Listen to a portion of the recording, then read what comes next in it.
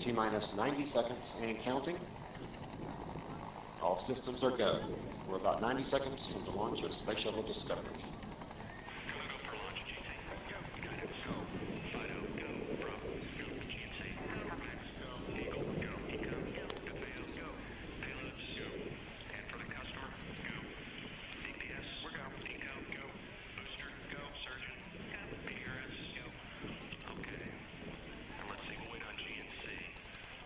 T-minus 60 seconds and counting. We are transferring to orbiter internal power at this time. Discovery is now running off its 3 onboard fuel cells. Coming up on a go for auto sequence start.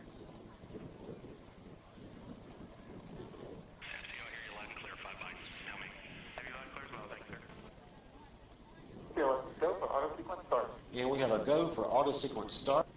Discovery's onboard computers have primary control of all the vehicle's critical functions. T-minus 17 seconds and counting. 15, 12, 11, 10, 9, 8, 7, 6, start, 2, 1, booster ignition, and liftoff of the Space Shuttle Discovery, returning to the space station, paving the way for future missions beyond.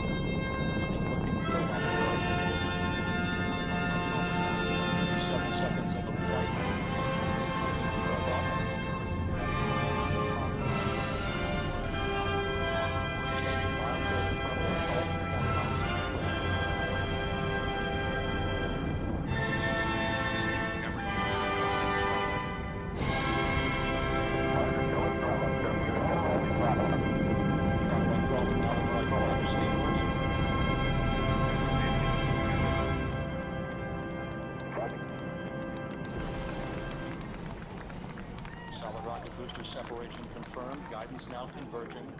Discovery's onboard computers commanding the main engine nozzles to swivel, aiming the shuttle for its precise target in space for main engine cutoff. You sound good.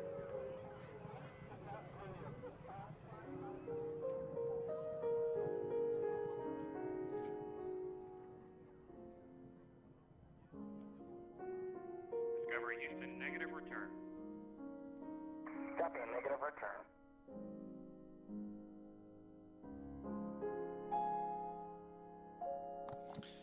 Good morning, you filthy apes. Welcome to AMC and ADD, where we buy, hold, and screw the hedgie.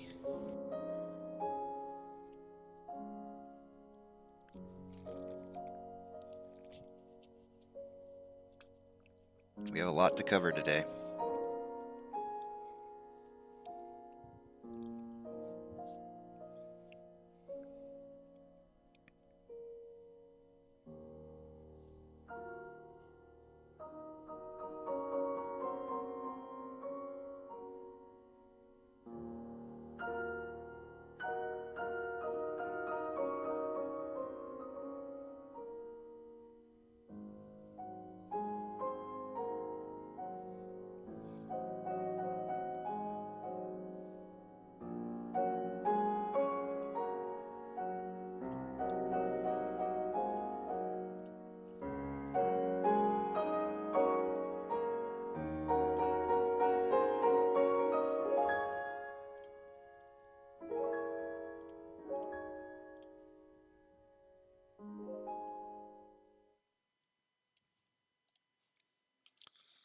What a morning start off. The volume is super low, guys. If you haven't noticed, volume is at 20,000.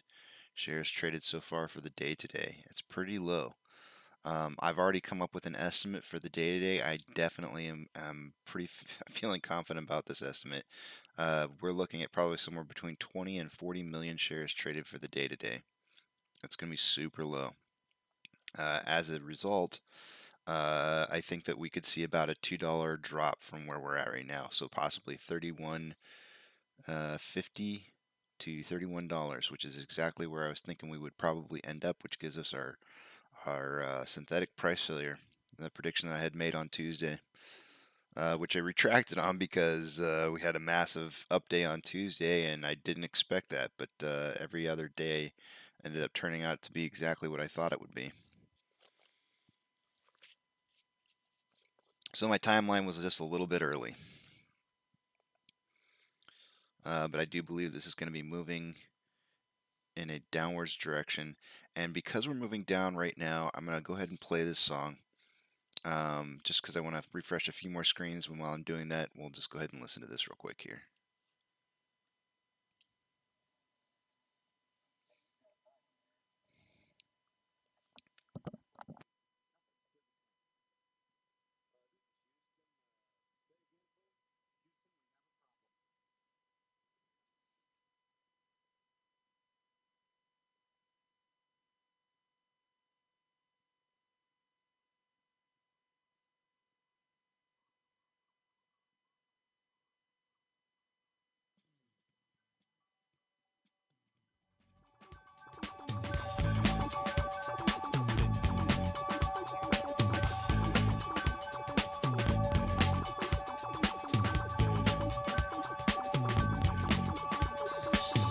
You may find yourself living in a shotgun shack, and you may find yourself in another part of the world, and you may find yourself behind the wheel of a large automobile, and you may find yourself in a beautiful house with a beautiful wife, and you may ask yourself, well, how did I get here? Letting the days go by, let the water hold me down. Letting the days go by, water flowing underground into the blue again. After the money's gone, once in a lifetime, water flowing underground. And you may ask yourself, how do I work this? And you may ask yourself, where is that large automobile? And you may tell yourself, this is not my beautiful house. And you may tell yourself, this is not my beautiful wife. Letting the days go by, let the water hold me down. Letting the days go by, water flowing underground into the blue again. After the money's gone, once in a lifetime, water flowing underground. Same as it ever was. Same as it ever was. Same as it ever was. Same as it ever was. Same as it ever was. Same as it ever was. Same as it ever was. Same as it ever was. Letting the days go by, let the water hold me down. Letting the days go by, water flowing underground into the blue again. After the money's gone, once in a lifetime, water flowing underground. You may ask yourself,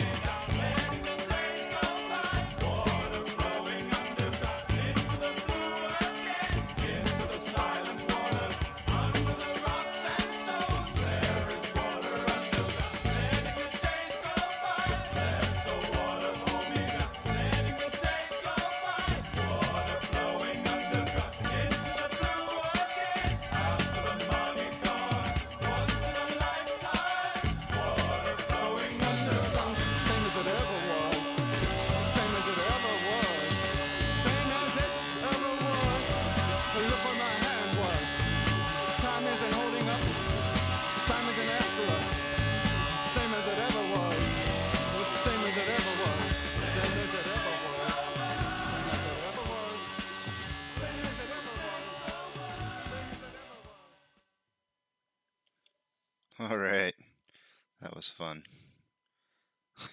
Hey, look, restart your Windows. No, snooze.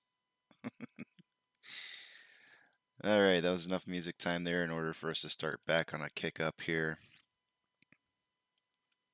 I have refreshed the screen, so let's take a look at everything.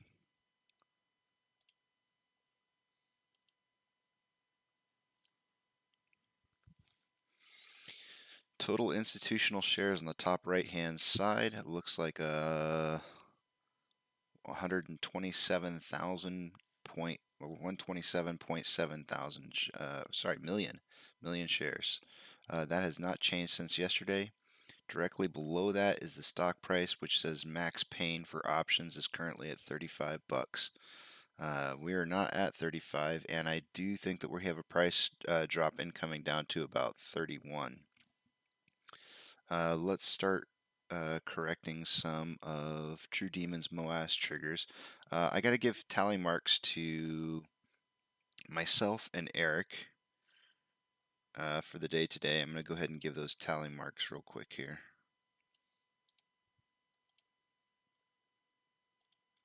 So congratulations to both of us. We both got the price prediction right yesterday.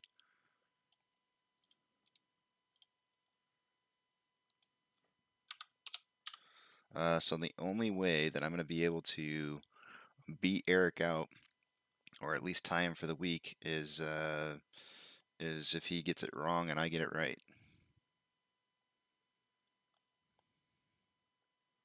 So let's see here. I got to add a point to the overall totals. I'm catching back up to the group. Dark pool trading yesterday was equated to 54.5%. Now I'm going to pull up Stonko Tracker and verify and see if it's close.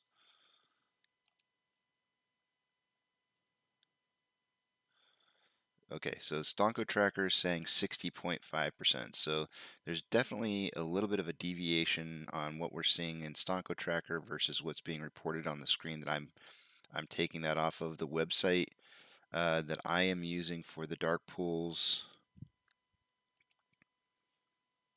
is chartexchange.com. So we'll have to, I'm not sure which one to believe. I know most everybody is using the data that's being pulled from Stonko Tracker.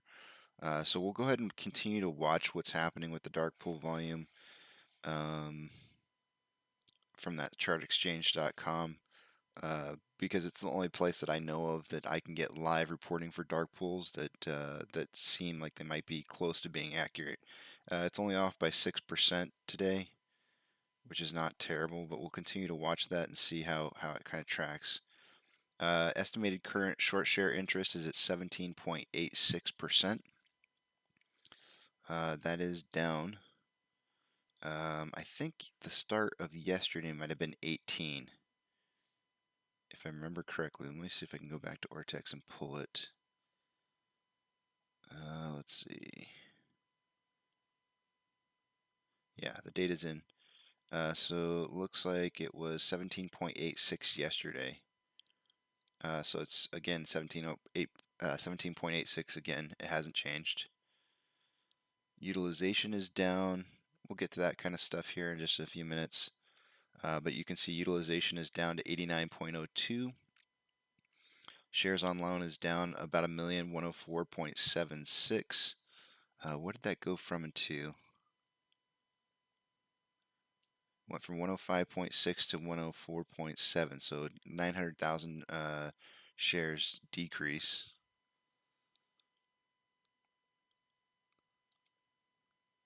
We'll take a look at, I'll pull up Ortex here in just a minute, and we can take a look at that together to see how that's all tracking.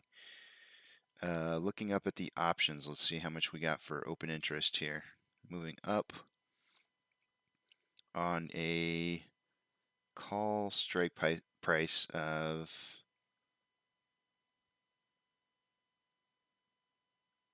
$40. The most open interest is there. It's 40.9. That is down The open interest that was there before was 43.1 thousand options. It is now down to 40.9.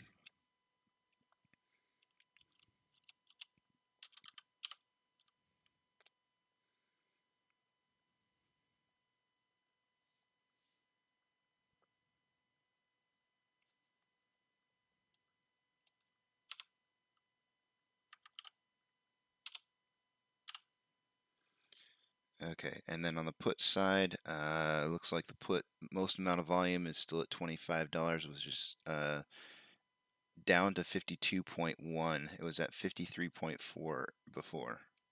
So that has also decreased its position in open interest. There's a higher level of open interest at $30. Let's go ahead and look at the spread, the difference between some of the open interest that we have with out of the money puts versus in the money puts, or sorry, in the money calls.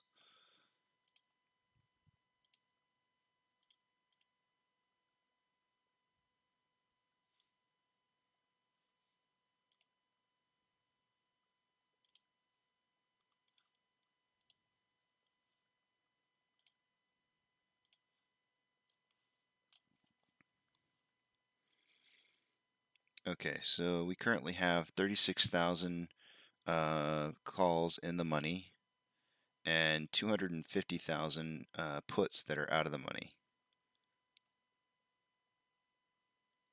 So one thing I kind of was thinking about is that I do feel like you have to add the in the money puts and the in the money calls for leveraging. You have to kind of count those. So essentially, you have like 100,000 shares that are in the money currently versus 249,000 or 250,000. I was only doing in the money on calls versus out of the money on the puts, but I think you need to add the in the money puts together to see if it's leveraged accurately. It's still not leveraged. It's a 2.5 to 1 ratio. Now, if they drop it down to, if we go back to our stats page and we look over there and we see, let's see, we are at currently, our share price is currently at 33.59. So anything below 33 on that page, and let's see, they would end up looking for like some big swings. The big swing's going to be at $30. It looks like anything under 33, you got 7,000, 32, 31. Strike price has 7,500 options, but the big number's at 30. They have about 20,000 there. So if they could punch this down just slightly below 30, that would give them 34,000, 33,000 options that would be in the money on the puts and drive the calls out of the money by about 12,000. So that would be a better leveraging. So yeah, I think the fire sale's coming, guys. With really low volume that I'm expecting for the day-to-day, it'll be super easy for them to drive the price down. Now, I don't think they're going to drive it, I honestly don't think that they'll put it underneath 30. That seems a little too far, because you got to remember it does cost them shares in order to drive the price down. So they're going to have to borrow today. I would imagine you will see some borrowing happening.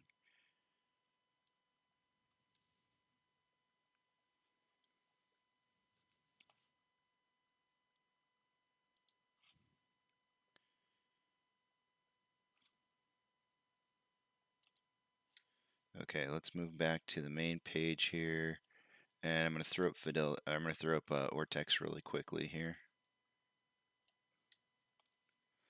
This is the two.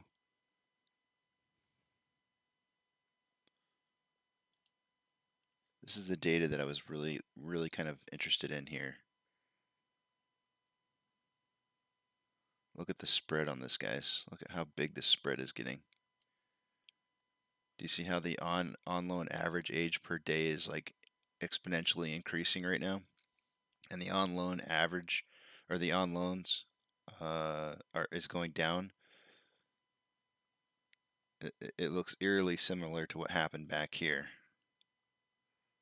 And if I throw up failure to delivers down at the bottom, you can see what happened after those two deviated away from each other. As they started to come back towards each other, you ended up having a bunch of failure to delivers.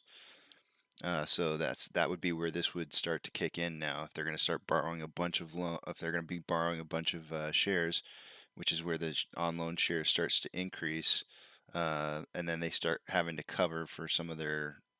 Well, the age is going to decrease as they start borrowing new shares, and so as those start to merge together again, you start having failure to delivers because there's so many shares on loan.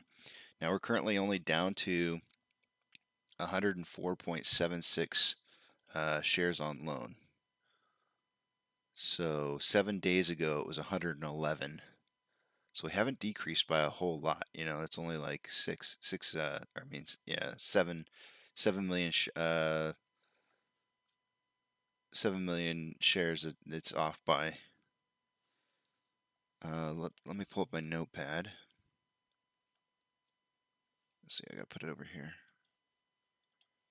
Pull up my calculator. Gonna fix up some of yesterday. The last time I had checked, they had shares borrowed. They had returned like 300 and I have a dot in there. I think it was like 300,000 shares.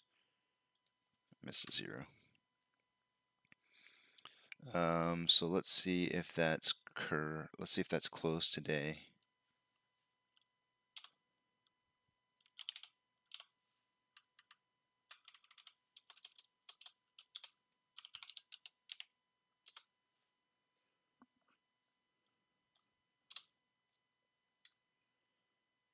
Okay, so basically what I'm going to do is I'm going to take shares on loan, 104.670. Oops, dang it.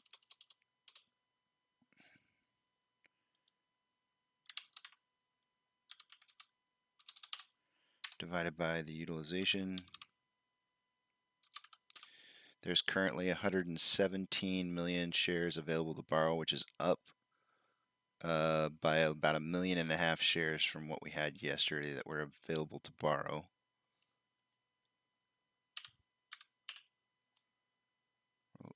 I'm going to call it 117.7. It's pretty close.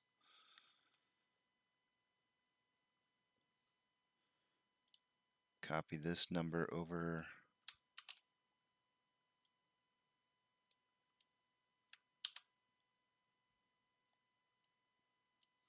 And over here, I'm going to subtract 104,760,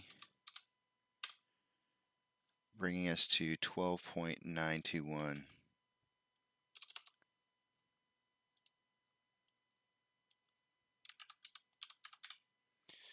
Okay, so there's so what that shows me is that since the total amount of shares increased by 1.5 million shares, but our total amount of shares available to borrow is 12.9, and that's up from 10.4. That means that they definitely returned shares yesterday. Let's see, to the factor of, well, let's see. If they added 1.5 million, I have to subtract that from there. Let's pull that calculator back up. I can't math this morning.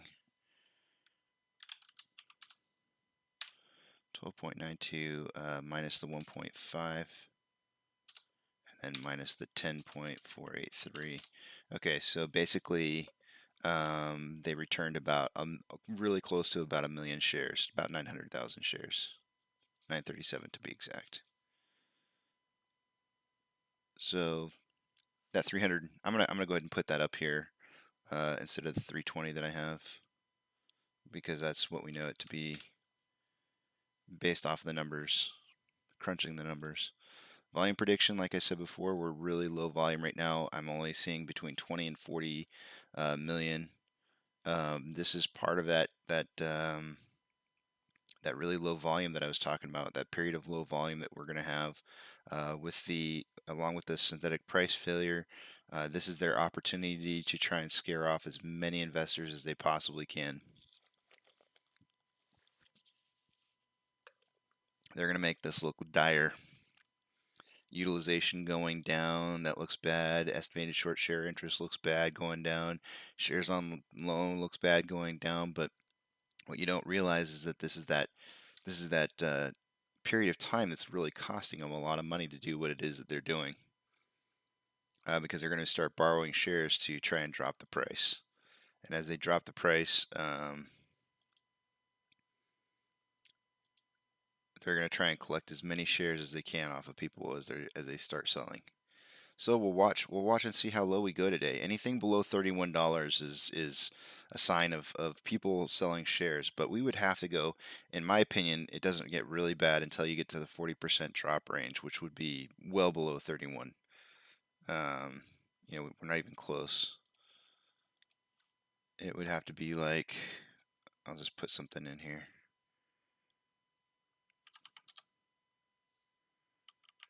Yeah, a really bad drop would probably be like down to 20, 25, 24 bucks. That would be a 38% drop.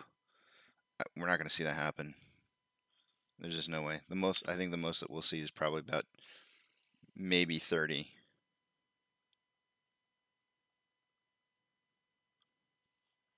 Maybe.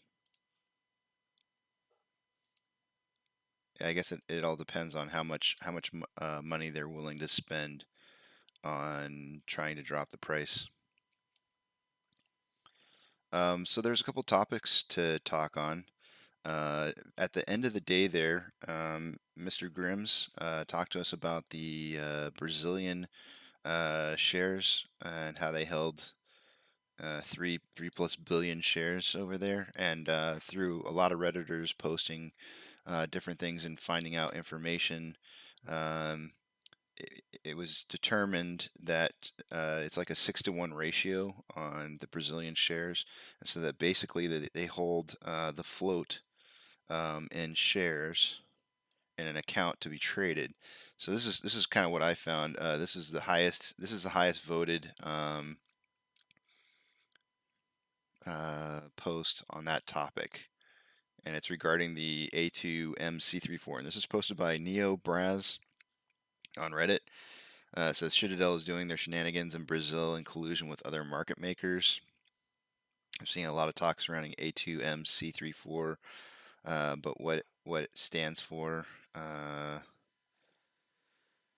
So they're saying that in Brazil, they call that structure the BDR, which stands for Brazilian Depository Receipts. And they're saying it's really complex. But yeah, I'll post this. I'm just going to post this in the thing. You guys can read it on your own time. Good morning, Vivamus. So if you guys want to read that, take a look at it.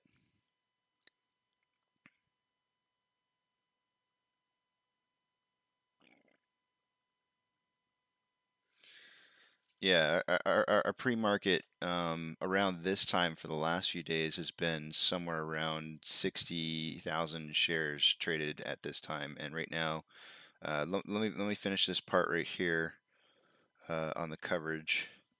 The market as a whole is declining, 4,896 decliners to 1,852 advancers. The Nasdaq is up 0.11. The S&P 500 is up 0.15, and the Dow Jones is down 0.18. Looks like semiconductors, healthcare, and software and IT services are probably the best sectors currently, with half and half on pharmaceuticals. But yeah, we're only at 34,000 shares traded for the day today. Unless we have like a massive spike in volume, I really think that they're just going to push the price down. The amount of FUD surrounding Adam Aaron selling shares you're right, it is insane. We knew it was going to happen. He's talked about it on several occasions. It's really just not an issue. And it's in quite honestly, it's such a small amount of shares that it's not a big deal. It just really isn't. The VIX. Explain to me what the VIX is. I'm not sure if I'm not good with the abbreviations. I do want to touch on one other item here while you're typing that in. The Fed is closing in on the taper, but there's a lot of market economy still can't know for sure. So I was having a conversation with somebody on Reddit about this, and I really didn't understand what it was, so I had to look it up. And essentially, the Federal Reserve is buying back T-bonds. Let me see if I can. I just pulled this up and I didn't actually read this in advance. Consumer prices may have hit a peak inflation, but that does not go. That's not to go for housing rentals. The article that I pulled up on my phone was a little bit better about explaining what the whole thing was about. It seems like, well, there's too much information here for me to read. Let me just go straight to my phone and see if I can find it again.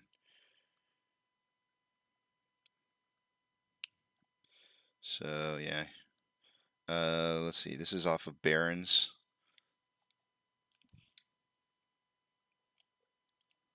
And essentially what it's saying is that the Federal Reserve wishes to reduce the size of its asset purchasing programs. The tapering process has already begun by some measures. The Fed's July minutes on Wednesday showed that many members are in favor of tapering this year. Currently, the Fed is buying 120 billion of bonds, mostly long-dated treasuries, each month. That has kept the price of those bonds high and their yields low, helping to keep borrowing costs low, enabling households and companies to easily access credit. Less money moving into the bond market would have the opposite effect, lifting yields and limiting borrowing, investment, and spending. So basically, a pullback in the market. So that's something important to kind of keep in mind if the Feds are going to do some tapering. That's going to affect the market, and that's going to help us in the long run. Those margin calls are that's something else I saw on Reddit too. The volatility index, does that show up on? Where do you pull up volatility index? I don't know that I necessarily look at that indicator. Let me see here. I would imagine that there's got to be an indicator for that, and I don't have one pulled up readily or easily available. Let's see. That's got to be like some kind of like moving average over a certain period of time, I would imagine. Let me look it up. Let me see if I can find it.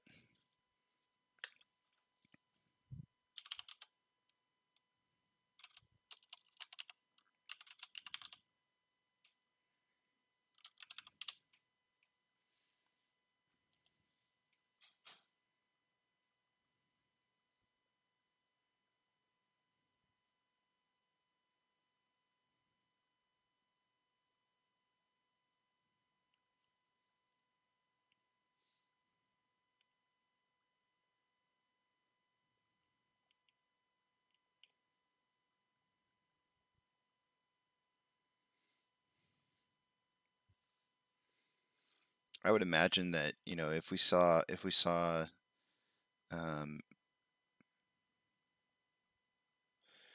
implied volatility is 134.2, which is in the 29 percentile rank. This means that 29% of the time IV was lower in the last year than the current level. The current IV at 134.2 is 10.3% below its 20-day moving average of 149.6, indicating implied volatility is trending lower. I don't know if that helps or not. I mean, obviously, it pretty much states what you're saying. Volatility, what I'm trying to say, it's definitely getting the volume is moving lower. But what I want to point out though is this is not a dangerous thing for us. And I'm moving this screen over here. This is the volume. Just leading into this is what I've been talking about for a while now.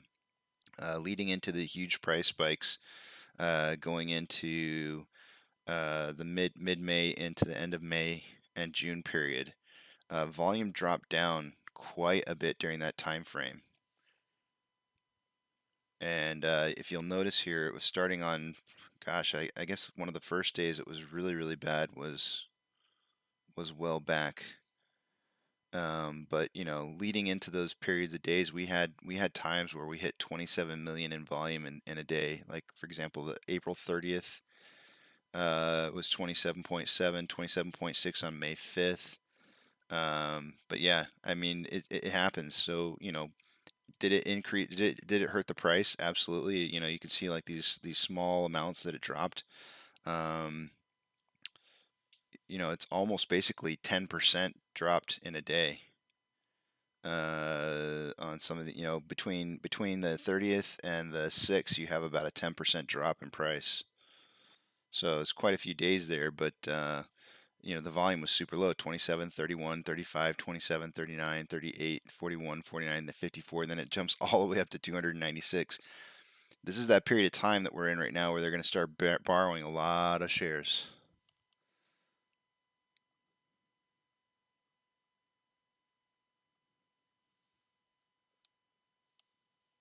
Okay. See, I'm learning something new today. The CBOE Volatility Index gives investors a measure of how much the stock market is expected to fluctuate over the next 30 days. VIX is often called the Fear Index. I'm getting pre-launch moon vibes from the current market conditions. Yeah, so you're saying I would imagine what you're saying is a big fear index on the market, meaning that the market's going to have a pullback. I mean, we've seen that over the last 2 or 3 days. You know, as we're just kind of monitoring things, we've definitely been seeing the market moving down. The decliners over advancers every day for like probably the last 3 or 4 days now in a row have been pretty extensive.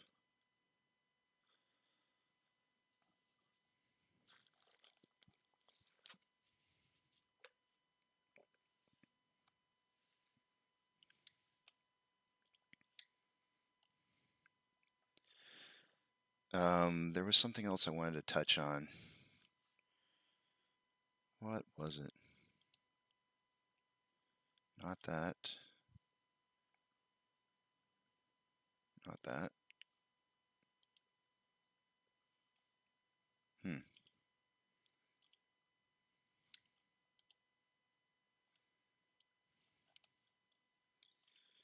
Oh, Adam Aarons, and we were talking about that. Let me pull that up real quickly. Since I got this one already open, I might as well show you this. Orders by Fidelity. AMC is currently third, fourth, fifth in trends, with a 69 to 31% buy over sell orders.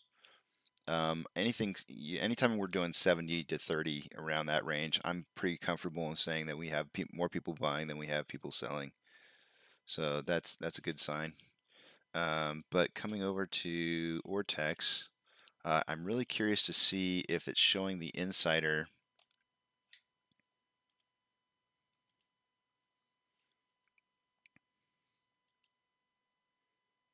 Yep, one transaction for 1.58 million. It does show it. So if we go over to the insider page, it'll show you that sale.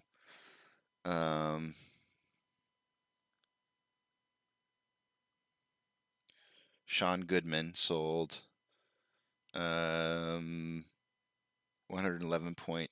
Oh, that's how many he are sold, or sold. Sorry, that's how many he traded 45.4 thousand shares, 45.41 thousand shares. I mean, it's really just not. I mean, he even says over here trade significance medium. It's not even medium in contrast to, you know. I mean, I think we've already traded more than that. Yeah, we've already traded almost more than that already this morning alone in volume. So not it's really just not that big of a deal in the grand scheme of things. But yeah, Sean Goodman did in fact trade some shares.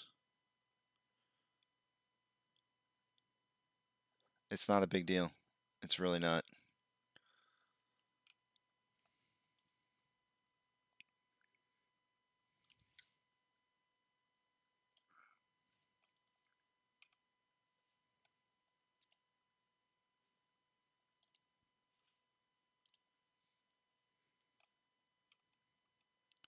Huh, I wonder why this isn't, my screen's not popping up the display. Maybe it's because I'm not on the right page.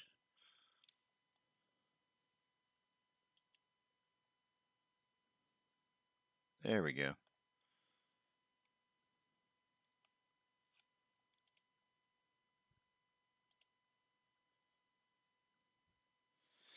So yeah, I think we're gonna have an opportunity, I think, to probably buy within the next few days, like today or maybe even Monday. We might have a possibility to buy at like a $30 range. Um, but next week, starting on Tuesday, I think there's gonna be some massive. Oh, this is the other thing I wanted to talk to you guys about. There are people who are getting margin call. I saw a post on Reddit. Somebody was saying that they got a margin call letter. Let me pull that one up real quick here. I thought that was cool news. I was like, whoa, that's awesome. Let me see if I can find it.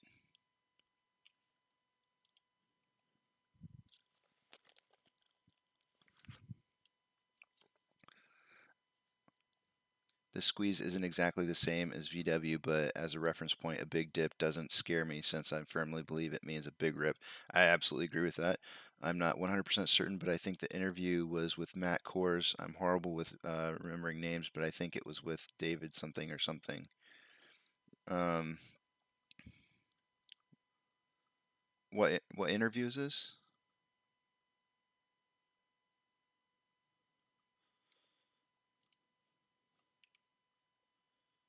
Let me see if I can find this margin call. Somebody took a picture. And did you guys see Toys R Us the news? I saw this. I saw on the news Toys R Us is going to be opening up some. Um, I don't want to say stores, but they're opening up a line inside of Macy's, and so you can go to Macy's and like actually buy toys again from Toys R Us. It's pretty cool. They're making a comeback, I guess. Apparently.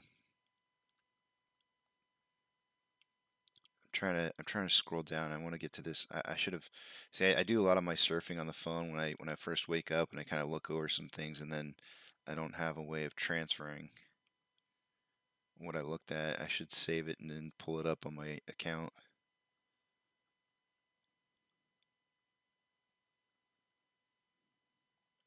I'm getting close. I can feel it.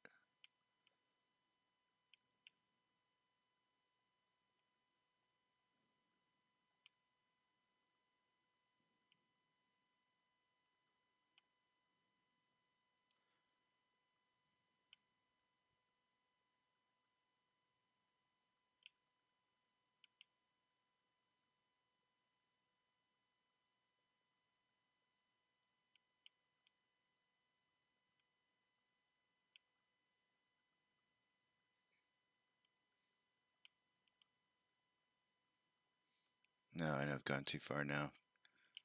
I'm not seeing it now. But I know somebody had posted they had posted a letter that they had gotten about margin calls over the next 3 days starting on the 20th. Where they're basically going to be increasing the margin and on accounts, but it did look like regular like consumer accounts that we're going to be getting like the margin calls. But I mean, if they're doing it to them, they're doing it to everybody. Oh, here it is. I found it. So this is posted by 20 Okuzuno, and basically, I don't know. I don't recognize this platform. But it says notice of margin increase. Dear client, you are receiving this communications as you maintain positions in one or more securities with an account where the margin requirement is scheduled to increase through a series of steps over a 3 business day period. Please keep in mind that with risk-based accounts, there may be other house margin charges that increase the margin requirement above what is indicated in the following table. NYSE is 60%. For GME and AMC. Target maintenance margin 60%. I wish they had like what it was before, because that would be really interesting to see. And then it also shows a couple other tickers as well.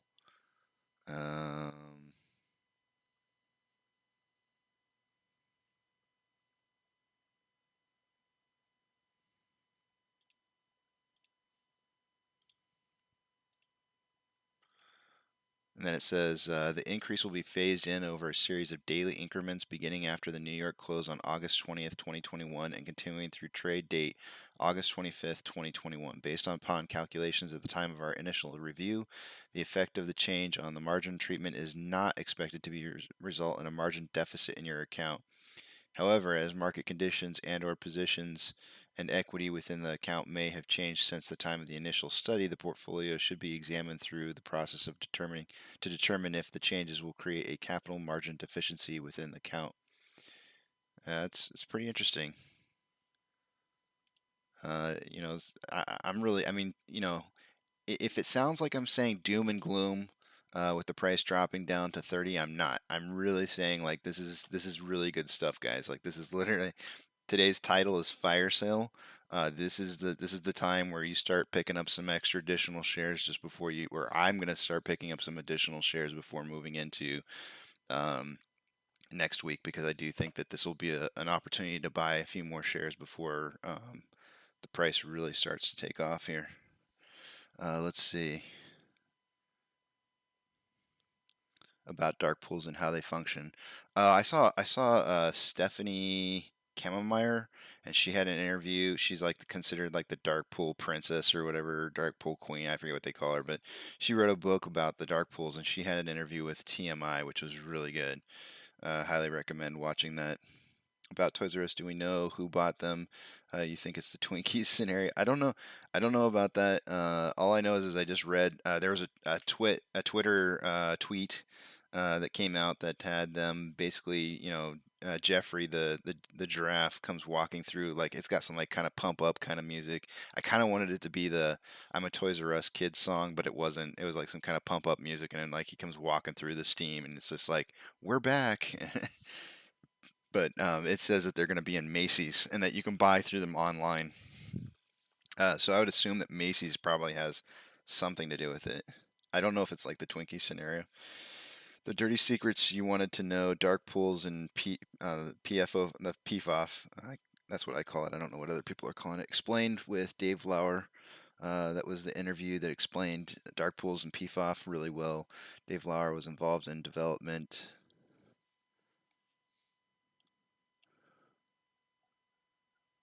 Yeah, good man. Yeah, that's what I'm saying. Buckle up for takeoff, because that is what I'm saying.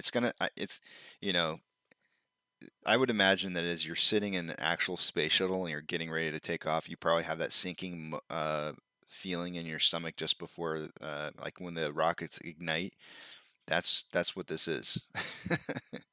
I'm imagining. I don't know what it's actually like to take off in a space shuttle, but I would imagine that if as soon as you get that kick in the butt from just a massive amount of pressure being applied behind you as you're getting ready to take off into space, you probably have this wave that just kind of rushes over you, like whoa, whoa, whoa, whoa.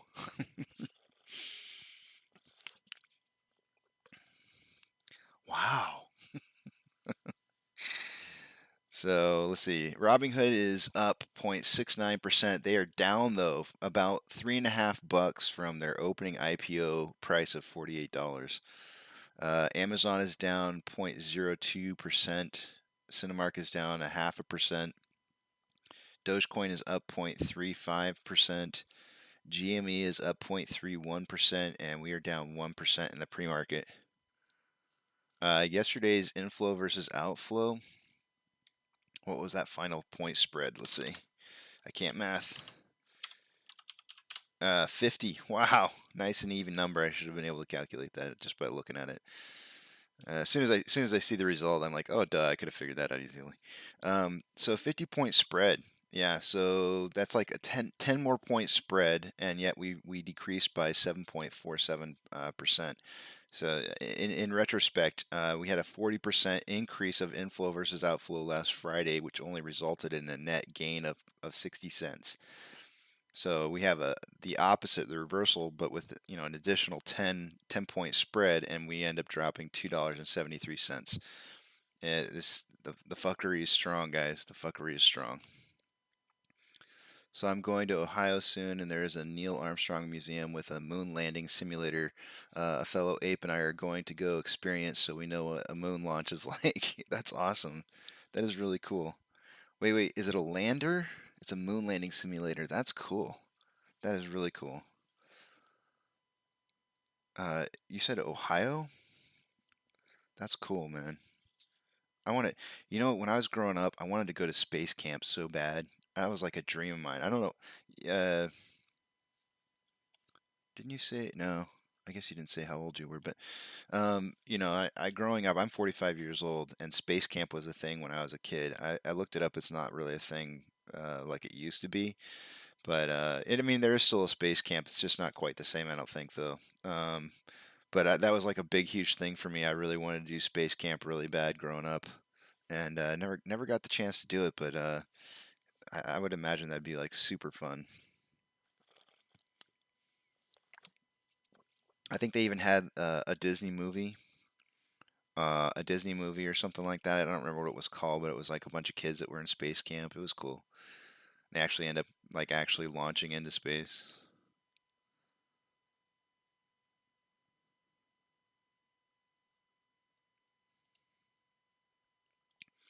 All right, I got to update True Demon's information. True Demon's got his indicators. I have not updated those yet today, and I need to do that. Every single day I'm on a mission to update those. So let me update them real quick. So utilization is at 89.02. Day over day price was negative 7.47, and the short exempt volume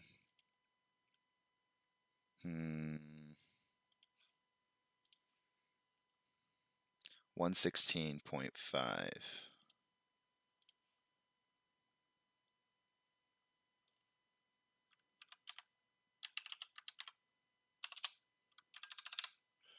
What happens when I do that? Curious what you guys are seeing now. Oh, it disappears. That's crazy. Now what happens? It's back. That's weird. I can't resize a window without disrupting where OBS picks up the information. It's kind of interesting. Whatever size you have the page set to is what it goes with. Still learning some new things with OBS. When space becomes like Star Trek, sign me up. Until then, I'm happy here on Earth. Yeah, man. So I like asking this question to people.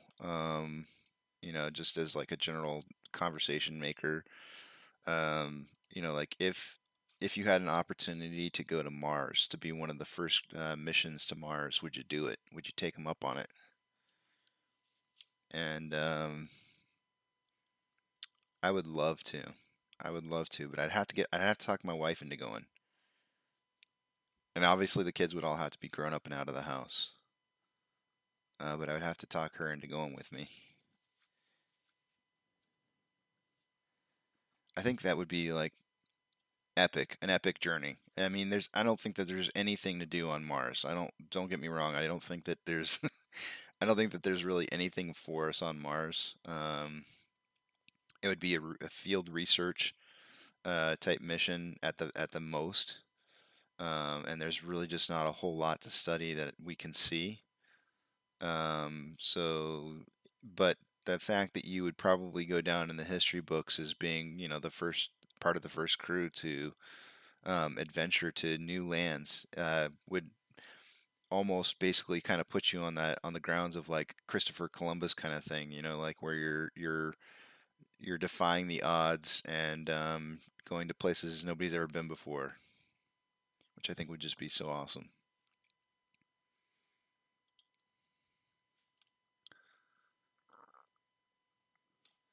But I do think that a trip to Mars would be a one-way trip, though. Unfortunately. Wait, hold on a second.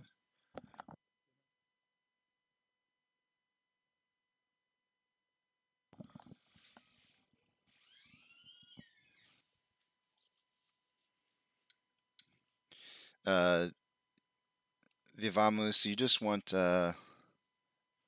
it's probably Vivamus. Vivamus. You probably just want those holodecks. I imagine that's probably what you're in it for. Because those holodecks are kind of cool.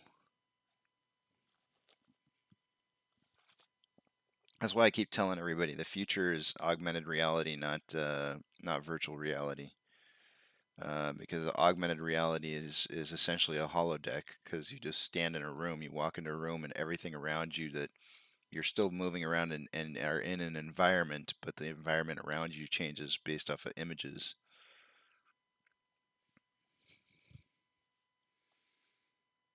But then the holodecks take it a step further by making them interactive, solid features.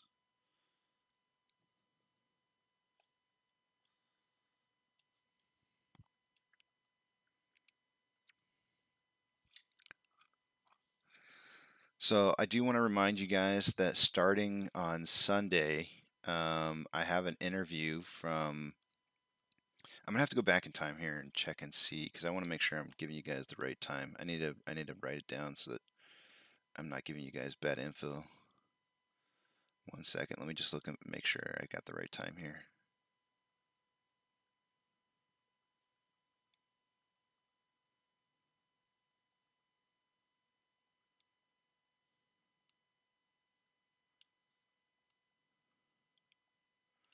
Okay, so it's gonna be 2 p.m.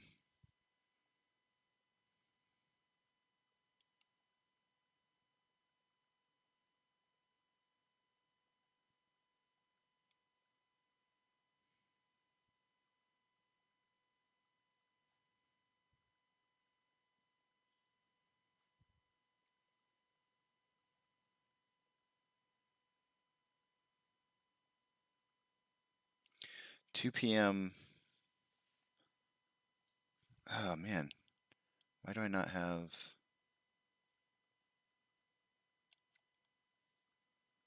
Sorry, I gotta figure out what time zone I'm talking about here.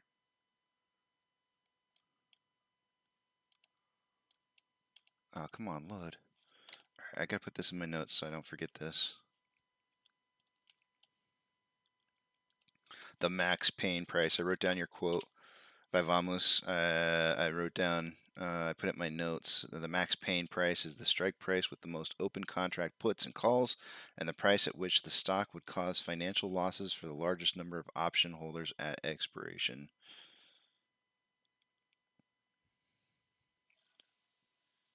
Okay, so it looks like the interview is going to be at 2 p.m. and I believe it's Eastern Standard Time, which is going to be 1 p.m. Central Standard or 11 a.m. Western Time, whatever that is. uh, let's see.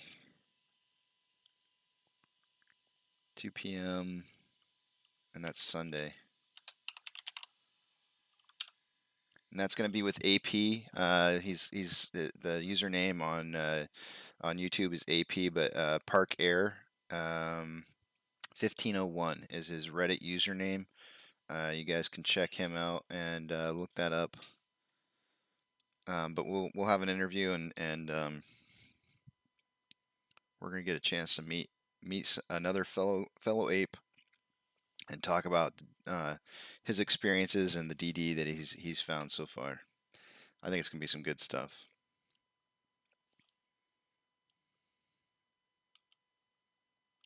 Let me go back in my for some reason my computer is not loading up my my Reddit history, conversational history.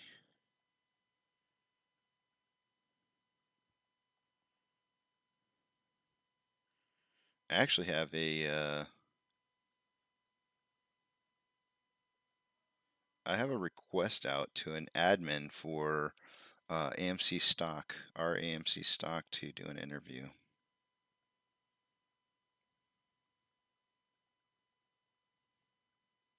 I have one of them's been really an amazing moderator, and I'm hoping he's going to say yes.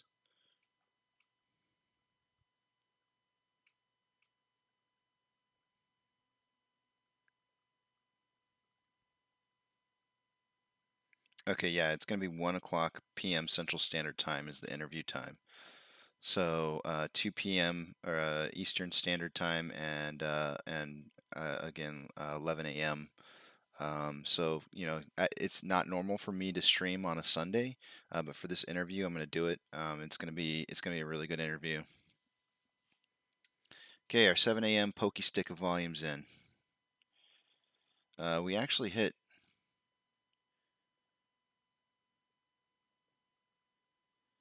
Oh, geez, it's only 16,000, 17,000 in volume.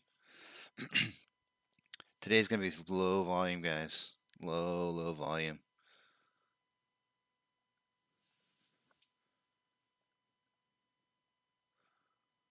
Yeah.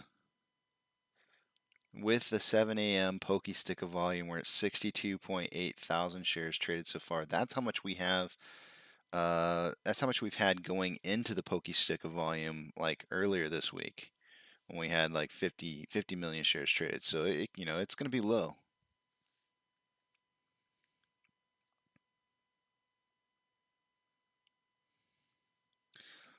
You know, it's going to be, a trip to Mars for anybody I think is going to be a one-way trip, man. And it's not going to be it's going to be rough. It'd definitely be rough for whoever goes.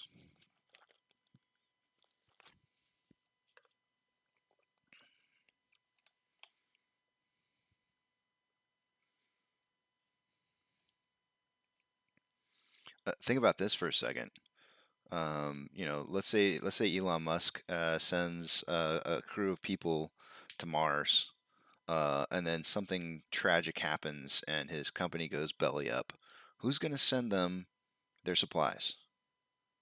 God forbid that something should happen to, Tesla or whatever division it is that, any of his stuff. Let's just say his stuff just goes belly up. Who who's gonna if you're not funded by the government, who's gonna start? Obviously, they're gonna send you something. I'm sure they'll try to do something for you, but um, you know, at some point they're gonna want you to be self-sustaining, I would imagine. Which means you'd have to have mining operations set up over there. Um, yeah, it's just, it'd be hard work.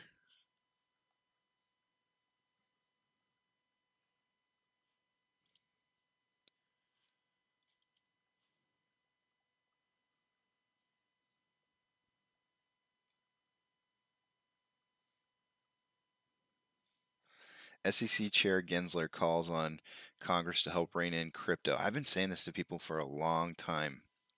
Um, so I know I use this analogy quite often, the analogy of poker. But I used to play online poker, and on like say for example, I played on full tilt poker, which isn't really as much of a thing as it used to be. But they had their own.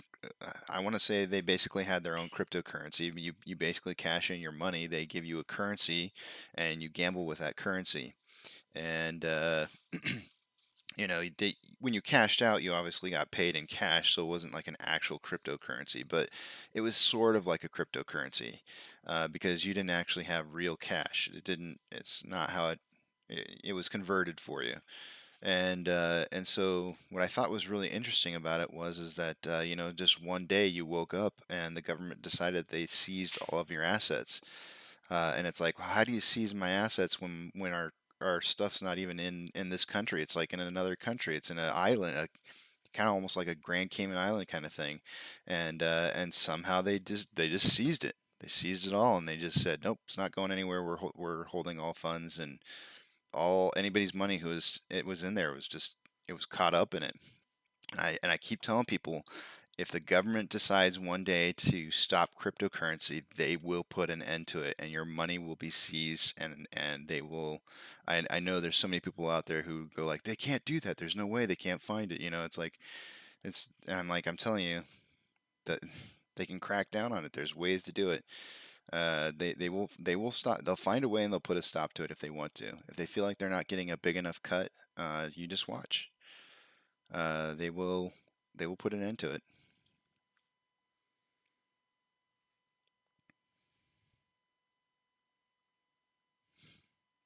Blue Origin would be right there, ready to slap SpaceX. Prepare the gold member for launch.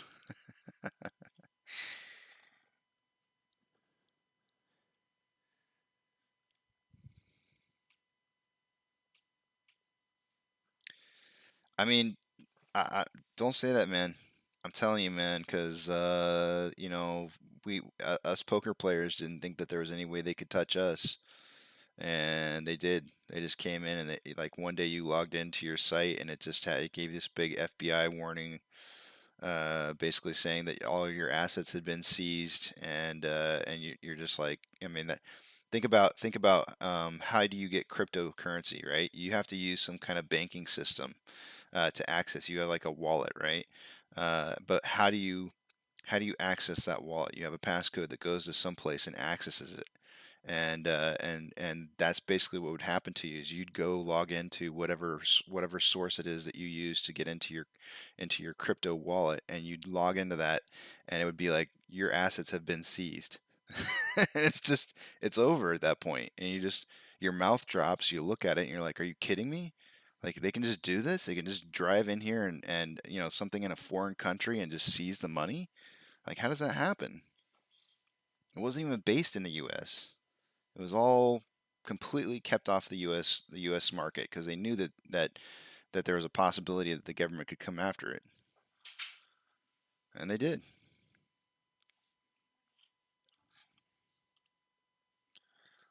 China's definitely put a crackdown on cryptocurrency, that's for sure.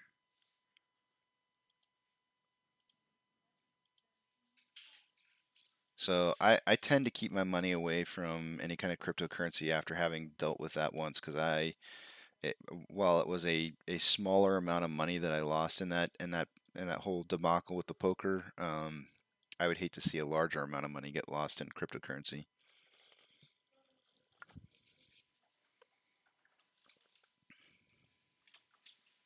Just not willing to take the chances.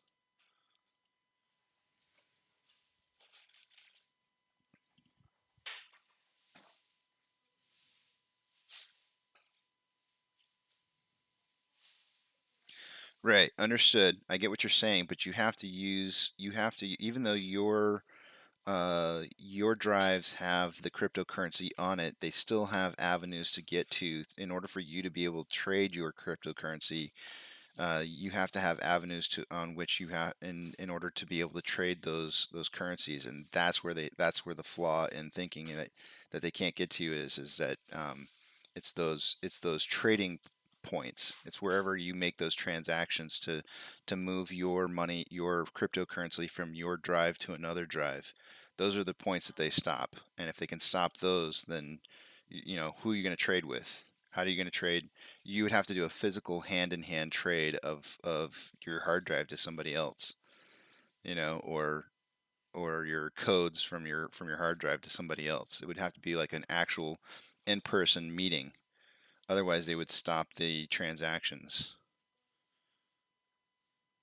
Am I wrong? I mean, isn't I mean, I think that's pretty accurate.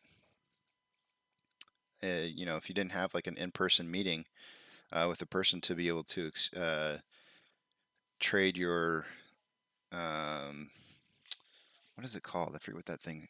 There's an identification.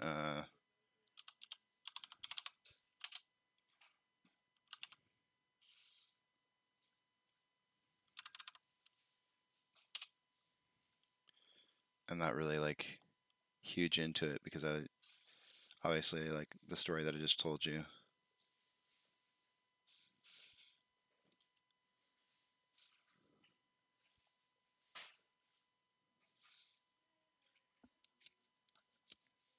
So like Exodus, Electrum, Mycelium, Ledger, Nano X, Tracer, Model T, Ledger.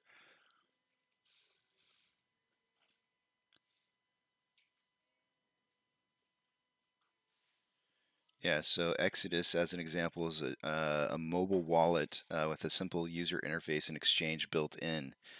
But it's on your desktop, and it's an exchange built in there. So they just shut down the exchanges.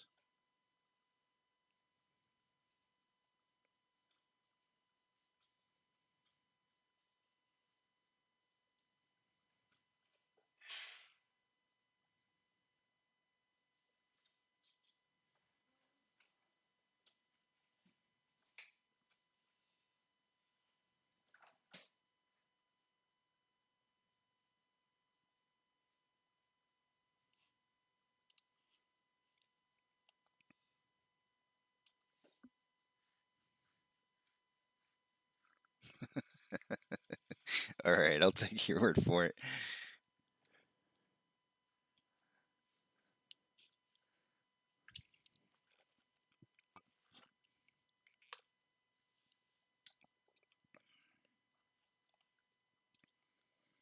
I think one of the most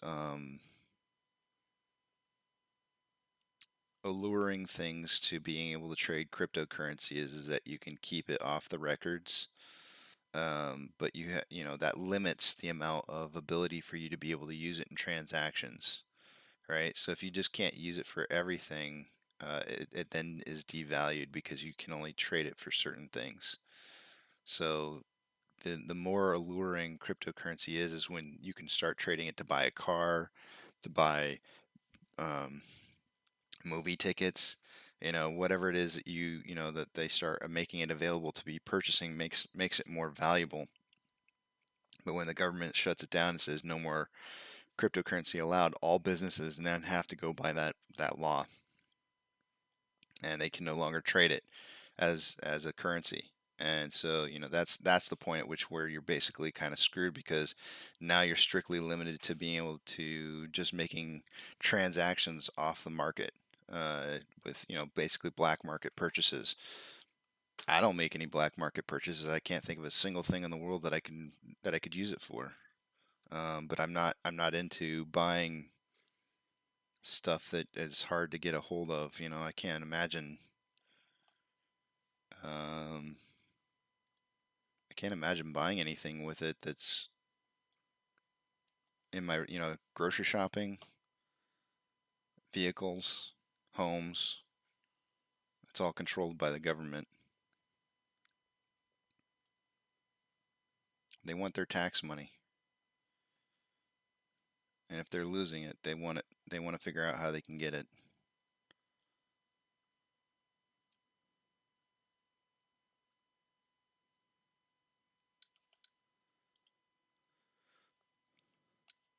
Stonko Tracker currently showing 300,000 shares. Let me refresh this real quick here. 300,000 shares left to borrow. It looks like it was 400,000 earlier.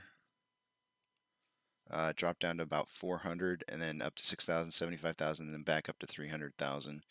ETFs were at 4 million earlier this morning and dropped all the way down to 2.1. So this is what I was talking about earlier. You're going to see a lot more borrowing going on right now. This is that period of time where they're going to have to borrow more shares in order to drive the price down like they need to or want to. So we'll start seeing a lot of shares getting borrowed here, I would imagine.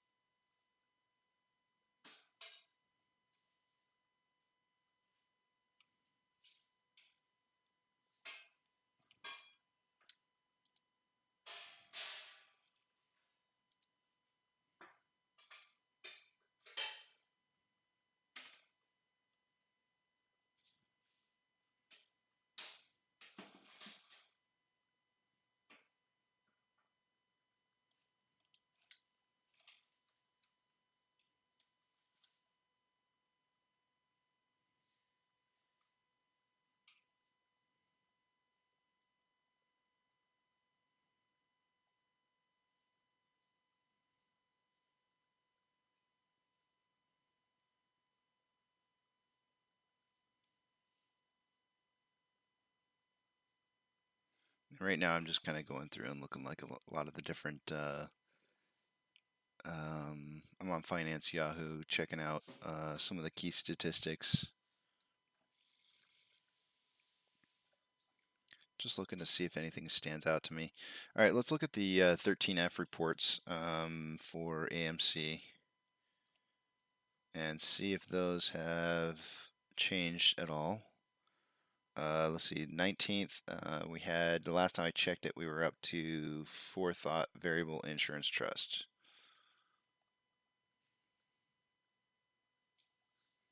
So quite a bit here.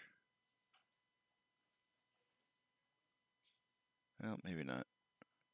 Nope, never mind. Not a single new listing. I gotta take this. Okay. Yeah, no new listings here at all. Sorry to blind you.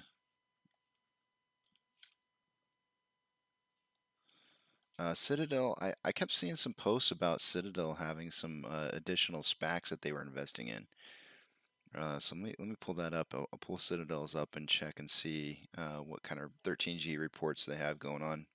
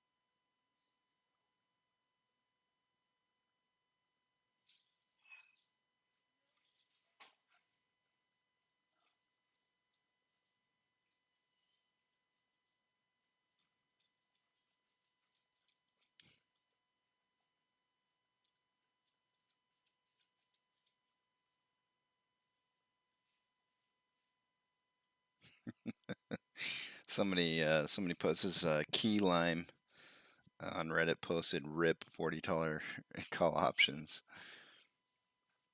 Yeah. Although I don't think that, a lot of people, there's a lot of people that are really kind of going off on um, people buying options, call options, and what I think is happening is there's actually more leveraging that you're seeing um, from institutions than I think are people who are actually buying the shares. So of the personal opinion that not all those options are actually investors. Like I would heavily believe that some of those really long out the money calls are probably actual retail investors, buying some lottery tickets essentially. But some of the positions that I see that are forming seem like options that are coming in really quick in volume, and it just seems like it's so fast in volume and so hot and heavy, and it just doesn't seem like it's retail putting in those contracts. So I don't think that it's as prevalent as a lot of people think. I think that when we have huge amounts of volume that start showing up, there's definitely a certain level of retail investors that are buying options, but I don't think it's as bad as a lot of people think it is. I do think that they're losing money to hedge funds, but it's not the amount or quantity of monies that's going to help them cover in any long term.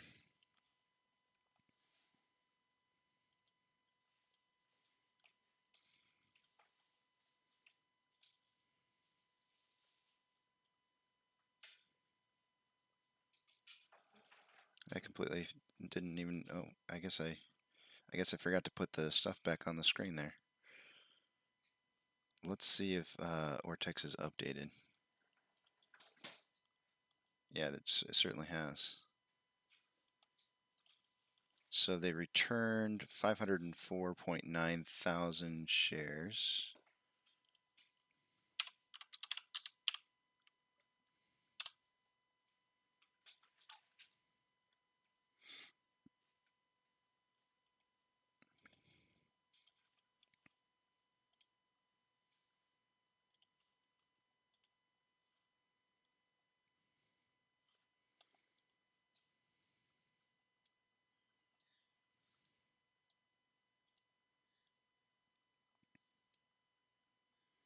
So interestingly enough, the only other company that's not doing well in pre-market is Cinemark.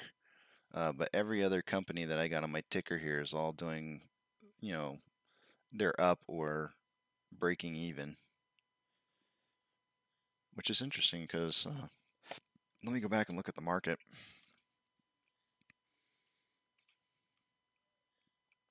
Let's see if the market's gaining more advancers.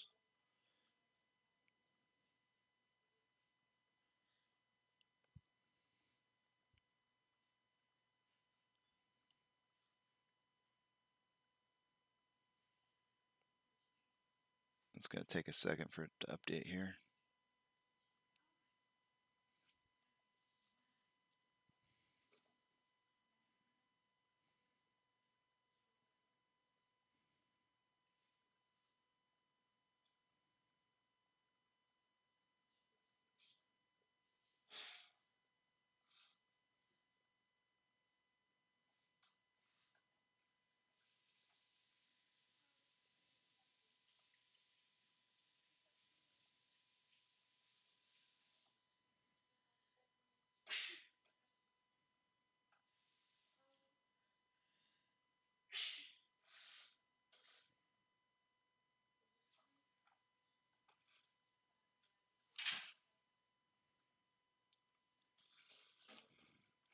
$1,852. It doesn't look like it really updated anything. Seems to still be stuck on the same numbers.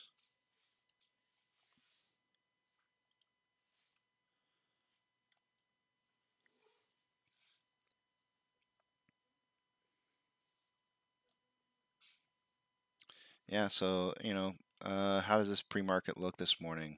It's just kind of meh, but I'll tell you what, guys, volume is super, super low. Don't be surprised if we walk away with somewhere between 20 and 40 million shares traded for the day today.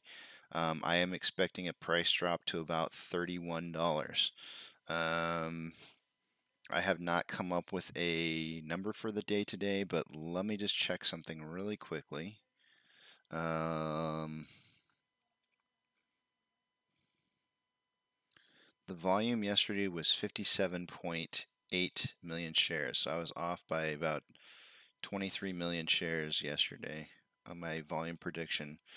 But I've adjusted for that, and I think that I have a better idea on what's going to. I'm sorry, it was 47.6. I was off by a lot more than that. 40, I was off by 40 million. Almost 40 million. 33. So, let's see, 47. We dropped about $3, almost $3 yesterday. I do expect to see, it says 273 right here. I expect to see probably about that much of a drop again today. 33.82 minus another 273. Yep, 31.09.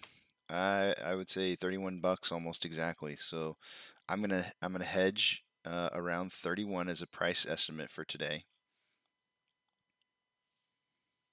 which puts me at 29.5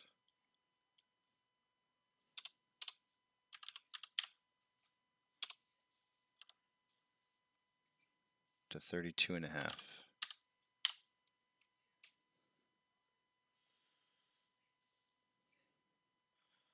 So I'm gonna go ahead and I can tell you right now I'm gonna go ahead and put myself in for yep, I already got a down arrow next to my name. I'm gonna keep it there. I'll get rid of Eric's because I don't know what Eric's gonna pick yet. But we'll give Eric and Adam, who's filling in for John, some time, and Duncan. Hopefully Duncan comes in with a price for the day today. I know he's busy right now with work, but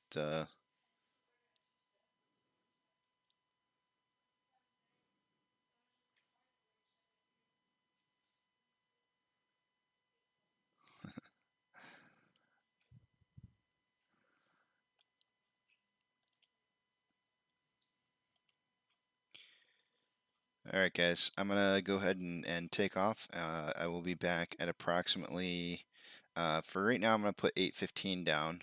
I might be letting my 16-year-old son drive to school for the very first time, but on his own. We'll see what happens. I have not made the decision yet. Let's see what we got here.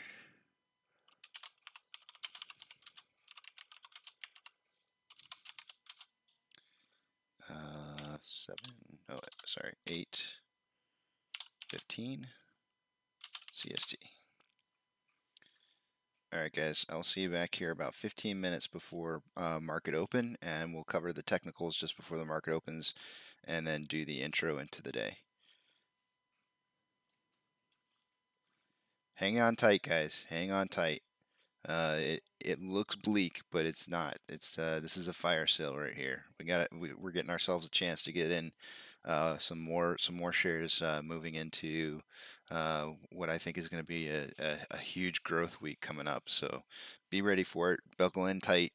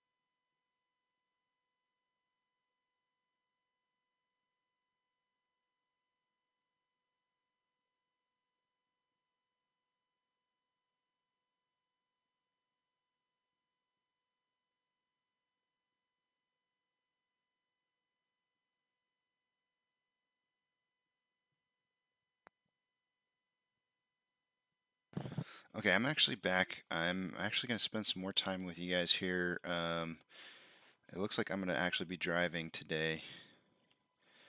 I loaded up the back of the vehicle that he's got with some shrubbery, and he can't see out the back, so I'm going to drive it.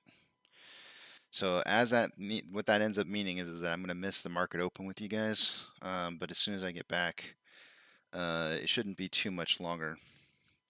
So I'm just going to delay the time that I leave for. But I'll be leaving to take him to school basically about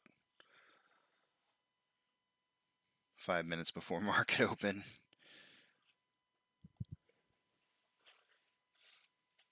but I will hurry back as fast as I possibly can. Let's kind of zoom out here a little bit and see what's going on here.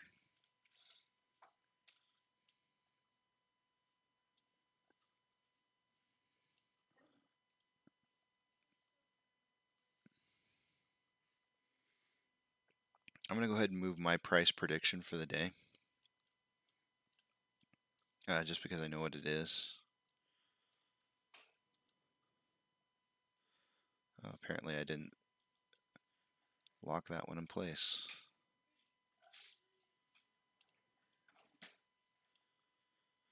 What did I say? 29 to 32.5. Oops.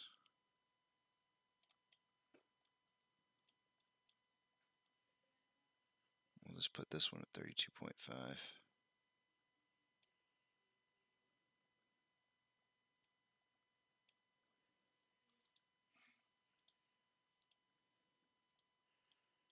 And 29.5. Now I don't really think that we're going to make it down to 29.5.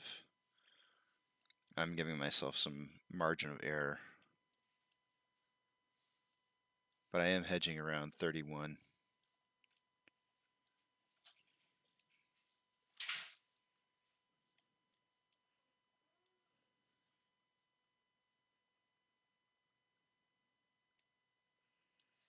Okay, so I got my prices locked in. But yeah, I do think that we're gonna have a down day today. I really hope I'm wrong. I mean, I really do. It'd be awesome to see this just balloon out today, and because I know that we have like an 80%.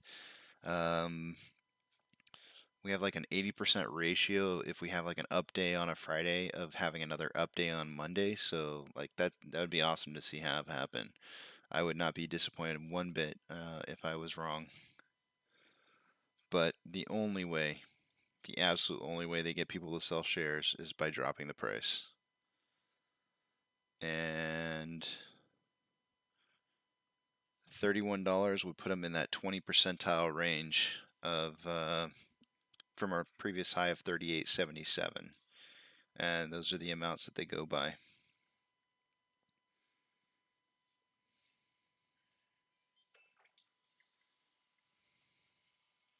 All you got to do is, if you want a good understanding about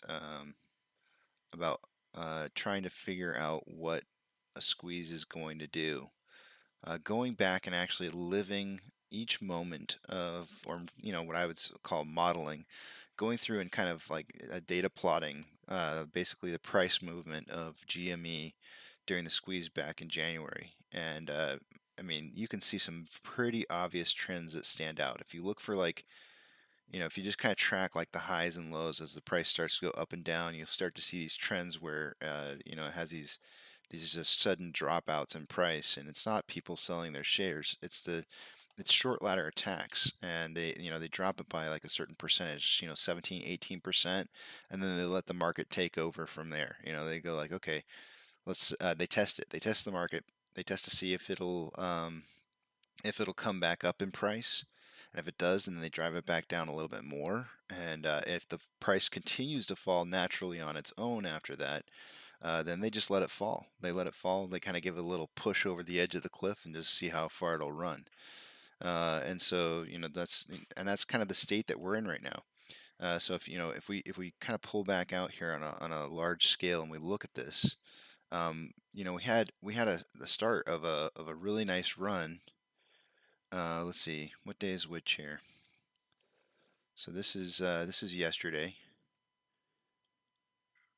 So this would have been the peak of our price right here, right? So they let the price kind of drive up, and then here's where they start driving it down, probably at about the top of this peak right here. They drive it down, they let it come back up, they drive it down some more, they stop and they see what happens coming into the first day. We have a huge price, so they drop it some more, they short ladder attack it down, and that's kind of, you see how the peaks, like if we start off the morning this morning with a really huge strong up push in price, I will be surprised, because quite honestly the drive ups are kind of disappearing, which means that investors are not coming in and buying quite as much, so it's easier for them to drop the price. So now they'll just short ladder this down to 31. It should be pretty simple. We might hit 31 for a brief period of time today and then start to spike back up. They'll kind of let it sit there. So there also is the other side of this coin is that when you get too low in price, retail kind of goes like, ooh, bargain, bargain, bargain. And so they start buying. So they can't go too low. It's a very fine tuned algorithm into dropping the price just enough so it doesn't cause a bunch of retail trying to come in and buy at a discounted rate, but just enough so that they do get people to sell some shares. It's a very calculated movement. I had this at the end of the day yesterday. I forgot to delete it. I gotta delete this. Oops. It's my sleepy face. The good old reverse head and shoulders. Good for a price uptick.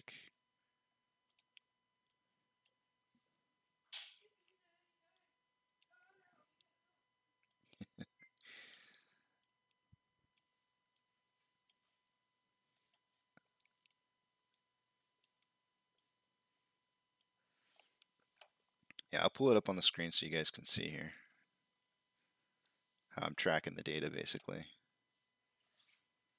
All right, so our previous high of 38.77 was on the 8.17. Ignore the first date. It's on this last date here on the second number. You can't see that. Hold on a second.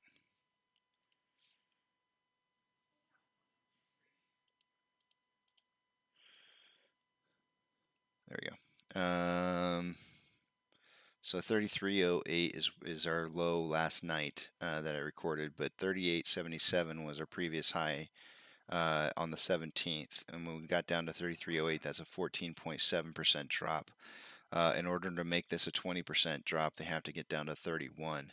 Now, if we go over time and we look at it, they have these price failures that are in the 20% range, like constantly. And those are what you want to track because anytime we have like these 30%ers, that's actual people selling shares. Those are paper hands for sure. 100% paper hands in there. They're able to incite people into selling off shares. So we got up to $77. They dropped the price, and synthetic price failure would have been about 20%, but it dropped an additional 11% on top. That's people selling shares. Then it went up in price, and then back down another 36%. That's more people selling off shares. We're going to see this when the squeeze happens.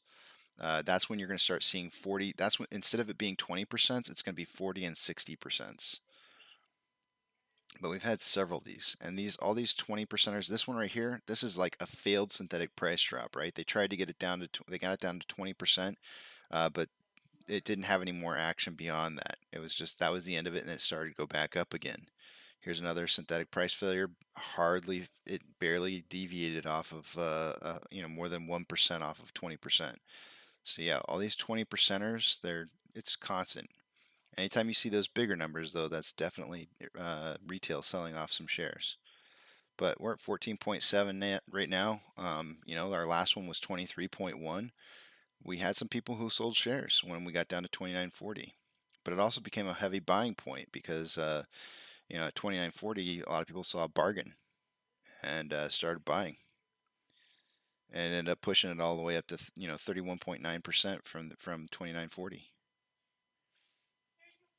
So that's why I'm saying 31 bucks. I was saying 29 in the beginning of the week because at the time we hadn't hit that new high, but then on Tuesday we actually ended up hitting 38.77, which kind of changed my number from 29 to 31 because that's how much a 20% drop would be.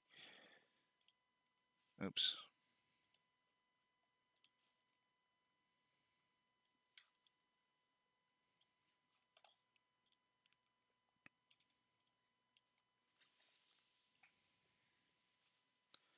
And ironically enough, if we dropped about the same amount of price as we did yesterday, today, that would be $31.09, which is so ironic. Amazing. Right, the right number.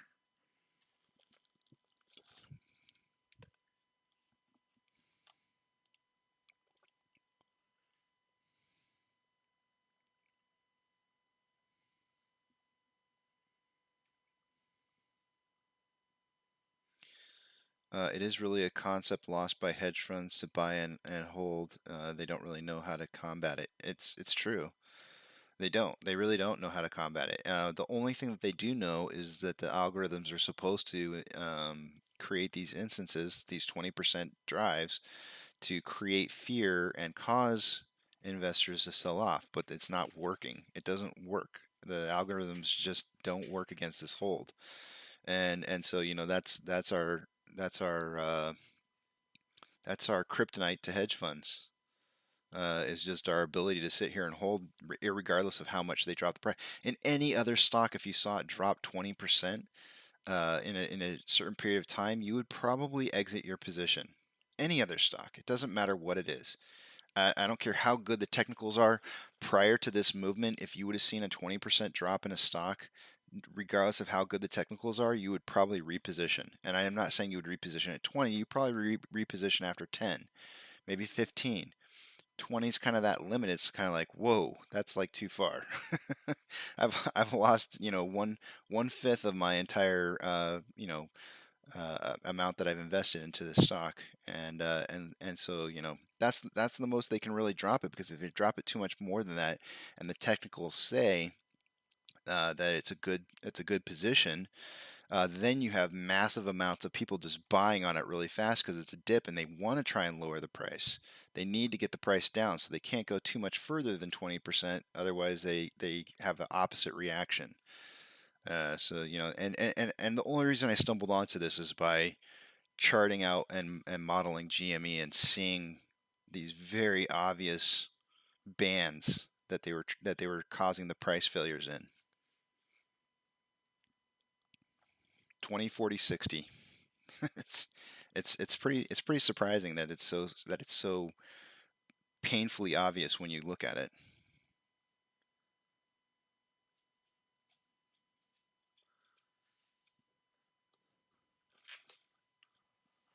But let me tell you, I hope I'm dead wrong. I would love to see the price completely move up today. I mean, it's really difficult to predict, but I do see a really low volume moving into today. I mean, this is our 7 a.m. Column of volume was only at 17,000 shares. That's like yesterday, I think it was like closer to 100,000 shares. So this is, I mean, let's look at it. I'm pretty sure it was like 109, 109, maybe it was 107,000 shares at 8 a.m. yesterday, Eastern Standard Time. Wait, where did it go? Right here. 110,000 in volume yesterday. And I predicted between 80 and 100 million, and that volume just dropped off on me, and there was nothing I could have done to have predicted that massive amount of volume dropping. But with volume so low today, it makes it a heck of a lot easier to predict. So maybe I'll be wrong in the opposite direction. That'd be cool. Yeah, this is a nice little spike up here. But do you see these single digits? If you ever want to see the manipulation and the pre-market hours, it's so much easier to see. Do you see these single digit shares price dips here? These are short ladder attacks, and the only reason you can see it in right now is so heavily is because the volume's so low. Right, we're trading at such a low volume right now that you can see them. You can actually see them on the list. That's your those numbers are representations of short ladder attacks, right? And as soon as those hit, you're going to watch the price just start to drop. Look at those. Just look at those. Now, when we have high volume, when you're dealing with 1 or 2 million shares traded in a minute, you can't see these numbers pop up really, and it's way more difficult to see this kind of stuff happen. You go to another stock. Let's go to Amazon. This is Amazon. Looks like they're getting shorted too.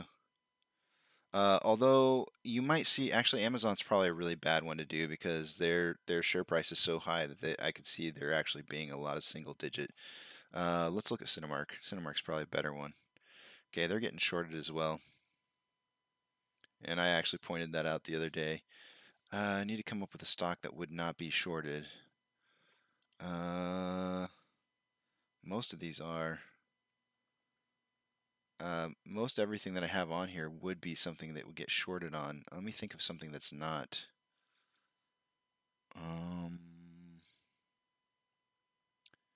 What do they have a long position in?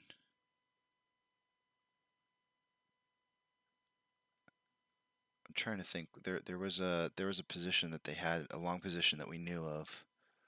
Well, one of the reasons I was looking at Amazon was is we knew that they had a long position in Amazon, but I think that they might have, that day that it dropped like $300 a share or $300 for a share. I think they might have sold off their long position during that time, and we just don't have the reporting yet for that.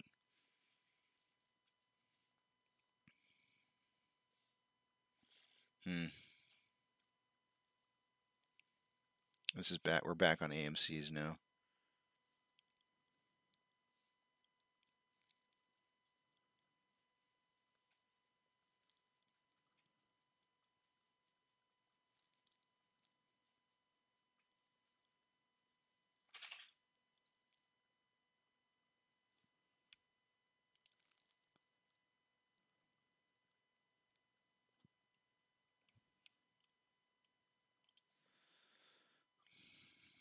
Tinfoil hat time. Hedge funds move 14 billion to or XYZ to Cayman Islands. Kenny G's lands in London today. Today could be a good boom boom.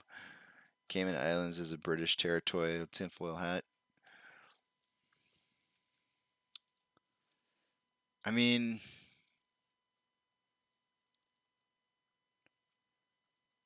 it's not on my radar. What's really on my radar is I'm pushing it down to 31, and volume is so low.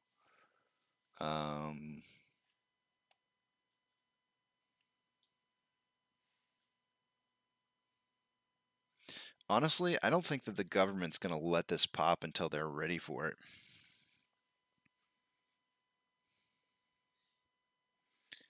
You know, I don't think we can look at the actions of one person and say that this is gonna, something's gonna happen because somebody's going somewhere. I think that when the DTCC is ready, or the when they're ready for this to happen, I think they'll probably.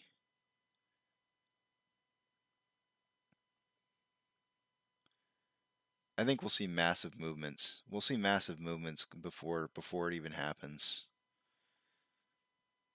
You'll probably see big pullbacks on the rest of the stock market.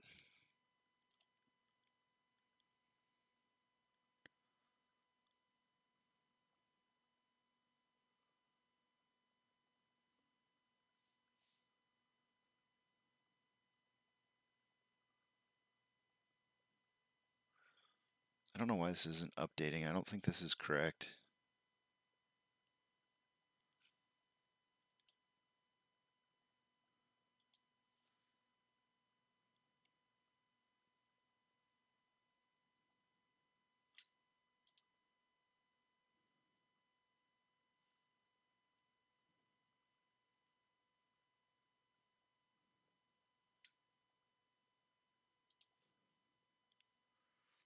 I don't think this is correct. I don't think this is updating.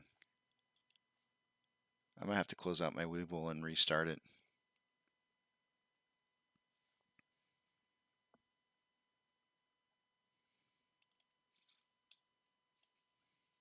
Well, we know one thing's for sure, right? Irregardless of whether or not the stock price goes down or irregardless of whether it's going to be an up day or down day, if we have low volume, it's going to go one or the other direction very easily, right? It's super easy to pump the price up on a low volume day, and it's also super easy to manipulate the price down. And with low volume the way that it is, for sure, one way or the other, the price is going to move easily. And it doesn't take much, it doesn't really take much for it to turn into a net positive drive, because if it starts to spike, the volume will follow. And that's how you'll know. You'll see volume just completely spike, and it'll be pretty obvious that you've got a bunch of people coming in.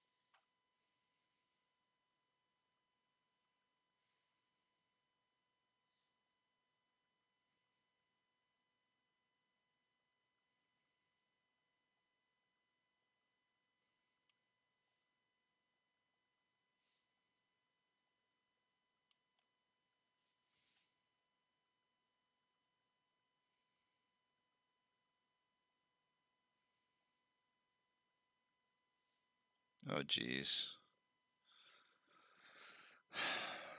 There's Okay, so this is posted by David NIO on Reddit, and it says, "Here's proof that Fidelity is a trap in the master plan that they have created. All valid comments are hidden by the page moderator, so only psychologically manipulating comments posted by shills are visible. If you want to be a real ape, take time to spread this. Move all your shares away."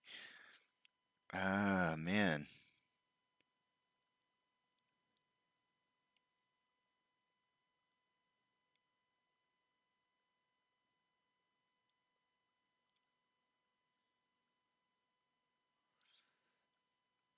I don't even know where to go with this. It's just like so much.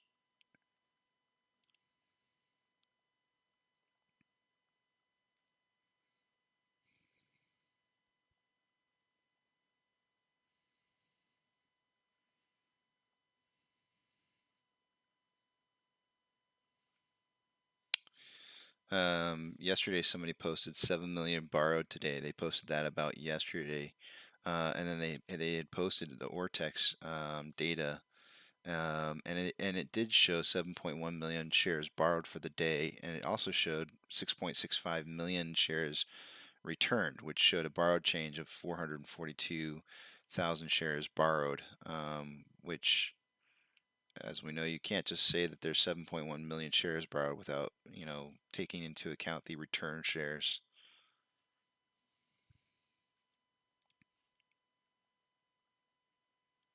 Yeah, I can link it. I think it's just kind of silly, but uh,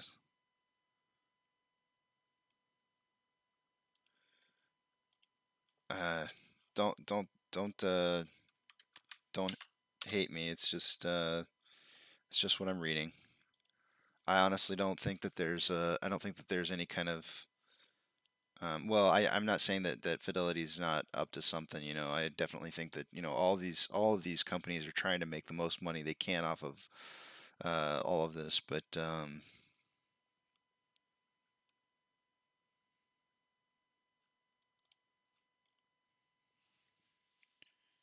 you gotta be careful because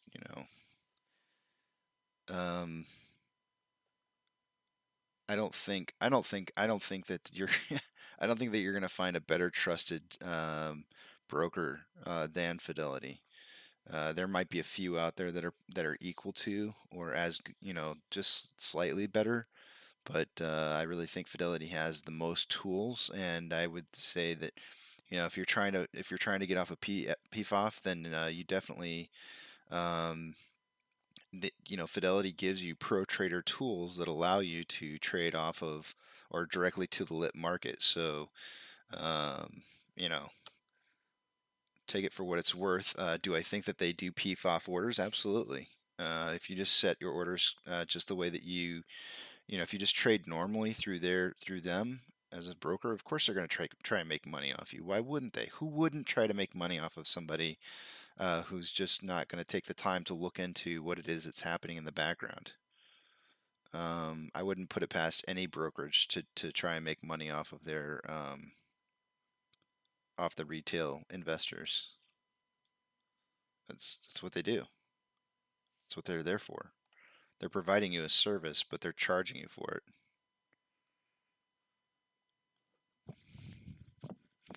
I come back from the day where we couldn't directly we couldn't do trades directly to the market like you supposedly can now.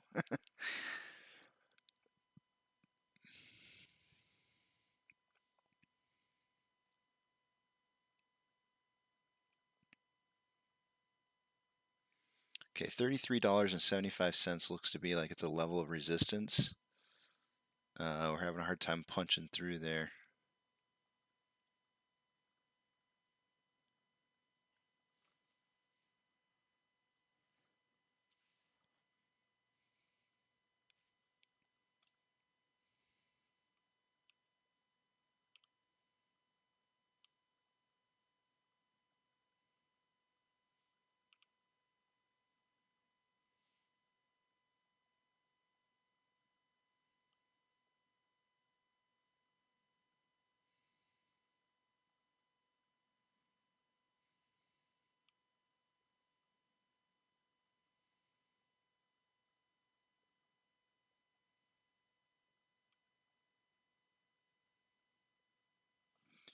me go back and look at it. I never did load up.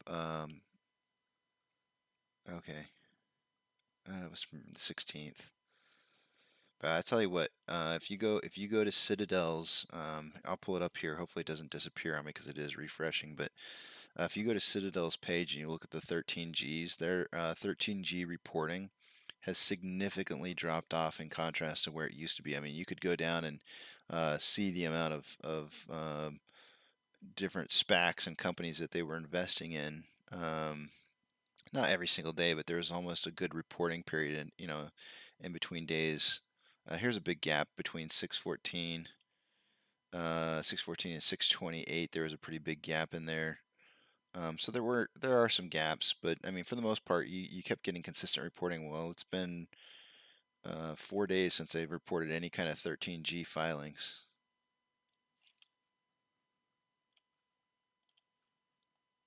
Which is not a record, obviously, like I just pointed out. There's definitely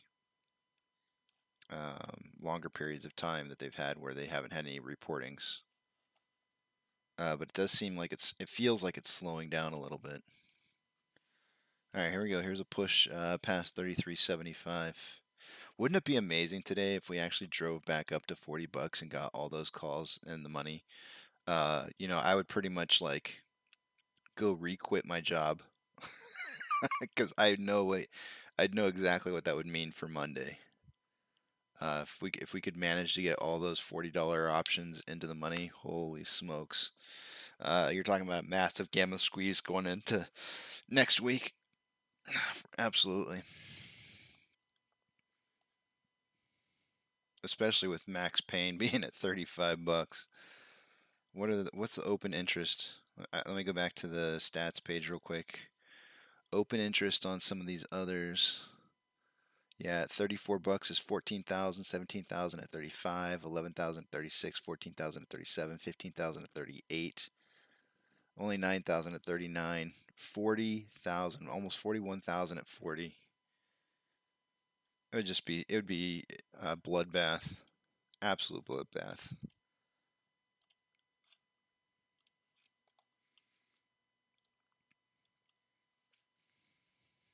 Boy, I'm almost like in a roundabout way. I'm almost rooting for that now.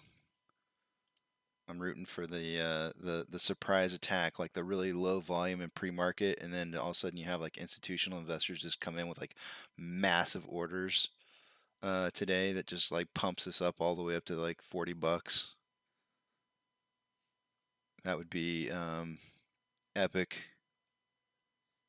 I'd be dancing. I'm dancing today if that happens. I don't dance very often. My wife's a really My wife's really she's got the moves. She's got the moves like Jagger.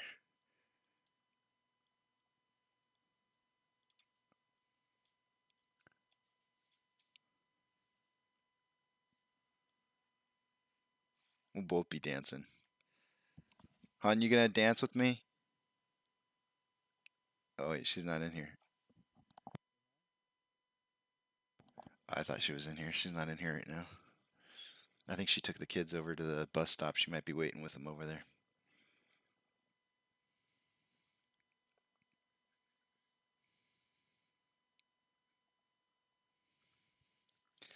I'll tell you what. If we hit 40 today, me and the wife, we're gonna be standing in the background, dancing, shaking it up. It's gonna be a grand old party. Because that'd be freaking amazing.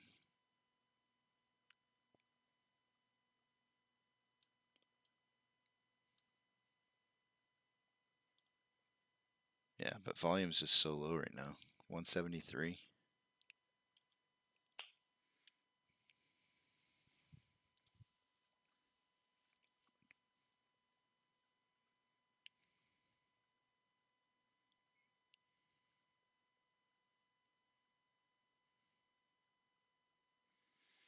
So don't forget, guys, I will have to take my son to school.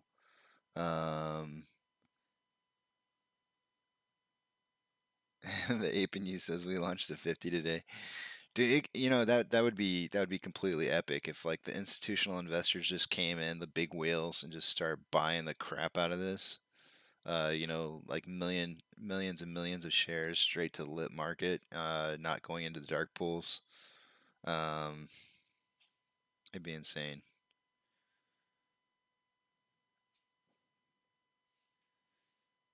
Insane in the membrane. I might have to play that song later today. Like if we start to spike, we need a good song for spiking up like that. I mean, of course I have to do the rocket launch, but we need to follow it up with like a really good song.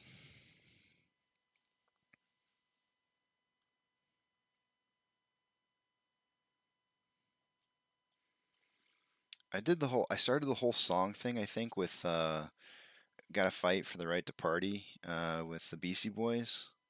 We might have to play that one. I started off songs with that. We might have to finish it like that too.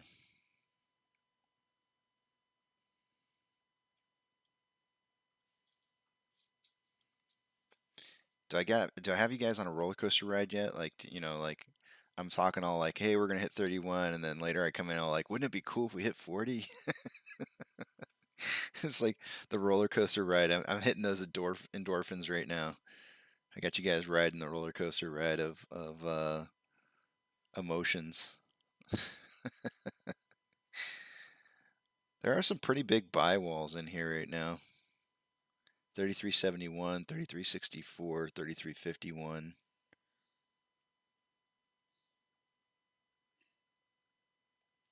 Hold on a second.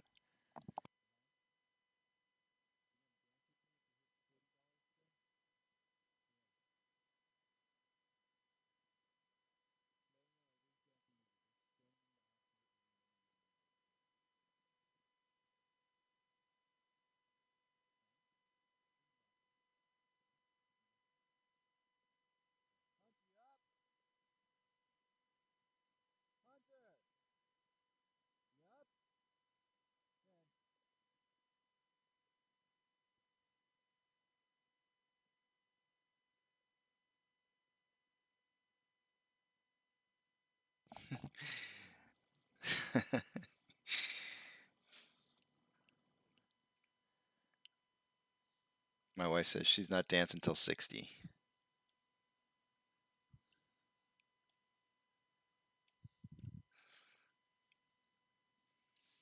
I guess we got a date to dance next week then.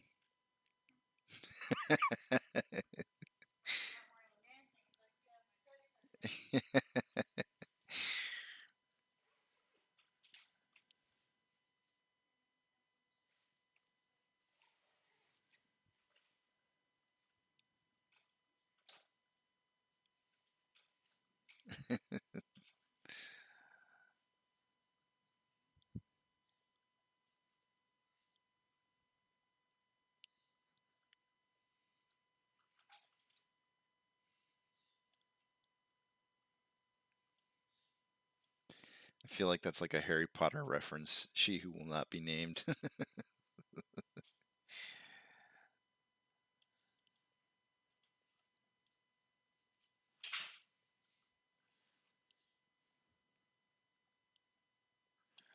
Oh man, I'm gonna have to heat up the rest of this coffee here.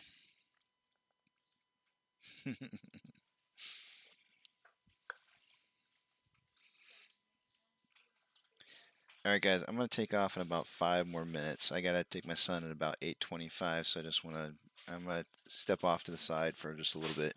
Unfortunately, I can't be here for market open.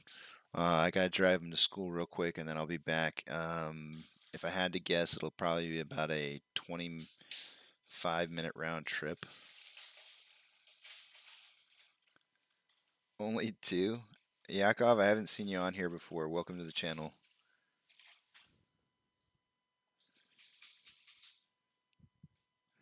Oh, only two people. I see. Maybe that's what you mean. Some days we're low, some days we got a few more. It happens like that. I'm a low channel, low streaming amount of people. This is a family event going on over here. We haven't blown up yet, so uh, you know, this is definitely the place to come if you want to know what's happening. I live stream from 6 a.m. my time until 3 p.m. So basically, what is that, an hour and a half before market? No, 2.5 hours before market open until market close, and and then Fridays are a little weird for me because I can't be here for market open. But typically, I take like 3 breaks a day, and I'm here usually 15 minutes before market open. But I don't have to go drive my son to school today, and then I'll be back. Should be about a 25-minute round trip from 8:25, so I should be back by like 8:50 at the latest. And I'll play the intro when I come back, irregardless of where we're at, just because it's kind of a timestamp thing that I do when the market opens, and since I can't make it for market, I'll do it when I get back. But yeah, only two right now, Yakov. So ask questions if you have questions. We talk about a lot of cool things on here. We have some good ideas, but we're covering everything that happens with AMC throughout the day, and it's I think it's a good learning channel. A lot of us are all learning together. There's some things that we don't know. Uh, Vivamus already schooled me this morning, teaching me about the fear index, the VIX, the VIX index. But unfortunately, Yakov, I can't give you a tour of what's going on right now. I'll show you my stats page right here. We do have a stats page where, oh, hey, look at that. Total investors is not listed up there. Let me get that back up. This screen has this NASDAQ screen does not like it when I put it in dark mode. This should pop up here. But essentially, dark pool trade. I've got dark pool information, price predictions. We do some price predictions throughout the day. Just the very beginning of the day, we actually all kind of discuss price predictions for the day, and it's just for fun. We've got dark pools next to me right here that update throughout the day. I've got live Ortex down below. And then straight across this page on the far side over here is options. Why isn't this page updating? All right, I'm going to blind you guys here for just a second. Cover your eyes. If you're in the dark, this is going to hurt. This page just does not like to update without it being in I don't know what it is with this NASDAQ.com page. It does not want to load in dark mode.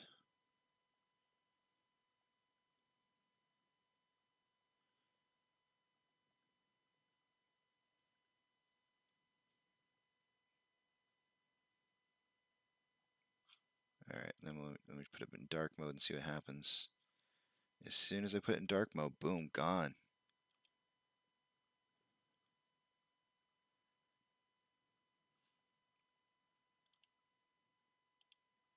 There we go.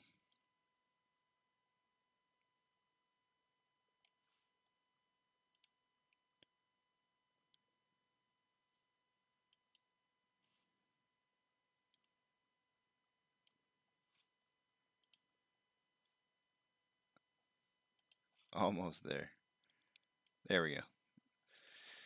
All right, in the top right-hand side, it shows active positions, so total institutional shares. You can see how many the institutions are holding: 127.7 million.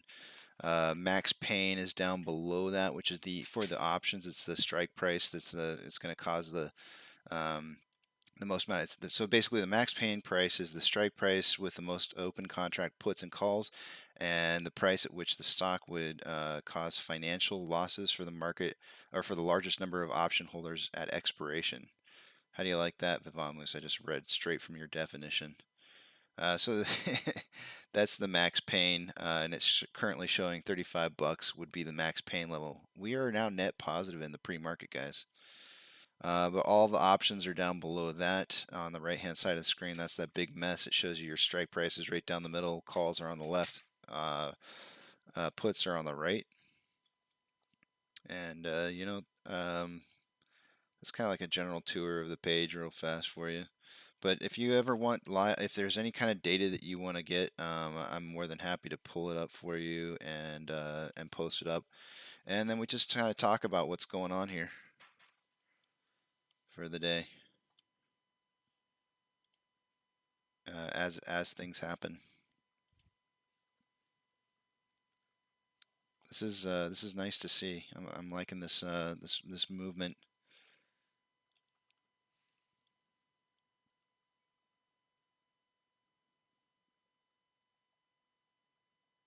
Curses to the max pain.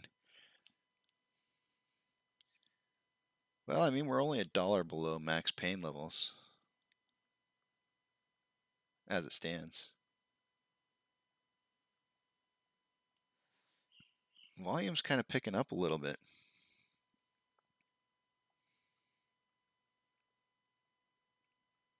I mean, it's still nowhere near where it needs to be, but it is picking up. All right, guys. I'm going to head out. I will be back at 8. More than likely, I'll be back by 8:50. So that's what I'm shooting for. It just depends on how nasty that traffic is at the schools. I'm telling you, man, it's been pretty crazy lately.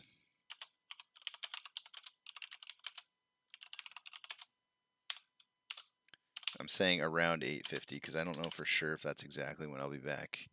But if you get back in here and you see people show up and you're like, hey, where'd he go or something like that, just let them know for me. I'll actually type a message here in the I'll type a message in the chat.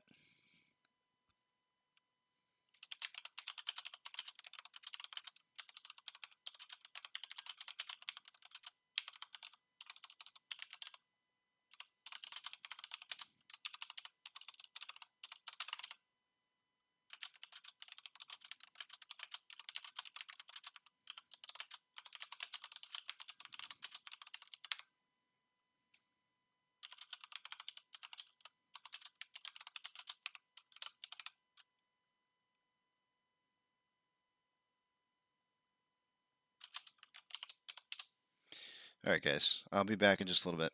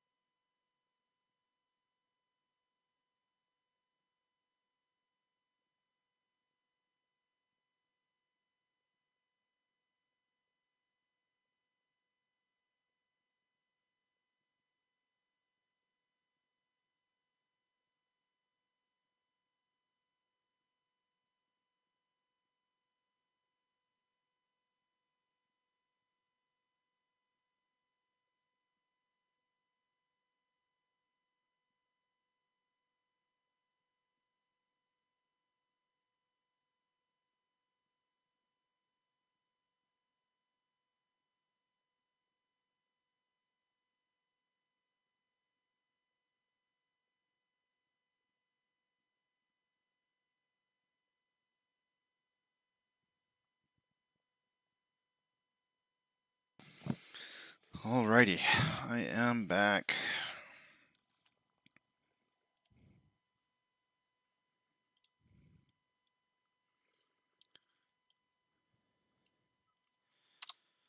Let's start this off the way it's supposed to be started off.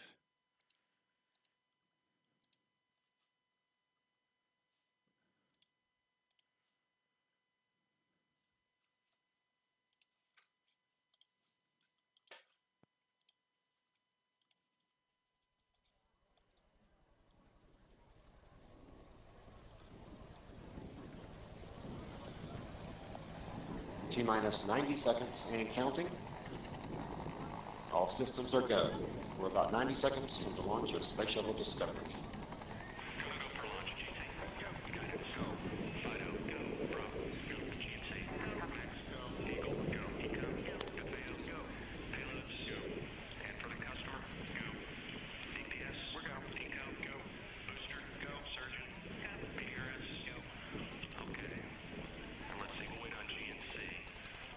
T-minus 60 seconds and counting. We are transferring to orbiter internal power at this time. Discovery is now running off its 3 onboard fuel cells. Coming up on a go for auto sequence start.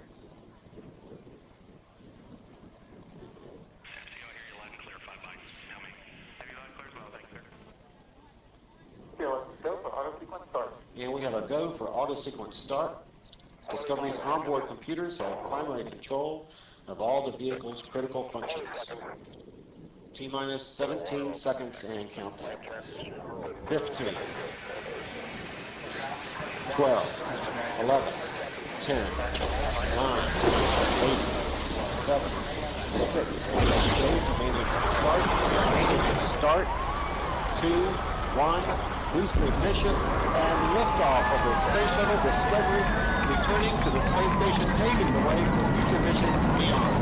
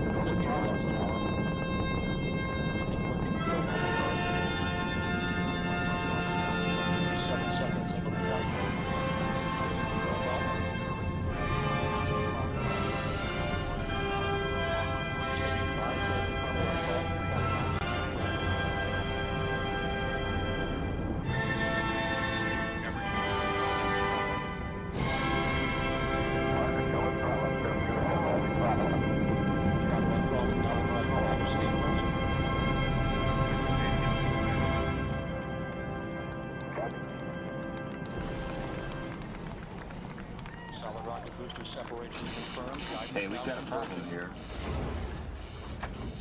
What did you do? Nothing. I stirred the tanks. This is Houston. Say again, please. Houston, we have a problem.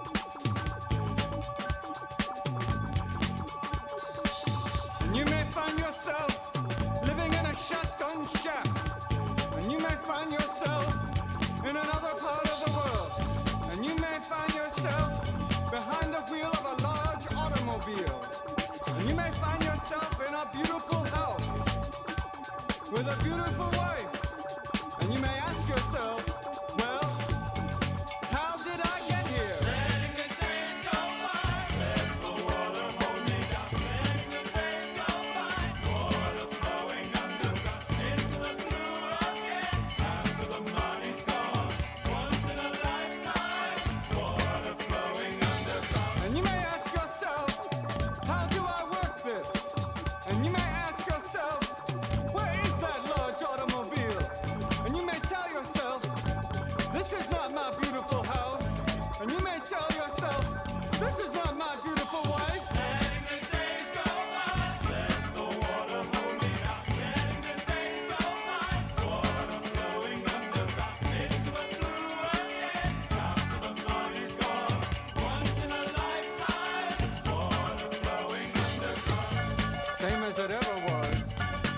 Same as it ever was.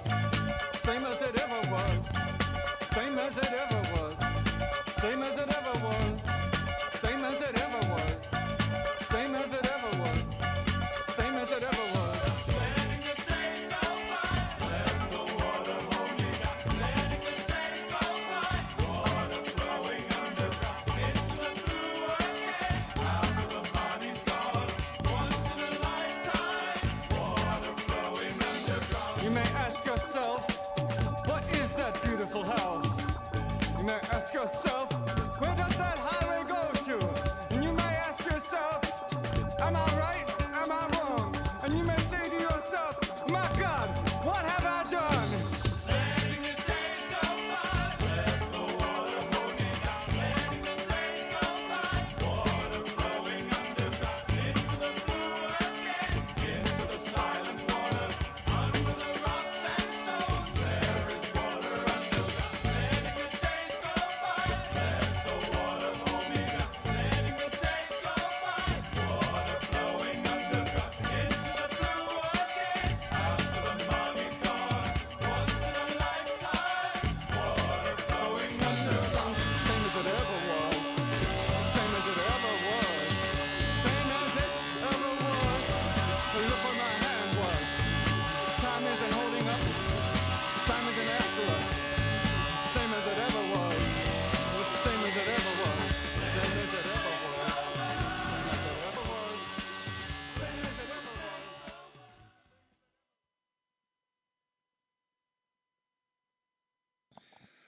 Good morning, you filthy apes. Welcome to AMC and ADD, where we buy, hold, and screw the hedgie.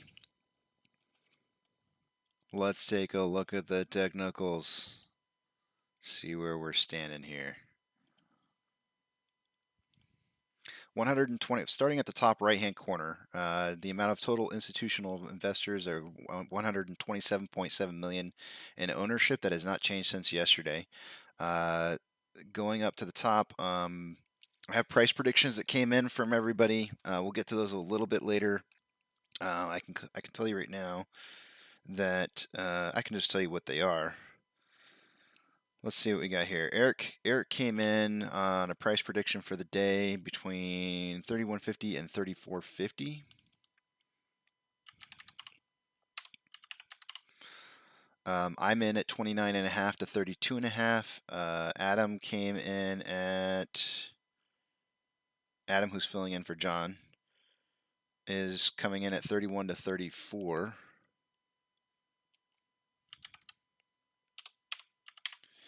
And Duncan, unfortunately, he's busy right now and is unable to make it for a price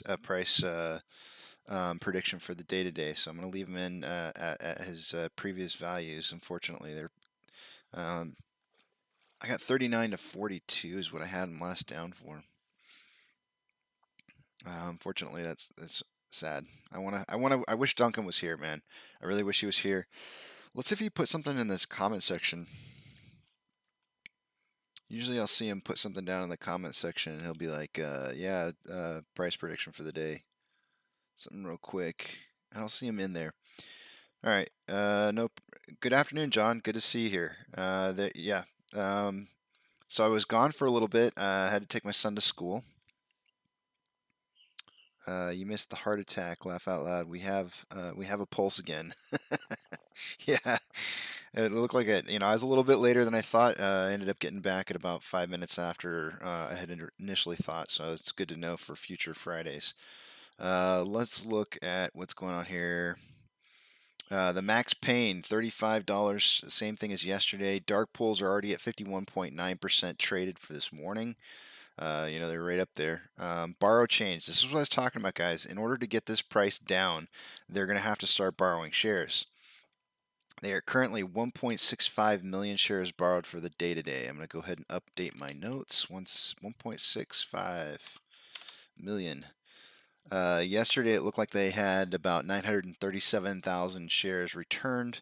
That leaves 12.921 shares left to borrow, which is up from 10.483 from yesterday. I got to change the date on here. Thursday. bringing the total amount of shares that are available to borrow at 117.7 million shares. My volume prediction, because our volume was so low in the pre-market, is between 20 and 40 million shares. Our open interest at a $40 strike price is the highest amount of volume with 40,000.9 call options, which is a little bit lower than it was yesterday. And on the put side as well, at $25, it's down to 52.1, which is also lower. Current call volume looks like our biggest amount of call volume right now is stemming around the $35 strike price. So that's down from 40 from yesterday. With 8.7 thousand shares, or sorry, 8.7 thousand contracts. I always say that. I always get it wrong. I don't know why I do that. On the put side, the highest amount of volume is at $33. So not much of a spread. $33 happens to be the same amount it was yesterday for volume. And the total amount of puts at $33 in volume currently is 6.5. So almost a 1-to-1 ratio in calls versus puts in volume, with only a $2 spread between 33 and 35. And we are trading pretty much almost right down the middle of those two. A little bit closer to the 33 side. We're at 33.51 right now. Let's see. Moving on. Estimated current short share interest of the free float is at 18.14%. Total shares on loan is 104.76 million, with utilization down to 89.02%. Now that's going to happen. We know that's going to happen as the more shares are available to borrow and the more shares that are returned, utilization is going to go down. So utilization will start to pick back up the more shares they start to borrow, which is going to start happening. If they want to knock this price down to the point to where if they want to get this down to $31, which seems to be kind of like the ideal price for them, they're going to have to borrow a lot of shares. So the problem is typically speaking, when I see them borrow anything more than 3 million shares, it tends to kind of cause the price to go up a little bit. So they can't borrow too many. That's not always the case, but it just seems like most of the time. But they are at 1.65 million shares borrowed for the day today, so there is that. Let's go ahead and take a look at Stonko Tracker. We'll refresh it. Currently 50,000 shares left to borrow. They were at 400,000 weight earlier this morning, then it came back up to 300,000. Now it's back down to 75, 65, 50. ETFs were as low as 2.1 at some point, and then now they're up to 2.3. The leverage, so in the money calls are at about 20,000, and the out of money puts are at 221,000. But also what you have to do is, I feel like you need to add the in the money puts to the in the money calls. You get 53, 63, 73, 72. 72,000 options that are basically leveraged against 221 out of the money puts.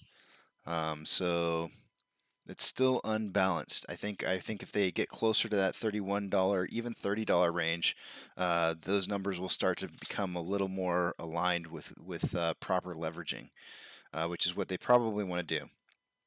Yesterday, the dark pool percentage was 60.5 according to Stonko Tracker. We are noticing a little bit of a difference between what I'm tracking on the sheet that I showed you just a second ago. The data that I'm taking that from the website right here. Oh, sorry. The data that you're seeing with this dark pool right here next to my finger, that is coming from a website called chartexchange.com. And so, it's reporting slightly off from what Stonko Tracker is reporting. It's the only place that I know of where I can find live dark pool exchange reporting. So, and it does say that it's a multiple off exchange venues. There's a number 1 right next to that, and it's basically at the bottom of the page it says multiple off exchange venues. It gives me a link I can click on to see what that means by off exchange. I'm going with the number. It's the closest thing I can find to daily reporting. It seems to be off by about 4 or 5% for the day based on what Stonko Tracker reports, but I'm going to go with it because it's all I got. If you guys know something better I can use to track it with, let me know. Something that's clean if you can find it. Not something I have to go through and start adding up a whole bunch of numbers. But yeah, that seems it's pretty straightforward for me. Moving the Stonko tracker aside. Oh, hold on a second. Not moving it aside. Now moving it aside. The total market is actually up right now. 3,872 advancers to 2,872 decliners. So really just 1,000 more advancers than decliners. NASDAQ is up almost a percentage point. Dow Jones is up almost 0.5%, and S&P 500 is at 0.5%. A lot better. The heat map down here looks a lot better. Banking is the only sector that's hurting really bad right now. What is this? Residuals? No, residential and commercial REITs. Wow, that's interesting. So that looks kind of like a 50-50 down there. Interesting. I have a reason why I think that's interesting. I'm not going to go into it though. Robinhood is down to 43.93. Ooh, must suck. Yeah, they're down a little over almost 4.25 down from their opening IPO price. They are down currently 1.79% for the day today. Amazon is up 0.34%. Cinemark is up 0.86%. Dogecoin is 2.36%, and GME is up 1.8%. Let's take a look at GME side by side. I do want to see why. Oops, wrong one. Why are they looking better than us? Let's check it out. What is going on? How are we tracking differently? Ooh, I'm getting a little happy with my mouse here. What is going on? Oh man, they're skipping all over the place. Okay, so the graphs look, so where we went down after we went up in the pre-market, they actually went up. They came down, but not quite as far as we did. They went up and kind of did like a nice little mound, whereas we went up and then came down, and we've been stair-stepping down. So it definitely looks like we're getting short ladder attacked right now. But their pricing is. Am I on a 1-minute interval for that? It looks so weird. Look how they're like skipping all over the place. I haven't seen that before. I feel like that means like there's massive jumps in the price from minute to minute. I would have to sit here and I'd have to study the. Are you guys looking at the same page as me? Okay. I would have to study the bid and ask orders to see what's exactly happening here. But if I had to guess, like I mean, from 1 minute to the next, it looks like it's jumping like quite a bit of money. Like they've got some gaps in the orders that are causing the price to kind of jump all over. All right, let's go back to ours. I do see a descending parallel channel, or what appears to be a descending parallel channel. Let's go ahead and draw it up and see if it works. Hey now, come on. So this is a bullish indicator. Currently we're testing $33.20. Hopefully we can bounce off of that and use that level of support to kind of wedge down into this this descending parallel channel and break out back up, and we'll retest $33.75. If not, it could continue to break down this channel here and keep moving down. The next level of support would be $32.49.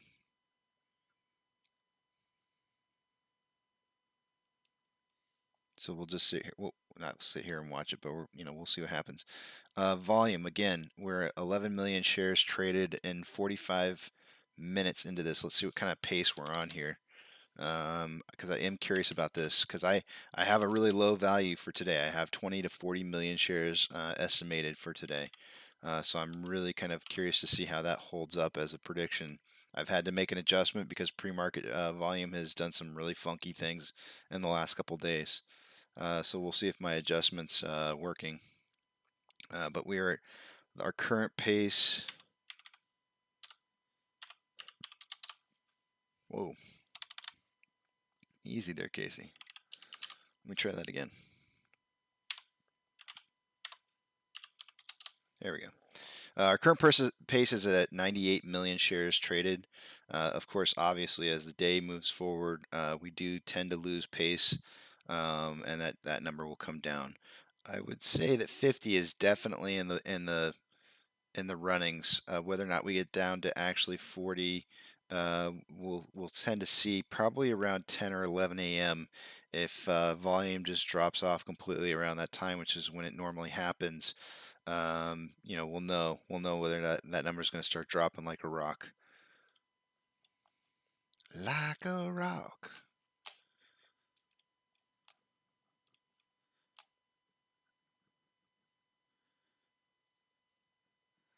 Oh, I think I always have such a hard time saying Vavamus is saying that the beginning start of the day, basically looks like it's looks like we had a little bit of a skipping around here.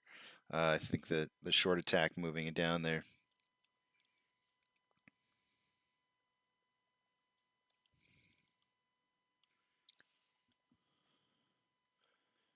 Chalet Richards, I've not seen you on the channel, or at least I don't remember. I apologize if you've been here before, but welcome to the channel. I am going to go into a period right now where I'm going to start moving our daily price predictions by the moderators, the team that I've got, the support team that I have.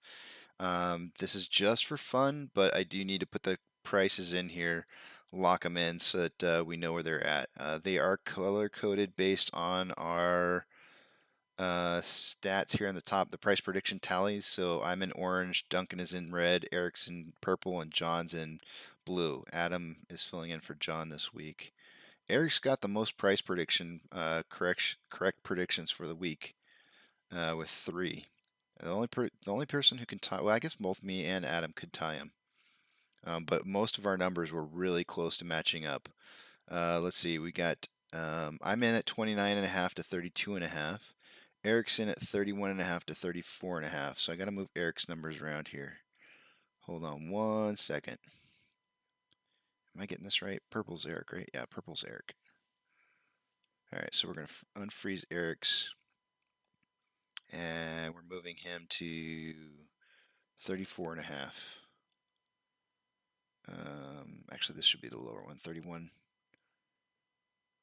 So these are just we do this for fun. These price predictions are strictly just for fun.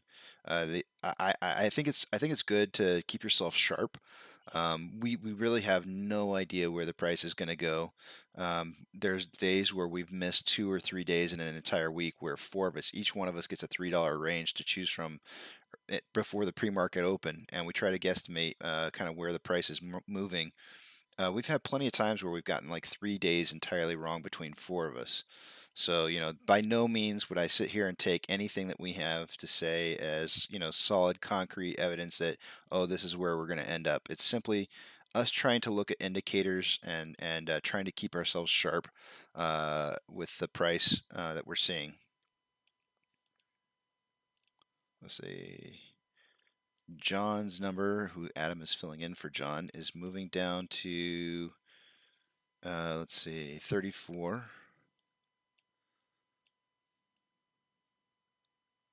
Oh, which is number, okay, so I'll move this one down to the bottom. His lower number is 31. Give me just a second, I'll look at comments again here. I can't look at comments while I'm doing what I'm doing here. So we have a pretty good spread today. However, I think most of us are pretty much locked in at prices that are low. Lower than what our open was. So let me see here. What open was 33.87. 33.87 puts The only person who's going to have a bearish outlook on today is me. Everybody else is looking for neutral price movement. So I already have my indicator showing up on the price prediction tally as bearish. We'll put John in at even and Eric in at even for their price predictions. Meaning that the opening price was already starting out for the day inside their range. Whereas my top, you're seeing my top down here at the bottom that we're about ready to cross at 32.50. So, and you're more than welcome to ask me, how to, every single person on here will state why we came up with the numbers that we came up with if we're asked. So if you guys want to ask those kind of questions, you're more than welcome to ask that. You don't have to, there's certainly definitely reasons to disagree with us. That's it's for fun, guys. It's for beer and ice cream. So don't take it personal.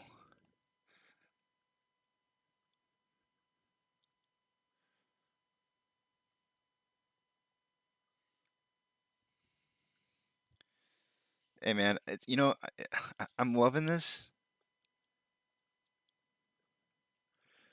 I'm loving the fact that you like y'all. I don't even know. I don't think you guys know each other, John and Vivamos. That, and I love the fact that you guys are coming in here and saying good morning to each other. That's freaking awesome, man. I love it. I love this community. We are in this together. We're riding this, and I love seeing the camaraderie. All right, so let's check our inflow versus outflow real quick here because we are moving down in price. I would expect to see maybe about a 15-point spread. We are 81 to 98. Yeah, so a little more than 15, 17. 17-point spread on the inflow versus the outflow. And when I say points, I know it's millions of dollars, but I just call it a point spread because it's easier for me to think about it in terms of point spreads than millions of dollar spreads. So yeah, it's $17 million difference between the inflow and the outflow. You'll get used to me saying or calling things probably other than what they are. Normally, industry might call it a certain thing, and I call it something else. It's for a better lack of terms is the fact that I'm not a financial advisor. I don't have an education in business or anything. Actually, it's funny that I think my interview that I'm having with AP this weekend, if I'm not mistaken, I do believe he is a business major, and some of the charting that he's going to be showing us is going to be really interesting to see. I can't wait to see it. He's getting ready to finish up his business degree, and he'll be moving on to an MBA in the future. It's going to be a good interview. It's going to be at 1 o'clock Central Standard Time on Sunday. I don't normally do any kind of streams on the weekends, but our schedule is kind of like my normal streaming schedule doesn't match up with his. So I'm going to go ahead and take the time to do that hour-and-a-half interview. And his Reddit username, if you want to look him up, he doesn't have a whole lot of posts up there, but the ones that he's posted I totally agree with. Is parkair 1501. So user / parkair 1501. And he's got a little bit of a chart, some charts that he's going to put up that I think are some damn good charts that are have an outlook of us repeating the history of our pricing over, basically like from January to June, there was a formation that occurred that repeated itself after June to where we're at now. And he's kind of got an idea of where he thinks we're heading to, and in the time frame that might happen, which I think is really kind of cool. Absolutely, I can. I will post it in the chat. Absolutely. I'm just going to post his user link in the chat, and that way you guys can like just go straight to see what it is that he's posted. Not a whole lot of stuff there. I think I encouraged him to post things recently, and you'll see it. You'll see what I'm talking about there. I'm in agreement with what he's posting. I really do think that we've had this formation twice now, and that we're definitely going into the third period or portion of that, of the next phase. And I'll let him talk more about it on Sunday. But of course, you guys can watch the interview anytime at your own leisure. We will do the interview live at 1 p.m. Central Standard Time Sunday, and we'll get a chance to find out. I'm interested in interviewing people from the community. People who have good information that they want to post out there. I'm trying to connect with those people. I've already done an interview with True Demon. You can go back in my history and find that. I think the information that he has, and I'm actually tracking now. When we go to my page on the stats page, if you look at the top there, True Demon MOAS trigger indicators, 3 things that he thinks that are going to be huge signs for the actual MOAS, like when we are absolutely going to take off. He thinks that, you're going to see short exempt volume above 3 million for 3 days in a row, utilization above 95%, and day over day price increase by 5% 3 days in a row. And so I'm tracking it. I'm watching those things intently because I think he's right. I think he's 100% right on that. It's not saying, his indicators aren't saying that there's not going to be a price increase at some point before those indicators hit.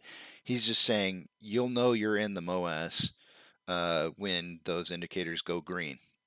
And we've had 2 indicators go green about a week ago or so, and then we ended up having a price increase. What was it? Thursday, Friday, Monday, Tuesday.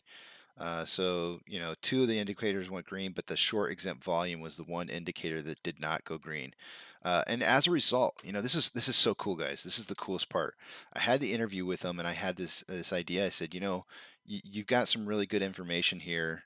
I really think this would be massively huge if we could get Stocko tracker to post short exempt volume, so that everybody can start collecting that data and seeing it on a day-to-day basis. Because he showed us how to find that information, and so I reached out to Stocko tracker.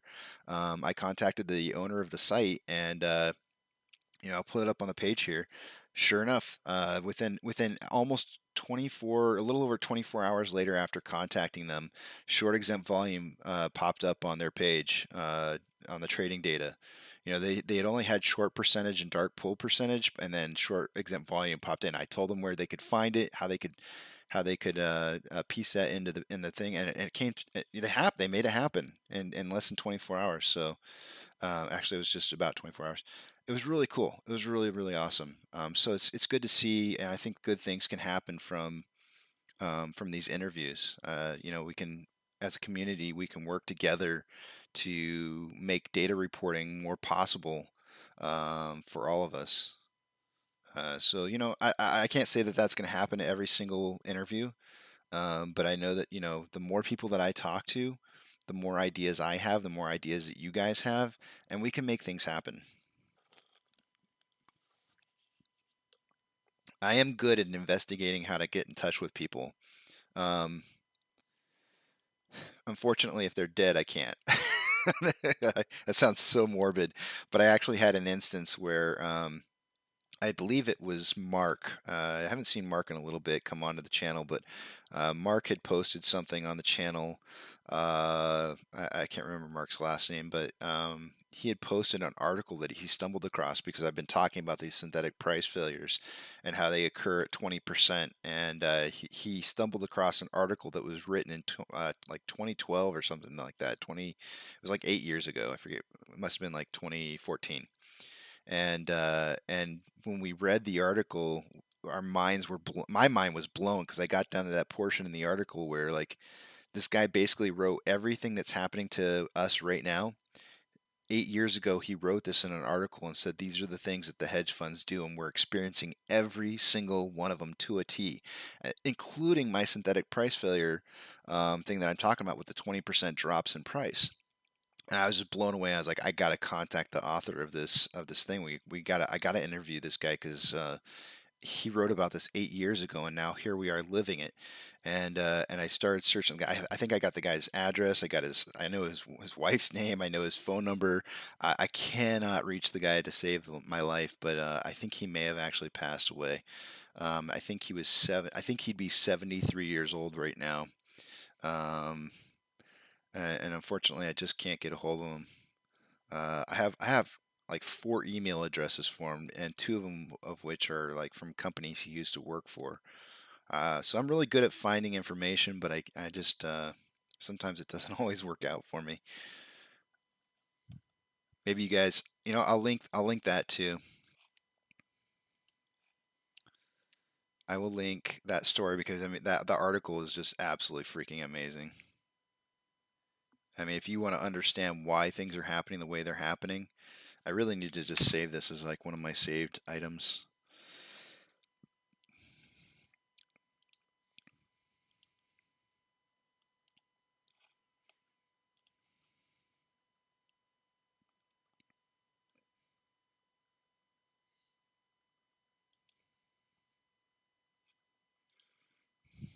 I highly suggest you guys go read this.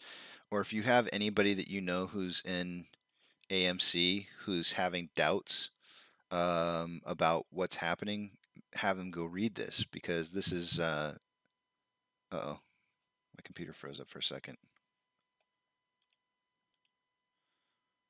Come on, computer. What is the deal? Okay, there it goes. All right, check that out. I mean, that is an incredible read. It's just an incredible read. Anybody that you know that's having doubts about what's happening in the stock because they're already in the stock and things are just kind of they feel like maybe their world's turned upside down, send them to that link right there to read that. I had to unfortunately copy the article and paste it into Reddit because the actual link to the article had what did it have? It had I don't want to say virus. It had malicious links inside the article. So I had to edit out some of the links, and it was just easier to just paste everything over because I was leading basically people to a malicious site, and I didn't want to do that. So I had to unfortunately copy and paste it in there. But I gave full credit to Mark. Uh, what was his name? His username on Reddit. Let's see here.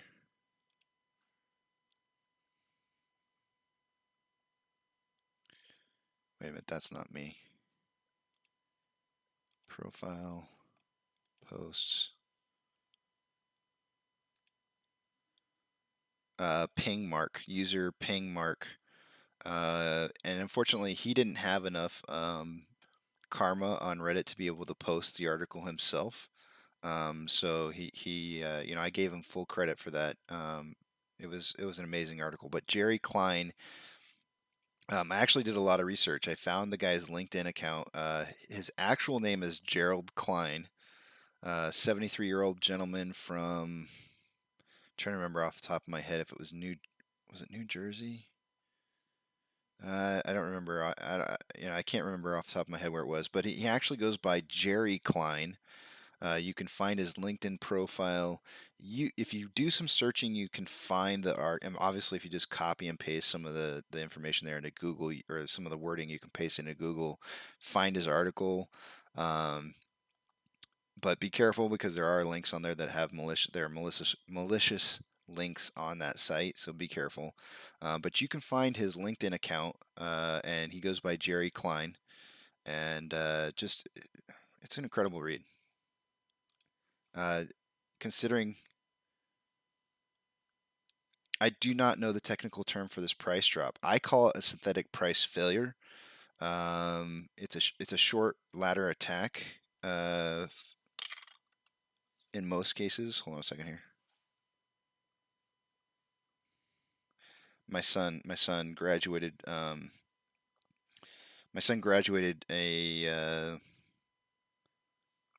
sort of like boot camp out of the military right now, and he's beside himself.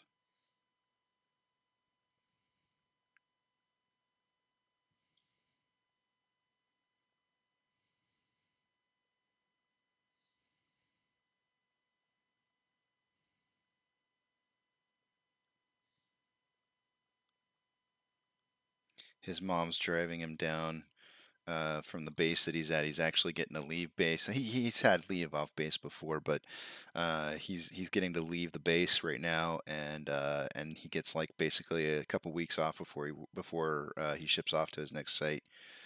Yeah, it is tech school. It's You're right. This is my mom talking right here. It is tech school that he graduated from. He's out of tech school, and he's officially leaving the base on a I think about a 2 week leave, and I'm going to be driving him over to Misty Shaw's house in California, and I'm going to be live streaming next week, guys.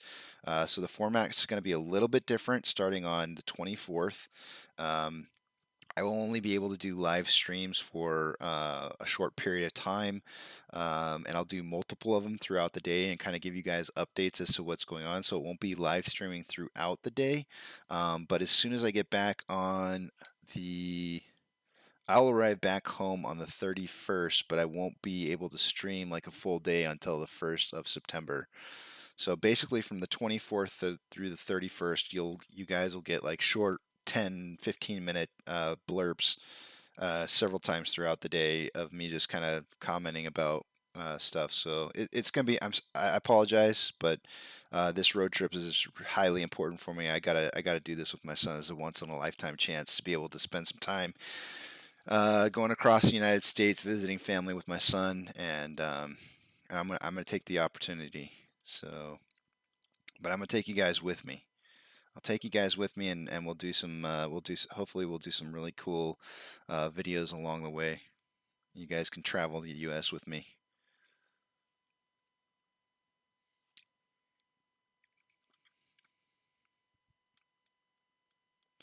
I do not know, but like you said, John, I do not know the technical term. I've coined a phrase called synthetic price failure. And the reason I call it synthetic price failure, obviously, it's because they're synthetically altering the price by doing these short ladder attacks. And SPF sounds really good because like whenever they're getting those green candlesticks and it's hurting them, they apply their SPF, and so it sounds catchy to me. So I've coined the term SPF.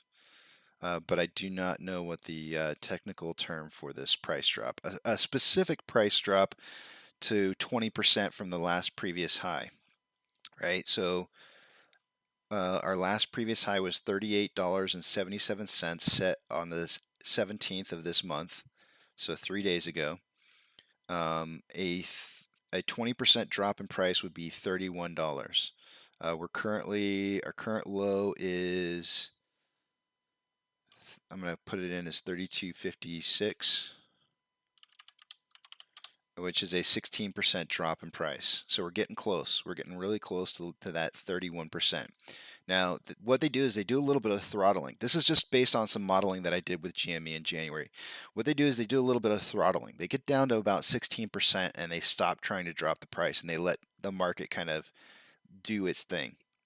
And what they want to see is how many paper hands can they generate off of a 16% drop. If the rest of the market takes it the rest of the way, they'll just let it go for as long as they can and see how far it runs down. If the market starts to pull back up from 16%, then they'll attack it some more. Then they'll take it down to maybe like 18%. They'll stop and then they'll see what the market does from there. If the market retracts and goes back up again, they'll attack it down some more. Typically speaking, they stop at about 20%. It's just a number. I can't tell you why or what the reasoning is. I've seen it so many times when I was looking at GME squeeze. It was so cyclical. It was very, very cyclical, and you could see it. You could see these drops and these failures in price. There's also a 40% and a 60% drop, but those don't actually occur until you're in the MOAS. That's how you know you've got when you get to that 20%. The other 20% of the sales are typically people who are actually really selling shares. And so you end up hitting these like 40%ers in drops. But that's actually after you've hit MOAS and the price is just skyrocketing. You'll have these 40% swings in price. I should say it's not a 40% swing. It's a swing down 40%. and who knows how much it goes back up after that. Sometimes it's 120%. Let me see. I'll look and see what they were for GME. On GME, they were like their first greater than 20% drop was a 52.2% drop from 136 to $65. The swing back up was 144.9%. The next drop down was a 61.6% drop, back down to $61.13, and then they went up 498.7% to $366. Then they had a 50.1% drop down to 182.71, and reversed from that 181.6%. So you see where I'm going with this. That last increase up to 514.50 was the high that they got to. But you can see it. It's really fun. It's really fun for me. I get super excited talking about it. I really enjoyed mapping out GME's model and seeing the trends that were occurring during their squeeze. Because to me, I looked at it and I thought to myself, well, can I apply this to other squeezes from the past, and does it work? Like, can you track it and see if there's like an idea of when you can track to when there's going to be a backside? And there actually is. You can see when the peak happens, those price jumps start to level off. So instead of it being like a 50, 60, 70% drops, it starts to settle back down to like 40s, 30% drops. It tapers off. So when it starts to taper off, you instantly know that you're on the backside, because it tapers off on every single one of them. It never just drops like a rock and just stays there. There's always a tapering. But your biggest price increase. Let me see. I think I can say this statement without being incorrect. Okay, that's not a correct statement. Their biggest dip in price was not before they hit the top. It was after they hit the top. And it was a 76.8% drop. But there was plenty of enough room to be able to sell at about 400 and see that you were on the backside. So those are the kind of things I'm going to be looking for, and it's also volume related as well. Excuse me. So it looks like $32.49 is our floor right now for support. And it does look like we're starting to kind of maybe consolidate a little bit within this descending parallel channel. And so I guess what I would assume is probably going to happen at this point is you might see a little bit of consolidation, breaking back down, testing it, and then possibly breaking out somewhere a little bit later. Maybe around here.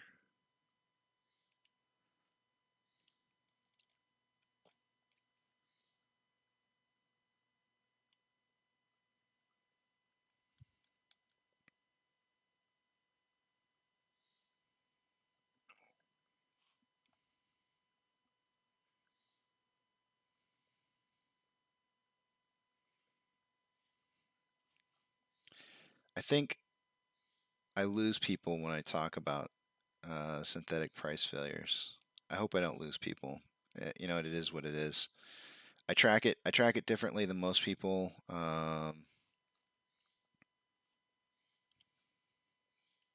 It's okay to not agree with me. It's fine.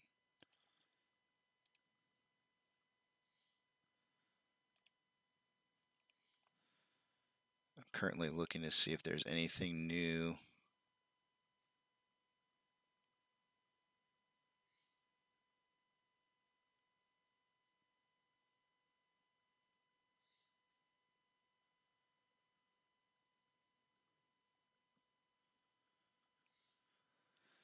There's a lot of people that are pushing on Reddit to try and get people to stop buying options and buy the stocks instead.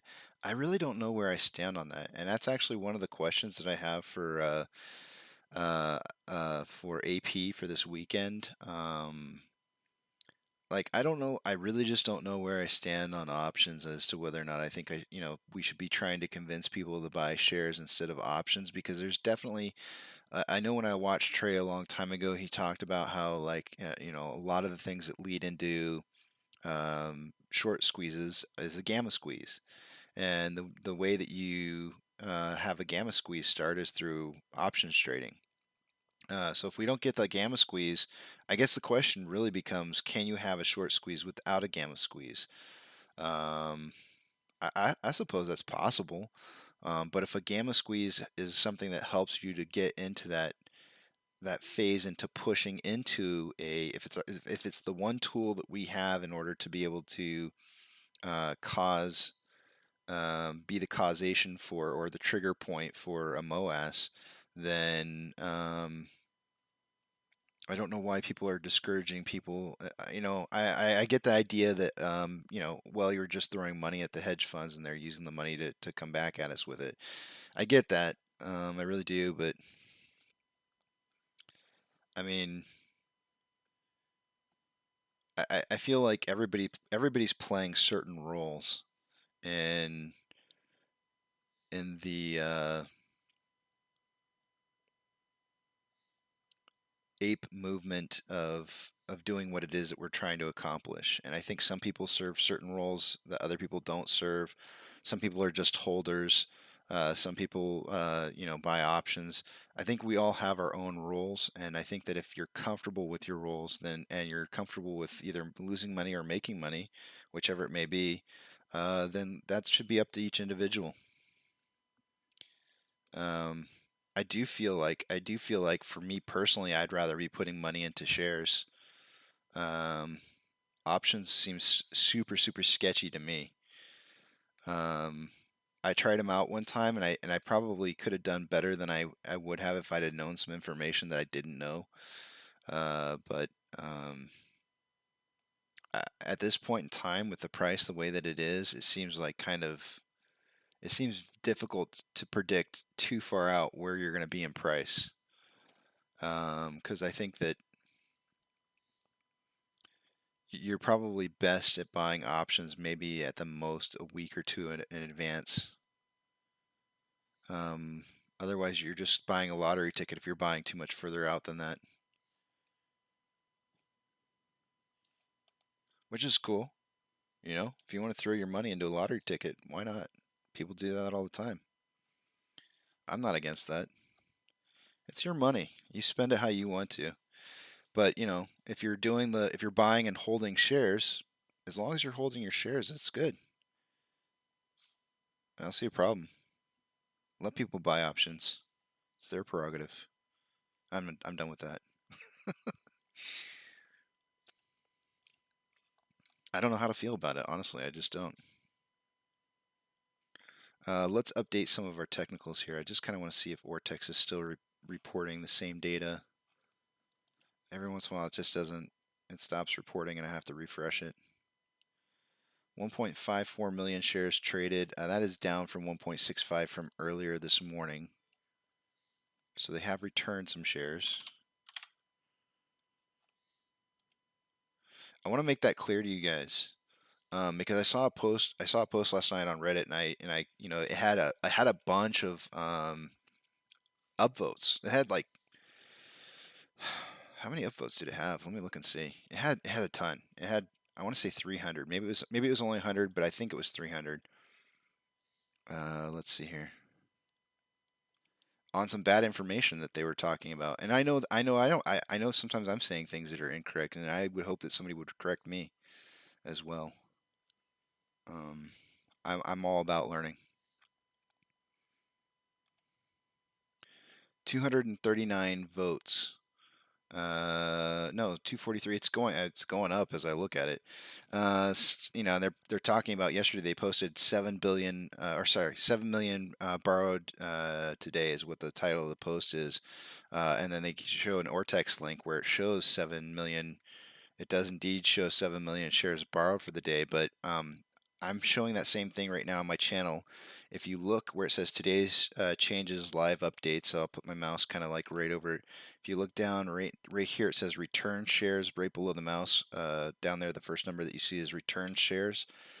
They were saying the number that was in the borrowed shares point. So if I sat here and told you that we've had 2.3 million borrowed shares for the day today, that would be correct. However, we've also had 768,000 shares returned, which makes our actual borrowed change 1.54 million. And so they were just saying that there were 7 million shares borrowed yesterday, when in actuality, the truth of the matter was, let me see, I'll have to pull up their picture again. Yeah, 7.1 million borrowed shares, but 6.65 returned. So it was like a borrow change of 442,000. So it's not as cool when you actually look at the data how it's actually being reported, I guess. I mean, yeah, cool. They borrowed 7 million, but they returned 6.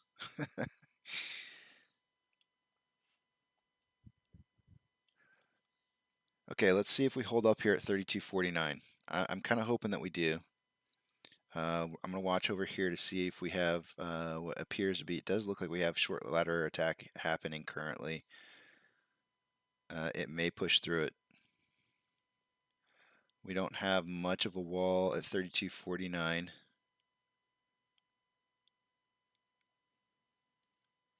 It's about 926 shares. We'll see if it holds. Hopefully it does, and what we do is we get this consolidation here, we get into this window, and then we start to break up out of this descending parallel channel. Otherwise it's going to break through and continue to move down. And then the next level of support will be at 32.06.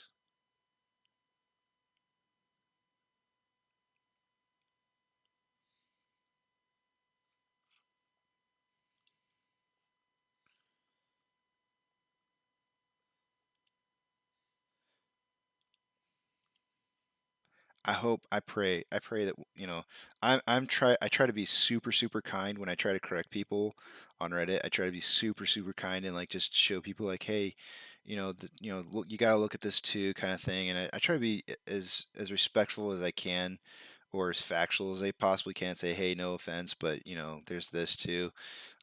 This is a learning process for every single one of us. I've learned more in the last 7 months than I've ever learned about stocks at all. Period. And I wouldn't have been encouraged to have this learning if there weren't people out there who didn't encourage the learning. So I think it all depends on how we approach each other. If we come out at each other trying to slice each other's throats, attacking each other with hey, you're wrong, this is not right, kind of thing. Like John said earlier, do I know what the technical term for the price drop is? I don't. I actually don't know what it is. I like my term that I've created, but if there is an actual term for it out there, I would love to know, because I don't know what it is. And it's good to know those kind of things, because you know um,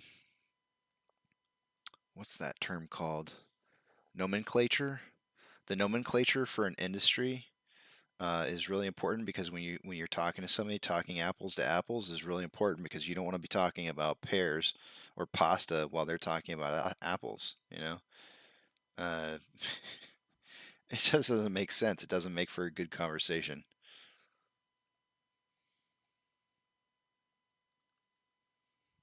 I feel like you guys are saying stuff and I'm missing it. All right, nobody's saying anything.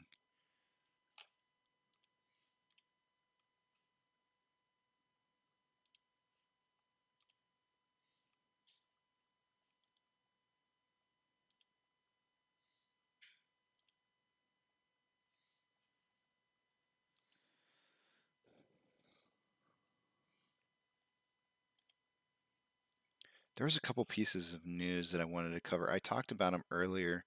You guys may have heard about the AMC CFO who dumped the stock, and it wasn't Adam Aaron. If I pull up Ortex for you guys, you'll see what I'm talking about here.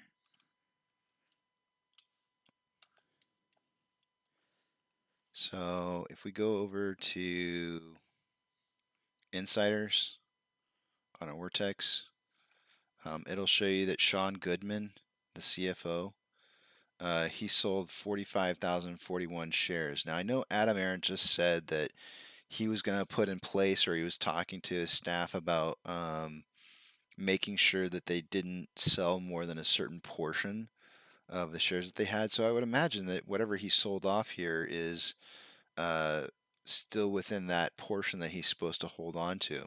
And I don't think the CFO would um, go in behind what Adam Aaron was saying and stab him in the back like that. So, but that is such a small amount, guys. 45,000 shares. We trade that in half of a minute on AMC stock, so it's not an issue. The media is trying to portray this as, oh, that there's not faith in the company, and that's not the case. These guys, this is their bonuses. This is how they make money off of this stuff. That's their living. While I would prefer that, you'll find posts that I've made on Reddit. I'm not going to sit here and tell you that I don't think that they shouldn't be selling shares. I don't think that they should be selling shares, and I think any of the executives who are selling shares right now in mass quantities, that we should be questioning whether or not we're going to reelect them um, as individuals who are going to be on our board. I'm talking about the board, not the executives. I'm talking about the board. If they're board members who are currently selling shares, then maybe we should rethink having them as board members. But if it's within their rights, it's within their rights to sell their shares. But it doesn't mean that we have to keep them on the board either. I definitely think that their shares would be worth a heck of a lot more after the squeeze than they're worth prior. John Pollock, if you go to Investopedia, they have a lot of terms and definitions posted there. Oh, at John Pollock. Okay. If you guys find out what my synthetic price failures are as a real term, let me know. But until then, I'm calling it synthetic price failures. SPF. It's the hedge fund's SPF to our green candlesticks. And they do love to apply it. They do not like getting burned.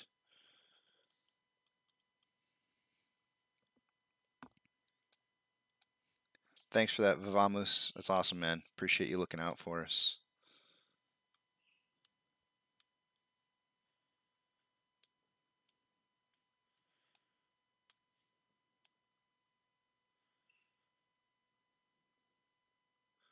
There is a don't get mad at me. This is what I'm calling it. There is a buy wall at $32.32 of 5,331 shares. Some people don't like calling those buy walls, and I understand why. But it gives the appearance that there's a buy wall, and so that's what I call it. Especially if it gets hit and it's getting, which it does look like it's getting hit, then it's an actual buy wall.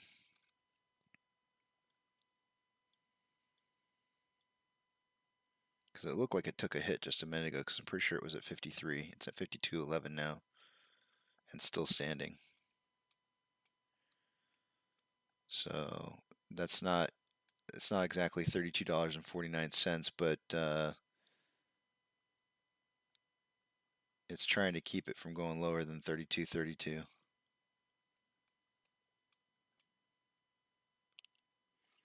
I'm gonna check the inflow versus outflow again. I am curious. Wow, there's a much bigger spread going on than there was earlier. 24-point spread.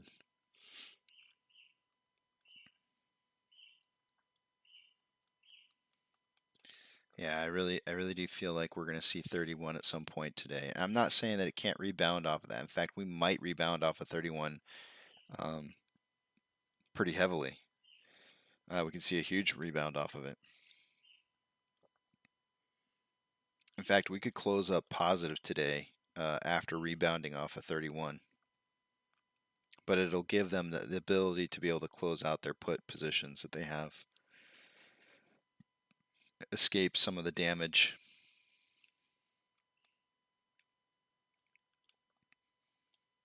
It looks like it's trying to hold. It's getting into this box here. It might try to hold and try and push back up here.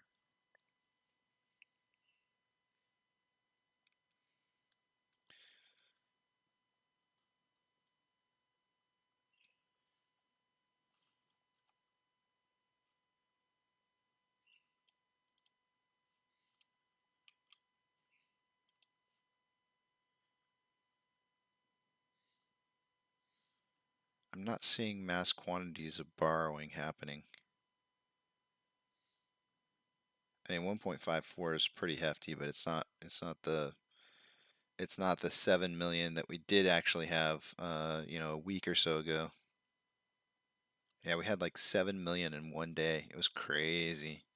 I have never seen 7 million in one day. It's pretty nutty. It was an actual 7 million. It wasn't, that was after the returns.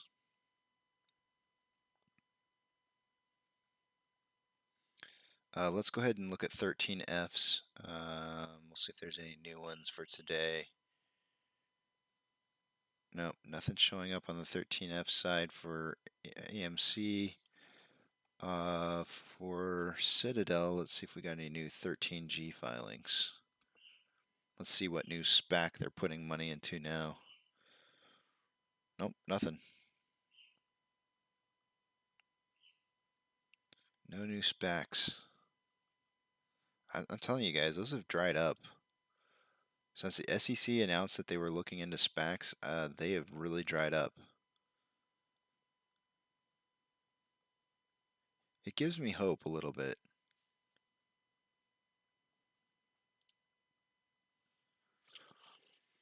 Dan, welcome back. Good to see you again. And oh, by the way, Dan is a new member. He's subscribed yesterday. I appreciate the subscribe, Dan. Will the bullish divergence on the 1-minute chart for days now affect price action in the future? I'm looking at the MACD. Let's pull it up here.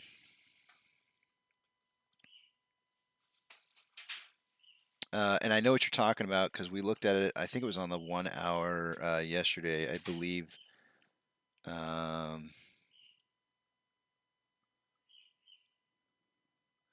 We looked at the moving average. We pulled it up based on I think the 2 points that we were looking at for the divergence on the moving average was, well, I've got 5 and 10 set up on here right now. I think that might have been what we were looking at, but I think the divergence that you're talking about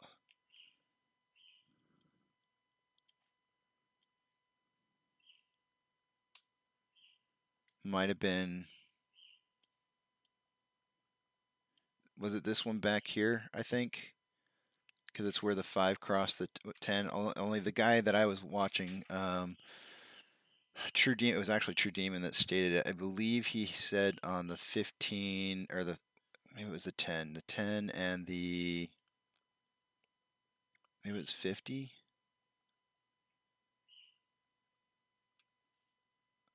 Let's see.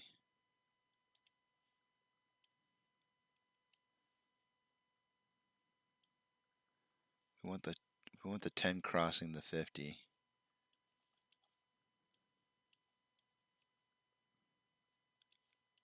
Yeah, what you're referring to is the golden cross. There was a golden cross, and I can't remember. I'm pretty sure that I was pulling it up on 5. It was like smaller time frames. I want to say like 10 to 25 or something like that.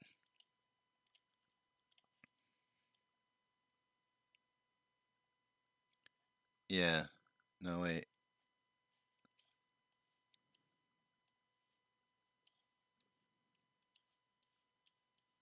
I don't see the convergence of that one. There was a small convergence back here, where it crossed on, what date is this? 8/12.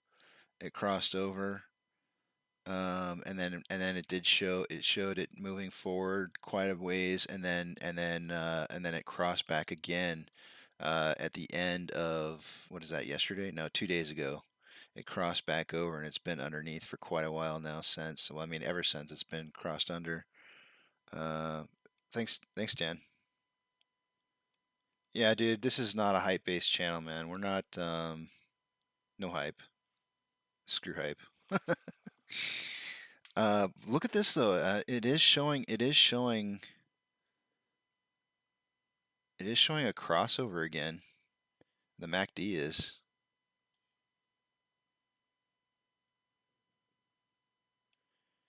Ever so slightly. So this is the one that was pointed out on Reddit a while ago, right? It was saying like we've had like this big long period of time here on the MACD. This is on the 1 hour interval, and then we had like 3 days, right, where it crossed over. Was it 3 days? It doesn't look like it based on what I'm pulling right now. Maybe it was on the day chart. Yeah, I think it had to be on the day chart. So it looks like 1, 2, 3, 4, 5, 6 days. Let me pull back up here, and I know there's a lot of lines on here, guys. I've got a lot of charting going on.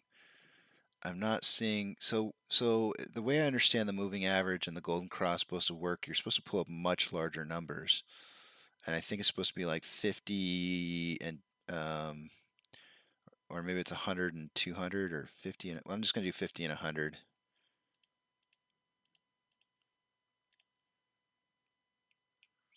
And it looks like the 50, did it cross? I mean, obviously it's still crossed. It crossed back over here though. That was way back in the beginning of the year. I'm not seeing it cross back over. It's still showing. It's still showing that the moving average is way higher on the 50-day average, moving average. But anyways, looking at the MACD down here on the daily, you've got a crossover, and this is the rough time period frame here, and then it crosses back, and then we've had 1, 2, 3, 4, 5, 6 days of in a row where it's crossed over, but it does look like it's starting to converge back. So the question, let me answer your question: will the bullish divergence on the 1-minute chart? But you did say 1-minute chart for the day, for days now, affect price action in the future. So let me go back to the 1-minute chart and I'll look at it. I don't think you're supposed to be looking at it on a 1-minute chart interval. I'm not certain that that's how that's supposed to work.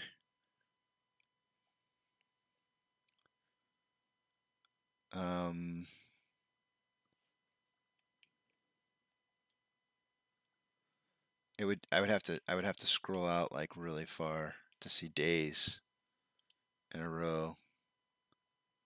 I think you mean I think you mean looking at it from a day perspective. Please tell me I think that's, tell me if that's what you mean, because I don't think you're supposed to follow MACD on like on a small scale, like a 1-minute scale looking over several days. You would look, your interval would probably be a lot higher, like a 1 hour, probably like a 1 hour over probably like, I don't know, maybe 5-day span. That'd probably be like a good place to start, right? So we had a divergence right here, a crossover showing that the price is going to be heading down, and indeed we are heading down. How long it's going to last for?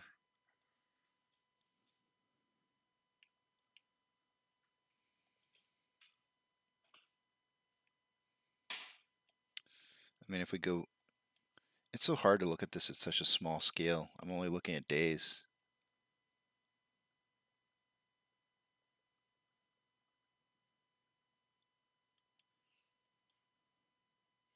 I apologize. I've got a lot of stuff down at the bottom there that's not allowing you to see what I'm looking at. Just removed it.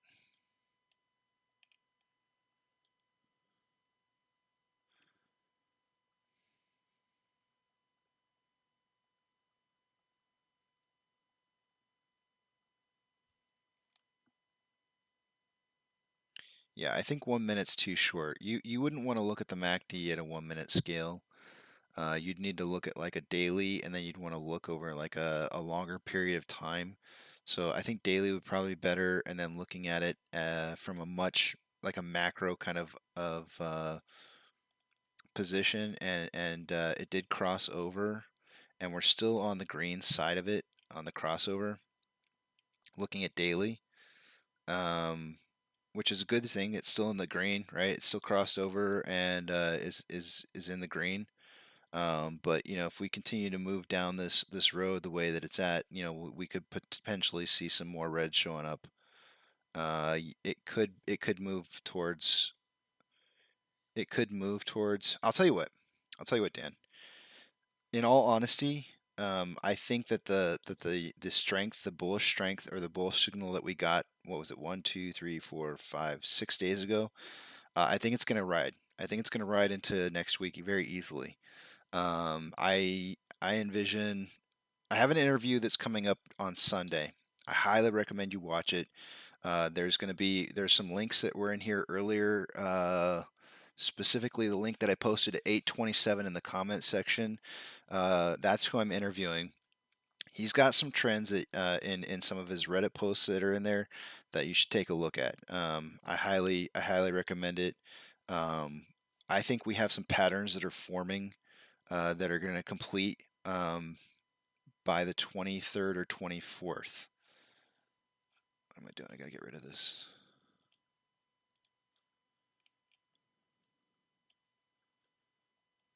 Man, we just went right around that box. Anyways, check this out. Let me show you this pattern that I drew. I drew this out like, I think it was yesterday. Let me go to the one, I think it's 30 minutes. All right. We're trading well outside of this pattern. I don't know if you can see it or not. I'll try to do my best to get it in here. But I had a double top at 38.77. Let's see if I zoom in on it a little bit easier. It might be a little bit easier to see. So we had our double top at 38.77, right? I drew the line across, and I kind of had like a box that I set up for when I thought we might break out of this triangle pattern. We also had a double bottom right here, but we broke out, and there was, if you pull up the Bollinger Band and you look at it, what you'll see here is this blue line right here is the exponential moving average. The upper is the upper standard deviation, and the lower is the lower standard deviation. And what you'll notice is that when we broke out of this triangle, in order for us to break out, man, something's up with my mouse. What is? Oh, it's on. In order for us to break out, what you'll notice is that there was some. Remember, this is on a 30-minute. Each one of these candlesticks is 30 minutes. For 30 entire minutes, we broke out of the standard deviation at least twice, 1, 2, 3, 4 times yesterday. That's how hard they were knocking the price down. They were beating the standard deviation of the exponential moving average to knock the price down. Look how, I mean, that's. I can't think of a better way to express how manipulated that is. So we basically found ourselves like busting out the bottom side of a pattern that's supposed to be a bullish pattern. And this is costing them. This is costing them a lot of failure to deliver in the future. They have to borrow shares in order to knock the price down like this. They just absolutely have to. And here we are again today. The first hour was within the bands. There might have been a little upper price action to start off with, which is kind of to be expected. You have a lot of price action in the very first few minutes. Well, I guess in this case it would be an hour of price action. But for the next hour and a half of trading today, full candlesticks outside the lower standard deviation from the exponential moving average. It's like they're knocking this down hard. They're trying super hard. Synthetic price failures. I talk about this often. This is what this is. This is a synthetic price failure. They're knocking this down artificially, and they're trying to cause paper hands with maximum amount of pressure pushing downwards. I expect this to get down to about $31 before we see a reversal. That's what I'm kind of looking at. And that's based off of historical synthetic price failures that they've done in the past, where they try to drop the price basically 20% from the last previous high.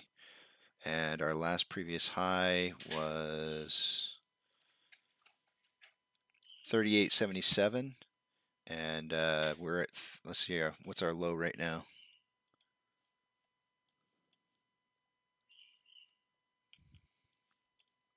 $32.20. That is a 16.9% drop in price. We're getting super close to that synthetic price failure of basically 20% of a drop. $31 is the key number. Do you remember what I said about some of you guys who've been listening for a little bit here, I was talking about what they'll do is they'll drop it down like maybe 16, 17%, and they'll just see if the market will sell off, right? Which is what we're probably seeing right here. This is our channel, right? We started this channel down. They started us on the path, and then they stop. They stop for a little bit and they see what happens. And if the market starts to make a recovery, what will happen is we'll make this recovery. We'll pop out going back up. We might test like 33.20, and then the next attack down happens. And so they keep attacking it as long as they continue to see that the market's not willing to have a sell-off. Then they'll attack it down until they get to 20%. Once they get to 20%, they give up. They give up and they let the price jump way back up again. So that's what we're looking for, is we're looking to complete that cycle of that synthetic price failure down 20%, which would be 31 bucks. That's what I'm looking for.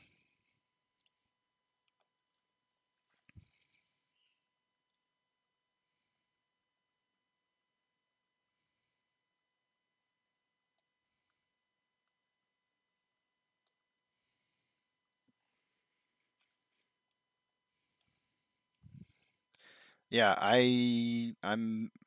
well, I'm not going to say that I'm any different than anybody else, though, Dan. I probably watch on the 1 minute more, just as much as anybody else does. I like seeing the action. However, whenever I feel like I can't get an idea for what's happening, I do what I consider to be when in doubt, pull out, and so I'll look out at 30 minutes, an hour, and try to get a feel for what's happening. So my prediction on us holding at 32.49 and trying to hold that as a level of support, consolidating and popping out of this descending channel didn't hold. It does look, however, that we are kind of moving towards the top end of this. I mean, we could, if they drive this down a little bit more, it could drive this down channel a little bit further to 32.06 before consolidating and then popping out. But obviously this box didn't hold up.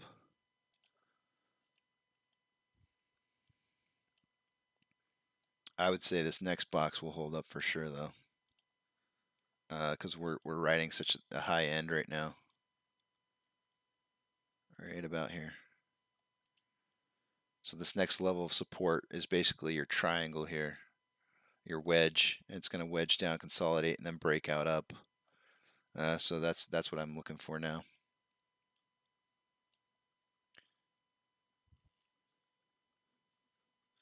Yeah, but I'm definitely guilty of looking at 1 minute 1 minute intervals, probably more than I should. I do on occasion, whenever I want to check RSI. One of my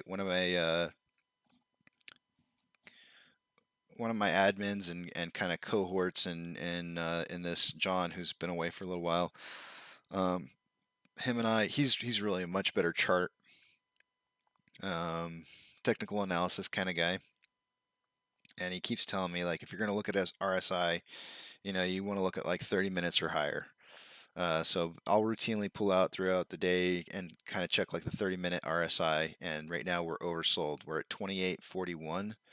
On a 1 hour, we're at 30.51. These are low numbers. Like it shouldn't be lower than 30. This one's almost ready to move out. On a 30-minute interval, we're currently at 28.41, which is definitely oversold. If we move to a 5-minute interval, we're inside the band of where we should be, but definitely on the low side, 37.83. So we're definitely on that point right now to where we're oversold, and you're going to probably see that breakout much earlier than this box that I've got down here. Because it's going to consolidate. If it can consolidate enough in this point, it might drop down a little bit further. But we'll see here. It's just kind of it's right in that 32.49 line.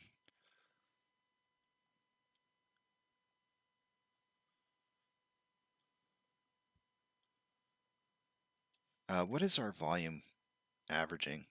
That's actually not bad. I mean, I'm actually surprised that we're sustaining like a moving average on volume at about 130,000 shares a minute.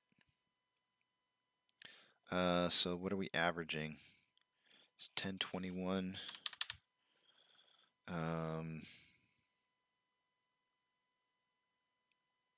I'll put in 110 minutes. 110. Oh, sorry. 22.2 divided by 110 minutes, multiply 390 minutes. We're on an average pace of 78.7 million shares traded for the day today. That is down from, like, I think it was 93 earlier. So our pace is definitely decreasing. If you look at the pace, just kind of macroscopically, you can see the trend starting to move lower. We really typically start to die off somewhere between 10:30 and 11:30, and of course, look at this dip here that we're starting to have. So yeah, and of course, the price is way easily more manipulated as the volume moves down. It moves both directions easily. It's very easy to manipulate the price in both directions with low volume.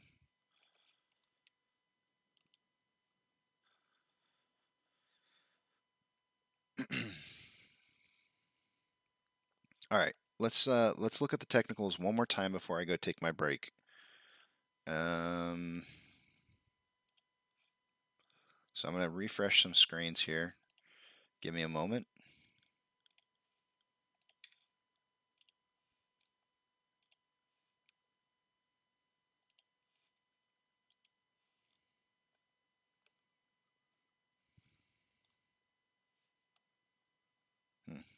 Interesting. I get to see stuff before you guys do, so I'll make little comments as I'm refreshing screens, and I go like, "Oh, that's kind of odd." You guys are going like, "What? What is it?" You'll see. Hold your horses. Yeah, see, they're going for a good push here down, and it's going to be way oversold, and then we'll see that swing back up here. It might break out a little bit more before my box, but let's see what happens. Please don't make me log back in. Please don't make me log back in.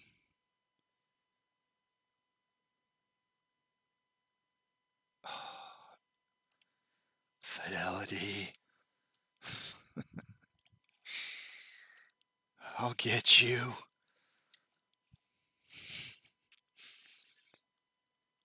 I know I'm not doing my job well enough to keep you guys informed on what's going on when I get logged out of Fidelity, because if I'm not checking Fidelity enough, it just logs me out, of course, in activity. It's a good thing. It just annoys me.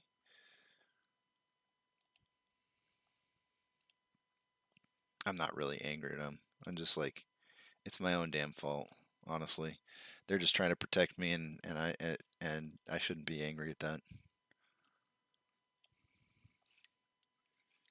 All right, almost done. I think I have pretty much all the pages refreshed.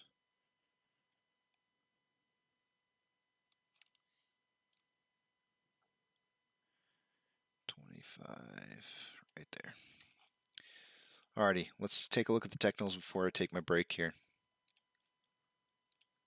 Stats page. Nothing has changed in the top right-hand corner with institutional share ownership. It's still at 127.7 million. The max paying price for calls versus options is $35, which we're obviously not at, so they're not getting hurt the most. Right here next to my fingers are dark pools. If you look at my camera on the left-hand side, you see dark pools right here next to the finger.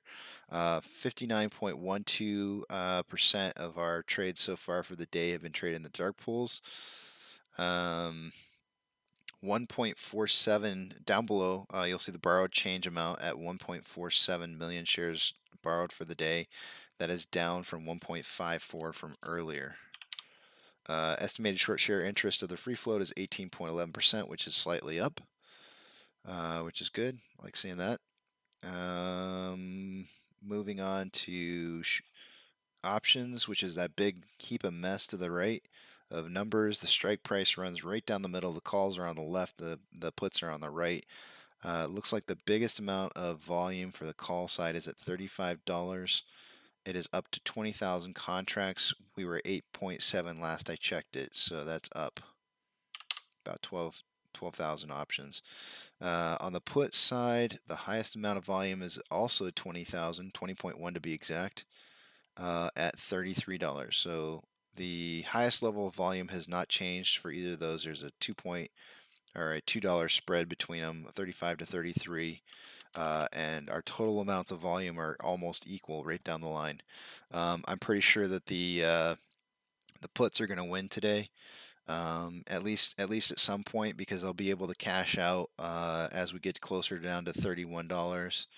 Now, whether or not we rebound highly off at 31 and hit back up to 33 by the end of the day remains to be seen. But just remember that as we do approach $31, it's difficult for them to push this price down. It's costing them. It's costing them shares that they have to borrow, and that ultimately hurts them.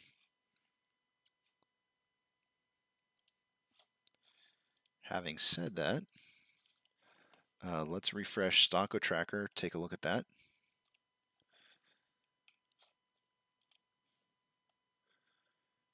It looks like they're returning some shares, which we obviously noted just a minute ago.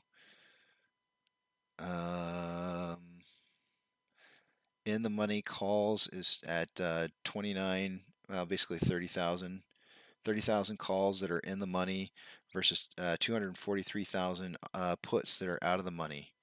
Add the in the money puts to the in the money calls, you get about 100K. Which is 2.5 to 1 ratio of out of the money puts. We were looking like a very strong gamma squeeze when we were pushing it at like $27, $28 earlier this week.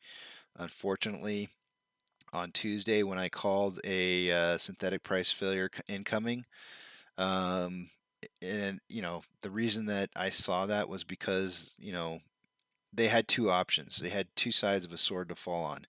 They could leverage against the out of the money puts by increasing the amount of calls that they had and letting the price go up, but that would have put them in a situation where they could have had a gamma squeeze start, which would have been really dangerous. So the better of the two options is to fall on the side of the blade, the flat side of the blade, which is to knock the price down. Try to get your leverage back into a more desirable range, but that's going to cost them failure to delivers in the future. So we'll watch that. I'm gonna pull it up. I'm gonna pull it. I'm gonna keep showing you guys. I don't know who's watching, and it's just worth talking about. But I'm gonna pull it up again. What do we got up here? Okay. Let's refresh this real quick one more time.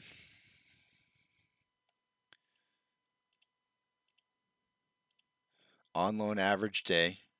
Right? I got on loans and on loan average day. So how old the loans are versus how many loans. We're having a divergence, a separation. Am I saying the right word? Why do I feel like divergence is not the right word?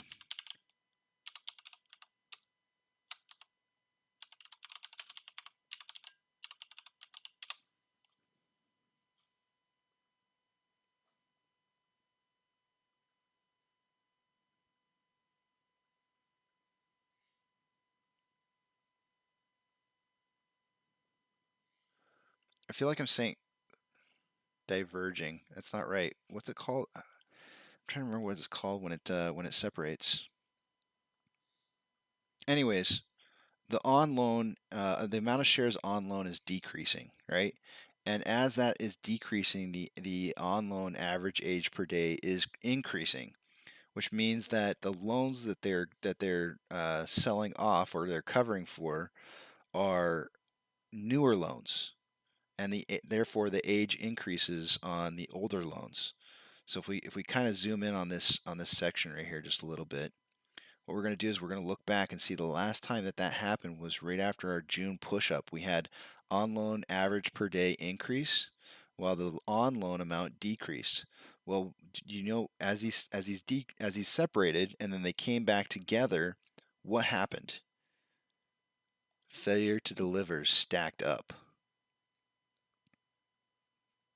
The on loan amount starts increasing and your failure to deliver start impacting you because your on loan average per day is starting to spike. So you're accumulating failure to delivers. So that's what we're going to start seeing here real soon is failure to delivers are going to start impacting them.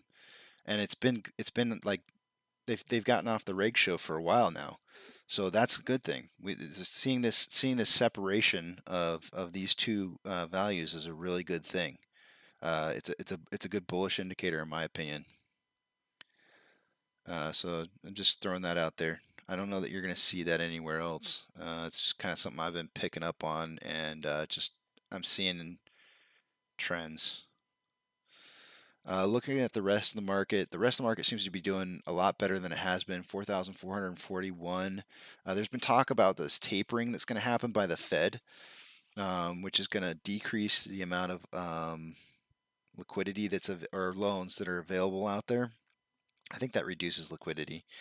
So basically, we have 4,441 advancers to 2,101 decliners. So I guess this talk of tapering isn't affecting the market today. A lot of people were assuming that that's why we had kind of a rough last couple days. NASDAQ is up almost 1%. Dow Jones is down, or sorry, up a 0.5%, and S&P 500 is up 0.63%. Our heat map looks really good. The only two rough areas are banking and semiconductors, maybe a little bit in the health. And look at that, we broke out a little bit before. All right, so my box didn't quite hold up. We did break out. I think that RSI might have gotten too great. Like it was just too, the oversell pressure was just too high, and so they had to let it go. You know, they let it go. They're going to see what happens, and the market is pulling back incredibly. You know, it's not pulling back. It's charging forward with a higher price. And so they're going to let this run for a little bit. They'll let it run. It might get up to $33.20 before retracting back down and probably creating a new channel heading back down towards $31. So we'll see what happens. Let's see if we can find another signal to draw off of. I would probably draw something a little bit like this. Let me see here.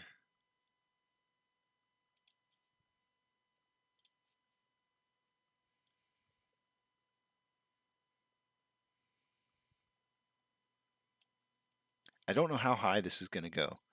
So this is the trick, right? Like you know, I need 2 points. And right now I've only got, you know, this whatever this gets up to before it starts to turn around. That's it. I'll find 2 points and I'll draw a line going down, creating a wedge. Or no, sorry, triangle. And this will end up being a well, it's not really. It's actually more of a wedge than it is a triangle, because this is ever so slightly pointing up. I can't say for 100% certainty that this is a bearish signal, because this is definitely angled upwards. So it's more of a wedge than it is a triangle. We do have what looks to be a little bit of a price slow down and increase. So let's see if I just draw a line here.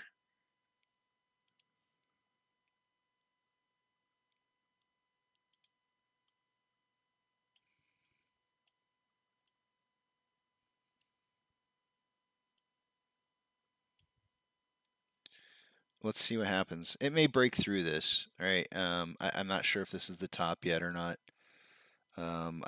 We don't have any red candlesticks yet, and it is 5 minutes past my break time. So I'll sit here for just a minute longer and check it out. But I will see you guys. I come back at about 11:10. I might make it 11:15 today, since I'm a little late getting out of here.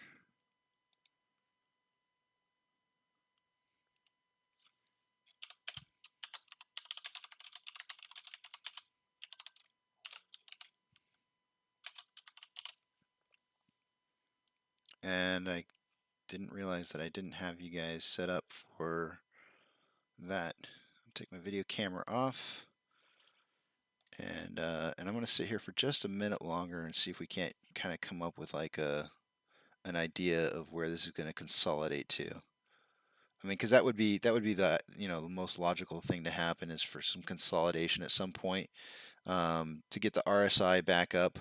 The price either has to go up or you have to have consolidation. And right now its price is moving up. So if we look at the 30-minute interval, RSI is already back into a point at where it could have a reversal and start heading back down. It is still pretty low though. On a 5-minute interval, it's probably a lot better looking. Yeah, 46.63.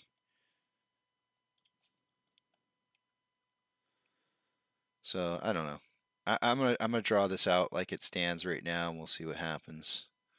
What you might end up seeing is an arc come back down, hit like 32.49, bounce off of it, and then kind of consolidate down into this box here, and then head down further down into this wedge.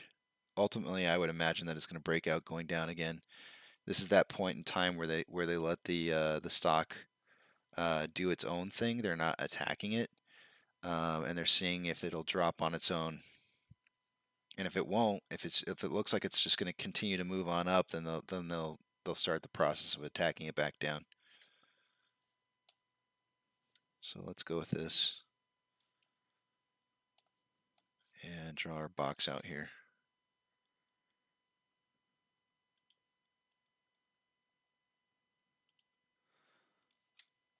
I want to go back to what something Dan had said.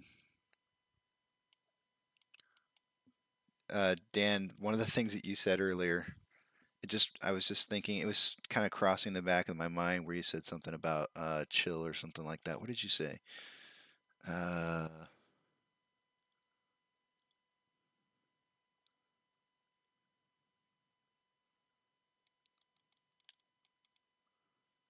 Where did you say it at? I know you said something.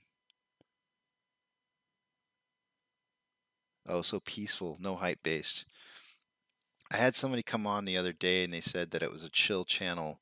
And my mom was like, I was talking to her about it. I was like, oh, it was really cool, man. I got this cool compliment. Somebody said it was a chill channel. She's like, what's chill? And I had to explain to her. I was like, it's like a little bit like cool, it's like, it's not, you don't feel like there's nothing crazy about it. It's easy going. And she's like, oh, that makes sense. Chill and cool. But anyways, yeah, man, there's no pressure here.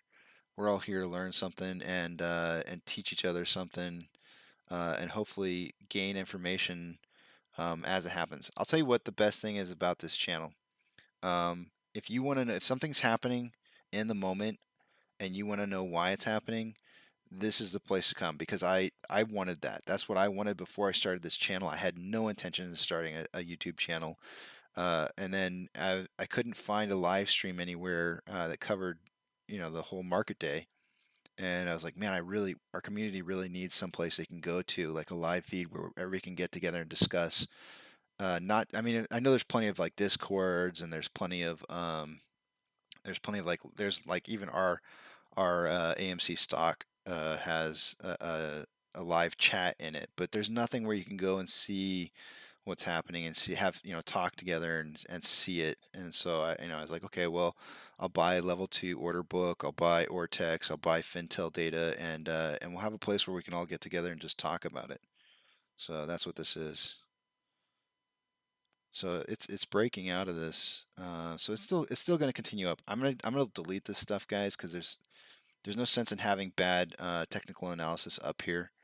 Normally I like to leave on my break showing you guys kind of like where I think we're going to head, but right now we're kind of in a transitional period, and I can't really put anything in here. So I'm going to leave it up here as it is, and we'll just kind of watch it together while I take my break.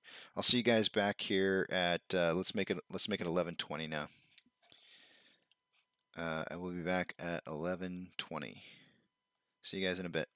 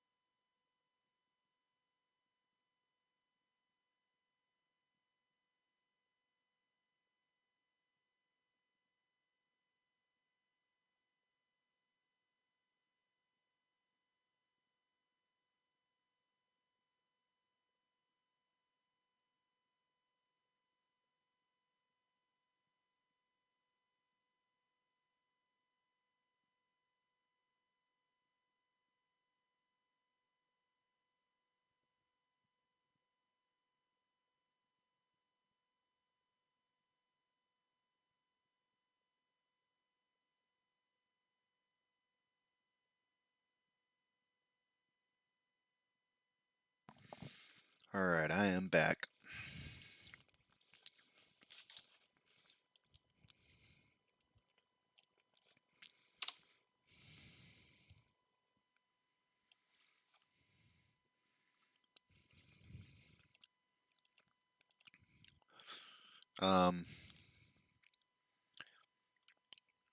Sheila, Miss Richards, I have to apologize in advance because I didn't really think about what it was you were saying.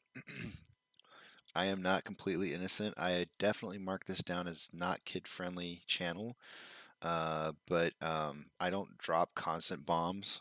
But you will hear stuff out of me on occasion. So I want to warn you in advance that there may be times where um, you're covering moments for the kids, and it's not constant. Um, I'm not like a big time potty mouth or anything like that, but I just do want to give you a fair warning in advance because I would hate to give you the wrong impression. So, but you know, I don't plan on being a sailor, that's for sure. All right, guys, let's see what we got here. We definitely have a wedge formation happening.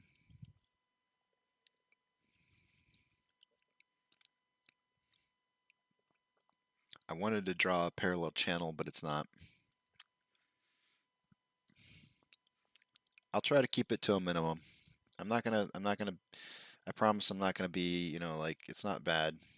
Not real bad, but there are definitely times where, I get frustrated sometimes. Um, the manipulation can be maddening. And sometimes, words will slip.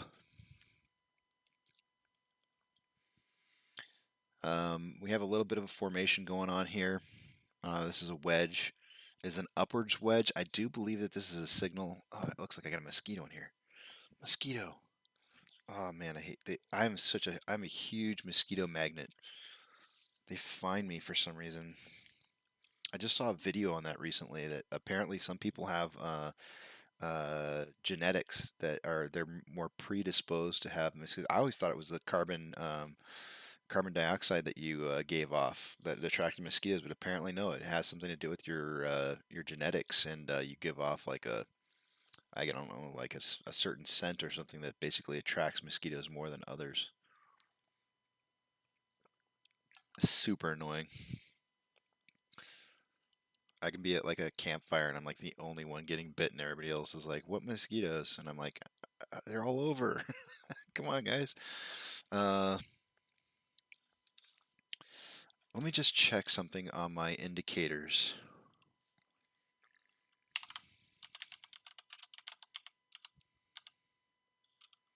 Because I do believe that this is an upwards wedge trend, which should be a bearish signal. Images. Actually, forget images. Let's go back to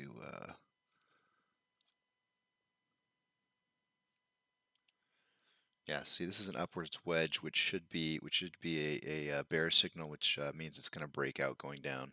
Yeah. Rising wedge pattern. So essentially, oh man, that mosquito's getting me. I know he is. Which basically means that this is going to move on up the wedge here. It looks like it kind of is going to break out. I usually guesstimate about 15 minutes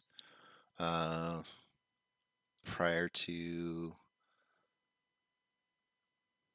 the wedge formation point. So somewhere kind of like in this area in here. Although it looks really close to the end, I'm going to drag it just a little bit off.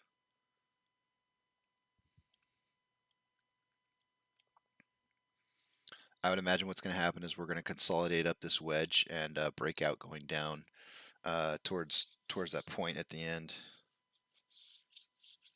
This mosquito's going to get me. He's going to get the best of me. I know it.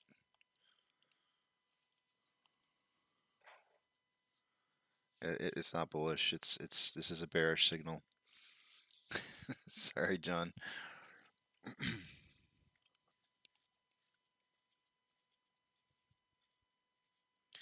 Oh, cool.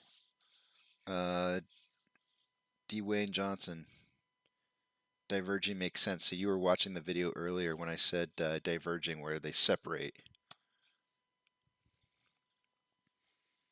Yeah. I feel like I was using the right terminology when I said diverging, but for some reason in my head it just didn't make sense. They are hitting us hard, John. I'm not sure if you were on here earlier. I do think the intentions are to get us down to about 31 bucks.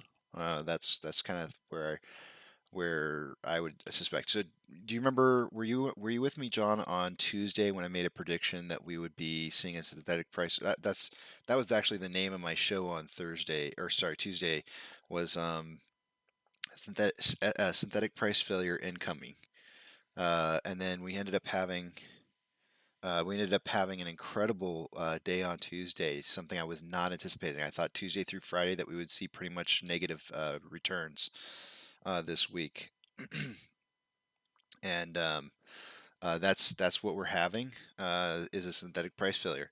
I started to think that maybe I was wrong on Tuesday because of the fact that it looked to me like it was a potential gamma squeeze, but I think what the hedge funds decided was, if they had to choose between having failure to deliver start stacking on versus a gamma squeeze, that they would rather take on the failure to delivers, which I don't blame them. Okay, so your first day was Wednesday. Okay, if you go back and you look at my Tuesday show, you'll see that it was named synthetic price failure incoming, and I was wrong that day. And I was like, I was kind of honestly devastated because I really felt like it was that there was a big incoming synthetic price failure. We had hit a maximum increase of 31.9% of an increase, which I really felt like we were kind of at the top when we hit 38.77 on the 17th. And so I made that prediction, and we ended up having like a. It was sorry, it was the 16th that we ended up having in the after-hour markets. It went up to like 38.77, which ended up being a 31.9% increase from the 29.40 that we were at before on the 11th. And these synthetic price failures are typically they run around 20%, give or take a percent or two, but for the most part they drop about 20%, which puts us down at 31 bucks. I think 31.9 is the exact amount. I have to do the math again real quick, but I think it's somewhere in that range. 32.20 is a 16.9% drop, so we are almost we almost got there. But so this is what happens. Let me explain it. On these synthetic price failures, what they do is they knock it down a bunch, right? You see the stair-stepping action that we have here, this short ladder attacking that's going down, and then they stop, right? They stop and they let the market do what it's going to do. They kind of go like, okay, we're going to let the market do what it's going to do. We're going to try and this is an attempt to try and get people to sell shares. They've dropped the price from 34.35 at opening all the way down to 32.20, and then they stop manipulating the market. They let the market take over, and as you can see, what's happening is we're starting to move back up now. And so what you'll end up seeing happening is that's when they'll start the short ladder attacks back down again, which when we break out of this wedge right here, you're going to see them attack it back down some more. They're going to take it down, they stair step it down, and they see at what point they can stop knocking the price down and actually kind of get people to sell their shares. Sometimes it works, sometimes it doesn't work, but they generally stop applying pressure at 20%. And let the market take back over at 20%. Sometimes it goes. We've had instances in the recent future where it actually went 30%. So if you remember on between 727, I'm looking at the. Well, I'll just put it over here for you guys to see.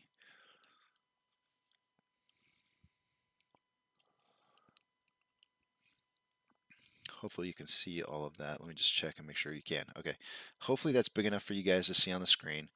But if you look back, where is it? Right here. On 727, we ended a bearish run that was down like 25%. We went up 18% back up to 40.94, and then from the 27th, this is wrong. From the 27th to the 5th, We had a run from 40.94 down to 28.57, which was a 30.2% decrease in price.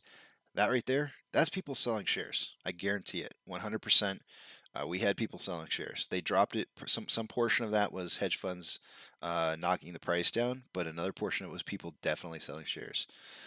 It's not by any means going to impact us. This is just, these are new investors. These are likely the people who got in at $50, $60, and they took enough of a hit to where, at $50 or $60, if you got in at $60 and it got down to 28.57, you saw half of your total investment disappear. And there's so people they started folding. I watched 2/3 of my investment disappear. 66.6% of my investment disappear when I initially got into this before it started making a retraction going the other direction. So it is what it is. You either have diamond hands or you don't, and so you form diamond handed apes during these periods of times where they drop it down, but then you also have people who fold. Well, I'll bet you a lot of those people who sold at $28 regretted it, because on 8.5 to 8.10 it went up from 28.57 all the way up to 38.23. They probably wouldn't have felt so bad if they had stayed in it.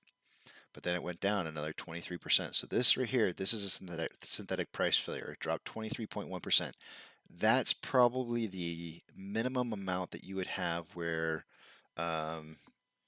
there might have been just a few people who were selling during that period of time. Not a whole lot, but there definitely was. It's a couple percent higher than 20%. But then we went back up to 38.77, 31.9% increase, and now we're at 16. The 32.20 that we hit just a little bit while ago is a 16.9% drop. Expect it to go down more. If it doesn't, then we'll be tracing into new highs, and I'll be deleting this section right here and tracing new highs. But at some point, we will have a 20% drop. It has to happen. It has to happen because that's the only way that they can get people to sell shares. They have to induce fear, doubt, and uncertainty. I said it backwards, didn't I? I said FDU. It's FUD. Fear, uncertainty, and doubt. And that's the only way they can cause it. They can cause it through media attacks. They can cause it through. Check out that link that I sent earlier. It's a Reddit post. I'll link it up again. I'll put it in the comments here. It actually talks about, what the heck? That's so long. I don't want to post that.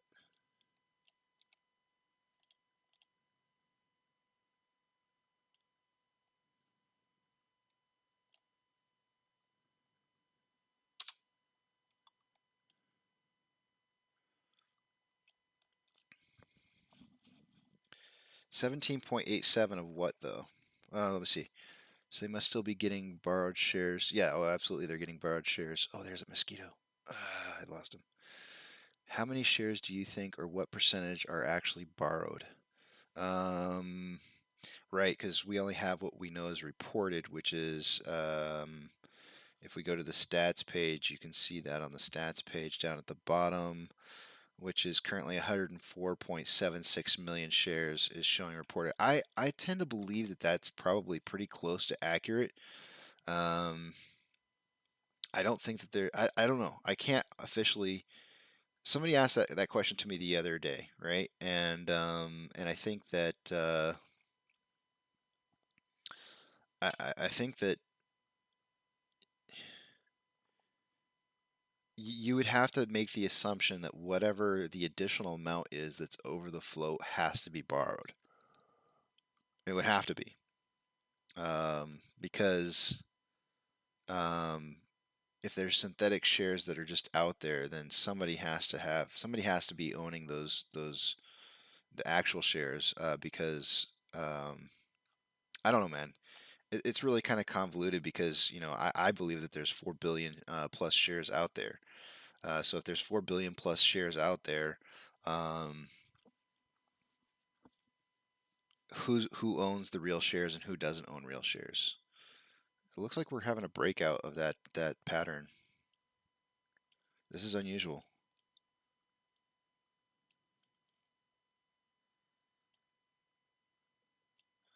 Did we have an order? Let me check the order flow real quick here.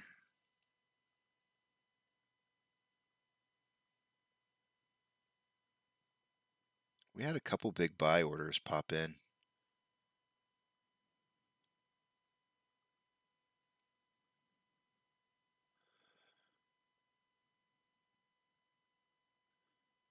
About 8,000 shares. I'm going to keep this wedge here. I would have a feeling that this is going to start getting attacked. It's hitting $33.20. That is the level of resistance. It's really hard to say how many actual shares. I mean, we know it's reported, and we know what and we know how many outstanding shares there are. So how much of that is actually on loan versus what exists is hard to say.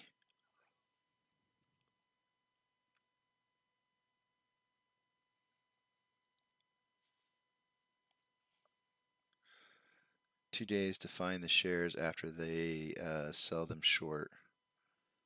Start of the squeeze. You're talking about I think what you're talking about is like the failure to deliver cycle. And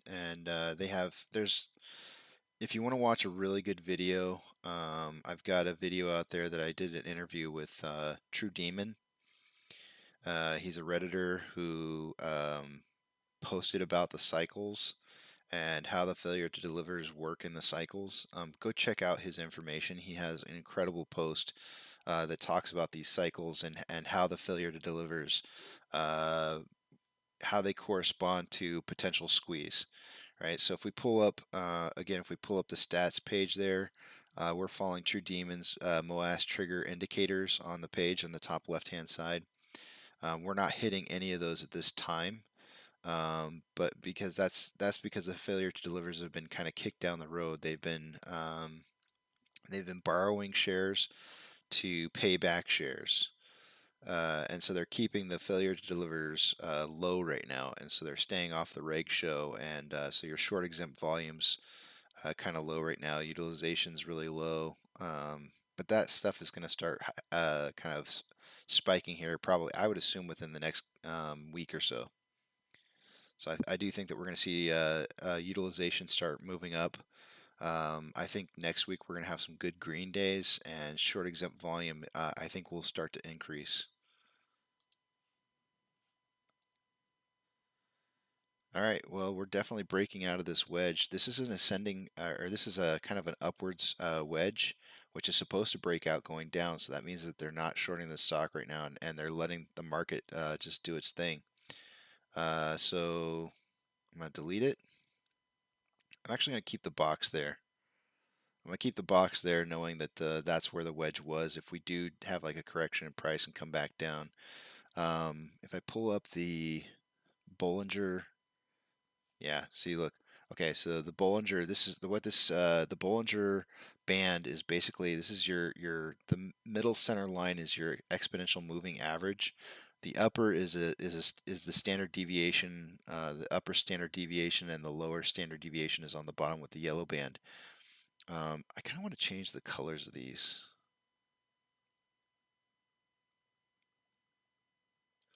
I'm going to make the upper red.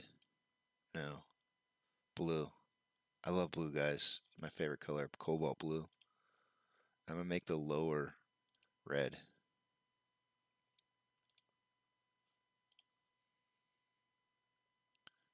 Oh, I made the mid blue. Yeah, that's good. Let's make the upper and the lower both red.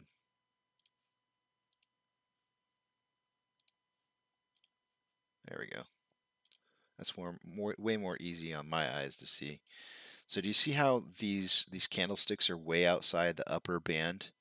The upper band, like, I mean, this is abnormal buying happening right here.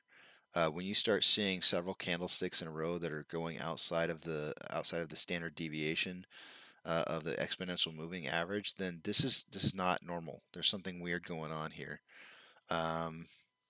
So, obviously this correction coming back down or bouncing off the $33.20 level of resistance, would be expected. So I'm going to continue to keep this box in here because I think this was just a natural movement. Oh gosh, I'm like sitting here telling you guys what I'm talking about, and I'm like drawing it all out and like showing you everything, and it's not even on the right page. This right here, I'm talking about this up in the top left-hand side. This is trading outside of that Bollinger Band.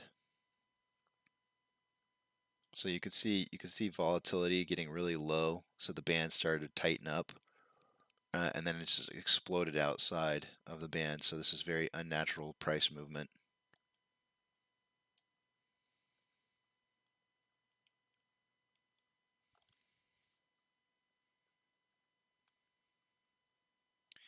But yeah, they're absolutely getting borrowed shares every single day. I cover that. If you want to figure out how many available shares there are to borrow, put up the stats page. What you do is you take your shares on loan, right, which is in the middle bottom section, which is 104.76 million, and then you divide that by your utilization, which is 89.02%, so 0.8902. And I'll pull up the calculator. Let's see. I'll put you back on the main page. I'll pull up the calculator and we'll calculate this real quick. All right. So this is how you get it. 104,760 million shares loan. Divide that by your utilization, 8902. That's how many shares are available to be lent currently. There's 117.6 million shares. Now I have a little notepad that I keep on the side, and every once in a while I'll bring it over and show you guys. On the notepad, you'll see shares borrowed right here. This is what I track on the daily. As of right now, it looks like the borrowed amount of shares is 67.2, which is down from the 1.47 million shares that they borrowed for the day today, so 67.2K. Yesterday they returned shares. They returned almost 1 million shares yesterday. Yesterday they had 10.4 million shares available to borrow. That increased today to 12.921. But here it is, that number that I'm talking about, that I've got on the calculator, 117,681. So I basically rounded it up and called it 117.7 million shares available to borrow. So they're always finding shares to borrow. They're getting them from brokers who own shares, and all they have to do is call them up and ask them, hey, do you have shares that I can borrow? And that's the only answer they have to get is, yes, I have shares that you can borrow. And then they can create naked synthetic shorts to borrow against.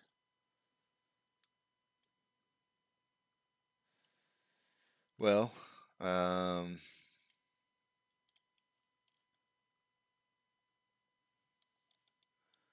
John, you'll be happy to see that it looks like it's gonna avoid my box entirely. So we're on the way back up here. So the lowest we got was 16.9% down from 38.77. I really did expect to see 31 at some point today. It's possible we may not go down there. I figured it would hit 31, bounce off of 31, and move back up. But we bounced off of, looks like, it kind of looks like we bounced off of like 32.50-ish.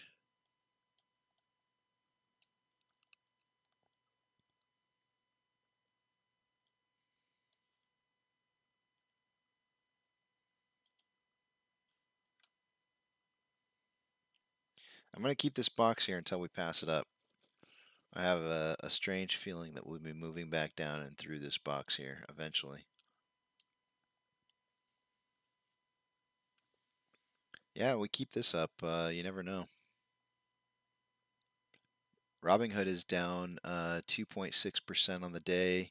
Amazon is down negative 0.14. I track Amazon because it's the heartbeat of the buying portion of America. You know, we buy a lot of goods through Amazon, and when we start to see a market crash, we'll see it there first. Cinemark, that's our competitor. So the movie industry in general, I just kind of like to look to see how they're doing. They're up 3% today. Dogecoin, the pump and dump of hedge funds, is up 3.4%. GME is up 3.3%, and we're down 1.5.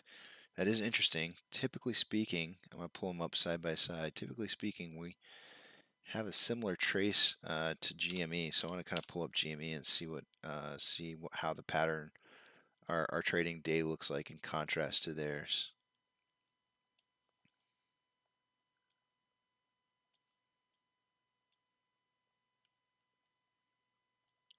They got a nice George W. Look at that. Nice bottom off of 153. We also have it too. There's a nice double bottom right there at 3220 basically. And we got another like a sideways George W. Yeah. I mean the patterns are kind of similar.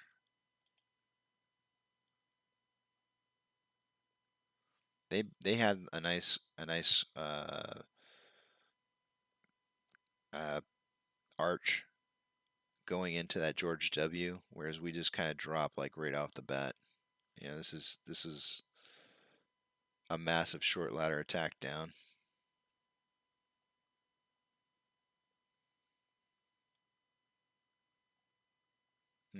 Interesting.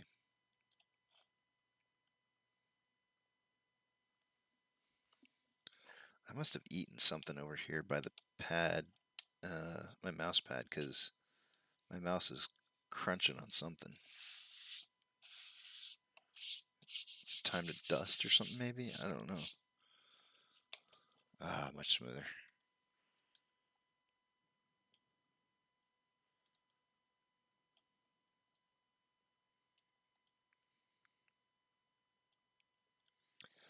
Well, I am pleasantly surprised, guys. I really did feel like we would have a dropout down to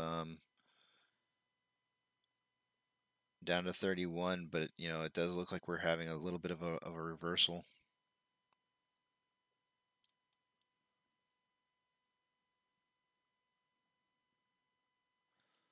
Pulling out to a 30-minute, the RSI is at 48.66. Just kind of want to see what the trend looks like for the last couple days here. We had this nice stair-step ladder action up.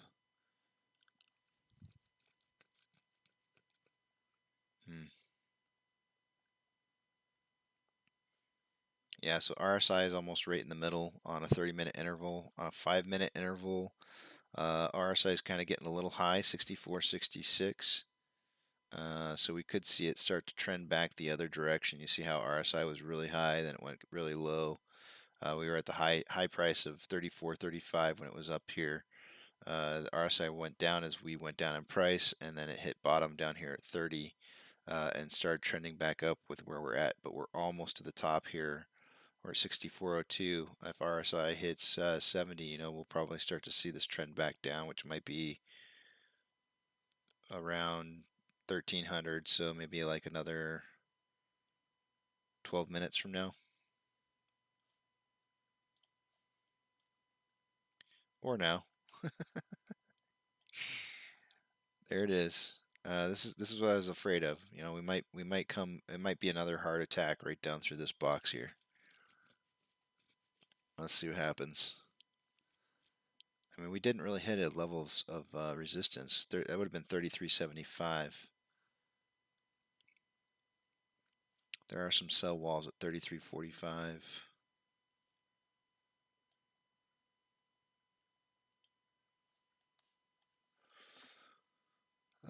Rick, haven't seen you here before. Welcome. What's your take on Ortex, its accuracy and unbiasedness? I'm not bashing. I just don't know enough about it. Yeah, we know I think all apes would agree that that there's they're only getting what they are reported to. Like whatever reports to them, they're publishing that data. So we can only look at it as indicators as to what the trends might be, but they're not like actual. It's not complete data. It's a portion of data. So you have to kind of take Ortex data with a grain of salt. It's like reading. It's like reading the cheat sheets. What do they call those? What do they call those? The book, and when you don't want to read the entire book and you read the other little portion of the thing. I've never read one of them before. You know what I'm talking about. I walked away from my computer for a minute and I heard you say a massive ladder attack down. Oh, did I get that mosquito? Yeah, like this could turn into a massive ladder attack down. If RSI starts to get too high, so this is, if you look earlier in the morning here, we had this is a pretty good massive attack here. It's like a $2 attack, right? 34.35 down to 32.20. We had a $2 drop. This morning it took us approximately 9:30 until 11:30. So you got about 2 hours that it took us to get down. We're on a, let's see, 11:32. We're about an hour and a half now out of moving upwards. So this could be that point where they start shorting the stock again, right? Letting it go back down. I can see a reversal coming in here. I don't believe this is going to continue upwards. I think this has a limit on it.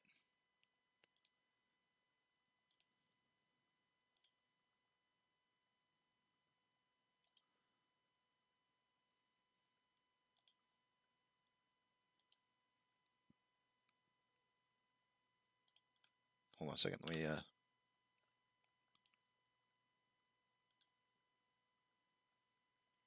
that almost looks like a parallel path. So let me delete these and see if I can get a parallel path in here. I'm one-handing this today.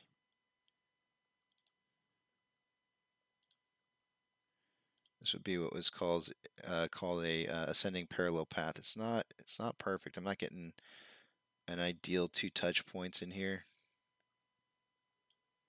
It's pretty close. So this is a bearish channel, an ascending bearish channel, which will break out down once we get to a certain point. It'll get to a point where we hit like a level of resistance, say like $33.75.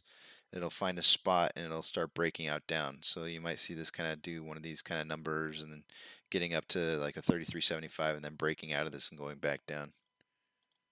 Cliff Notes. Thank you. I couldn't think of it, Chris. Thanks. I never did Cliff Notes. I never did. I don't read, period. It's not true. I don't read very much, I should say. I've always told my kids that I don't read very much. If there's one thing that I wish the ADD wasn't so bad with me, it would be that I could enjoy reading. But reading is like probably, I'd rather have my teeth pulled than having to sit down and read a book. And it's sad, it's true. If I want to go to sleep, I just read. It doesn't take very long. I just start shutting down. This is why don't come to my channel if you want me to sit down and go through an NSCC filing report, because it's not going to happen. I can tell you right now, that's not going to happen. I don't have the patience to read through a lot of that stuff, but I can direct you to somebody who does.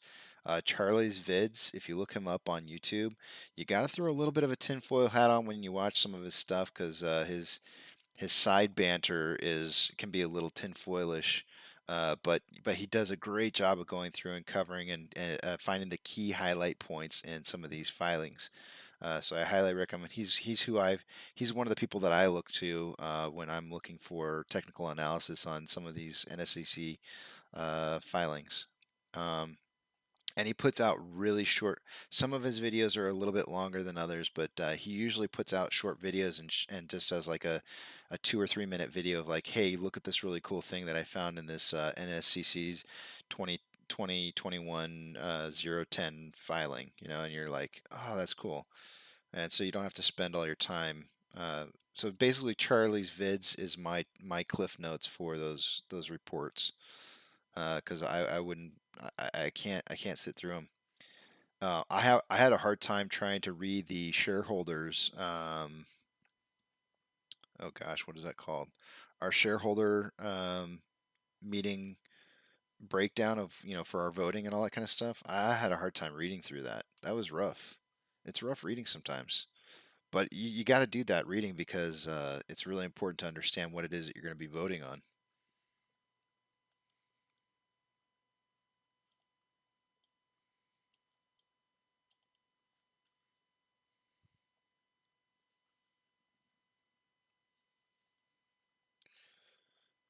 Absolutely, Rick. Not a problem. Welcome to the channel. I don't believe that I've seen you on before. It's good to see new faces. Yeah, meeting minutes for by Charlie's vids. That's what he should call them. He should call them meeting minutes.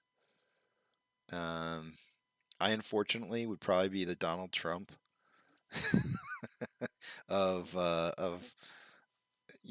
I need bullet points. Give me some bullet points, because that's about how long my attention span lasts for when it comes to reading. No offense to if you like Donald Trump. I'm not trying to bash on him. I'm just saying that's me and him were one and the same when it comes to attention span.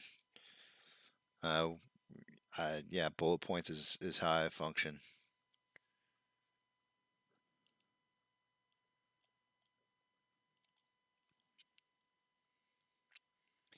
Chris, good to see you back. I'm hoping that Chris is going to be a part of the one of my YouTube videos on my trip. We're going to be traveling, my son and I, starting next week.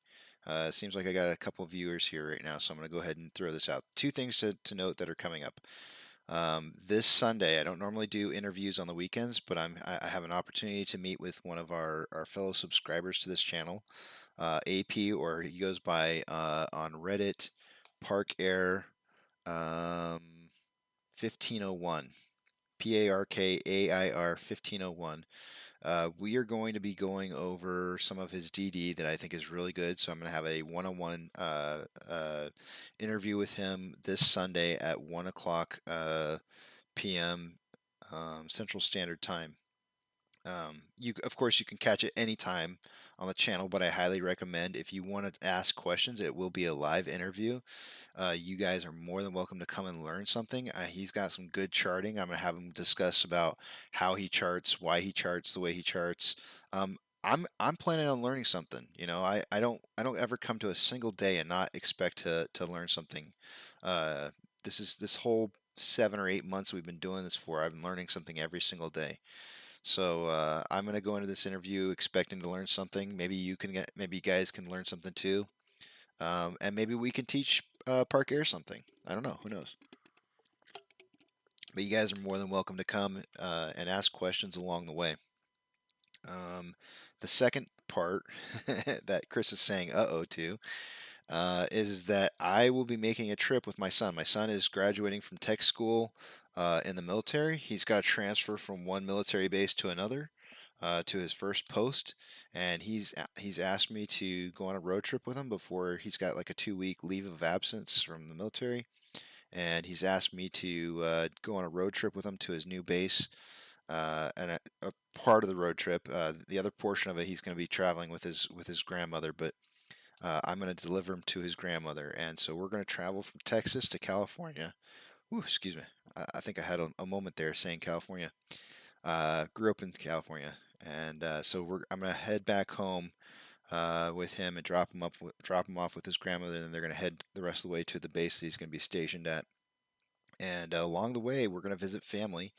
We will see Chris Marks on the way. Chris is family, and I plan on doing. Normally, I cover all the hours I start from 6 a.m. Central Standard Time to 3 p.m. So I do like 2 hours before market open, or an hour and a half, or however long that is, 2.5 hours before market open until market close. But instead, on the trip, what we'll probably be doing is like 10-minute videos a couple times throughout the day, kind of give you updates on the data, because I do know that some people are coming here for Ortex data. Maybe you're coming here for Fintel data, whatever data that it is that you guys come here for. I want to be able to kind of provide like some, excuse me, on the road technical analysis while we're still moving. I don't want to leave you guys hanging for a week, because that's how long we're traveling for. So you guys will have to put up with me doing an on the road show from the 24th until the 31st, and then after that we'll resume normal show times on the 1st of September.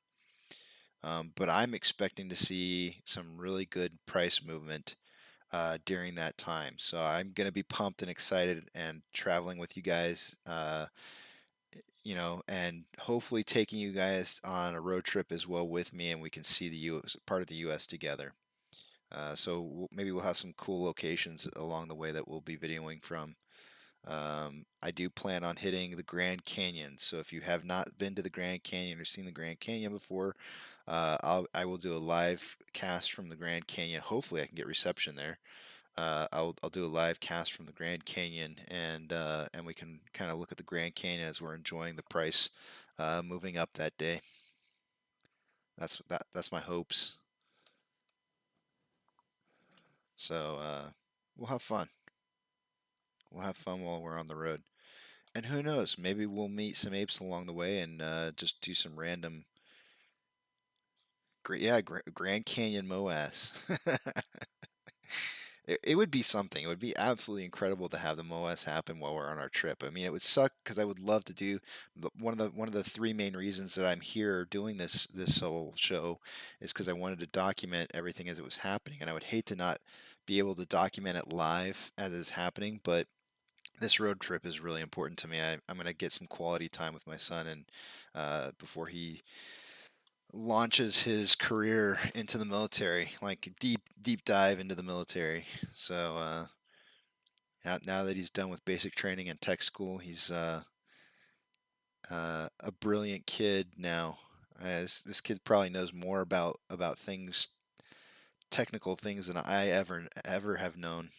He's gonna make me feel stupid. He'd be like, "That's not how that works, Dad."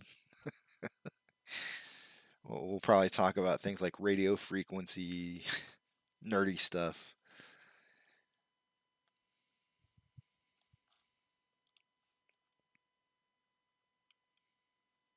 All right, I'm going to refresh some page and let's do some technical analysis here.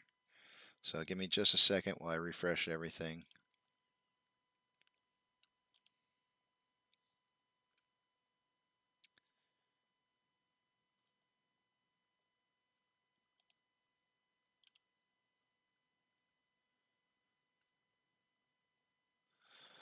I do want to let you guys know as well that I don't know if you guys are Redditors, but for those of you who are Redditors, I have put out a request to have an interview with a moderator from our AMC stock.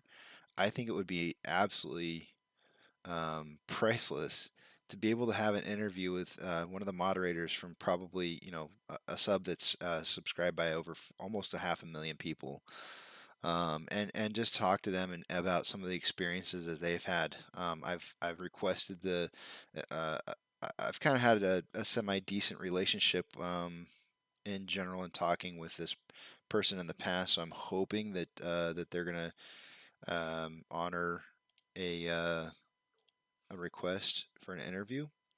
I'm speaking in advance. I'm not saying who it is because I'm speaking on their behalf in advance about this. because nothing's been ironed out yet. But that is one of the possible interviews in the future that I'm trying to set up. I think that would be an absolute amazing interview. I definitely have some questions.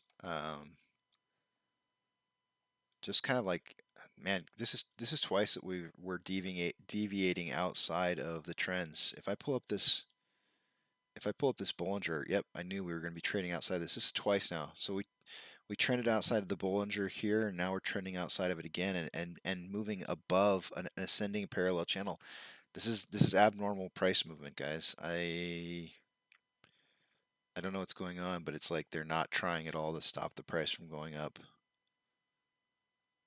I want to leave that up there. That's weird. This is really strange. This is not reacting the way that it should. I'm not disappointed. We're going up in price.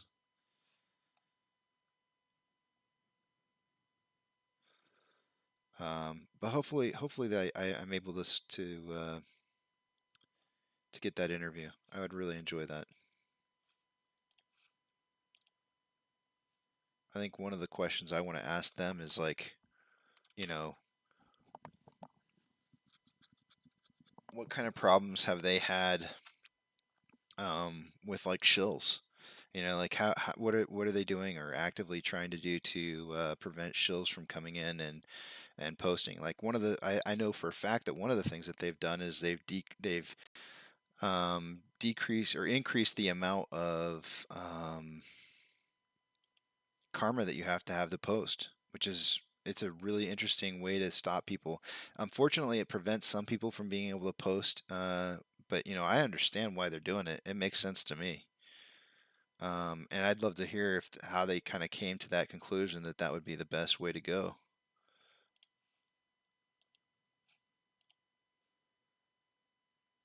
I have a sub that I'm starting for after the post MOS. I'm not going to tell you guys what it is. It's a secret for now. But I have a post MOS sub that I have created where I think I kind of want to make it a private sub for people who are definitely apes who held. I might make people verify by showing me personally um, that they actually held stock of AMC. But I wanted there to be a safe place of apes where they can go and talk about their experiences post MOAS. How are they investing their money afterwards? You know, talk about anything they wanted. You know, post MOAS. What are you doing? What are you doing post MOAS, and what mistakes are you making, or what kind of positive things are you learning along the way? I think it'd be a really good site to have for people who kind of make it through this. All right, let's take a look at the technicals. We're going to start right here at dark pools, right where my finger's at. Dark pools currently traded for the day today 60.95. I have noticed that this is reporting a little bit lower than Stonko Tracker by the end of the day by about 4%. So it might be really around 64% trade in the dark pools, but as of right now, it's showing 60.95%. The going down below, the borrowed change amount or the amount of shares that they have borrowed today is a return amount. So earlier I had wrote 67.2 thousand shares borrowed. It is now returned of 110.1 thousand shares.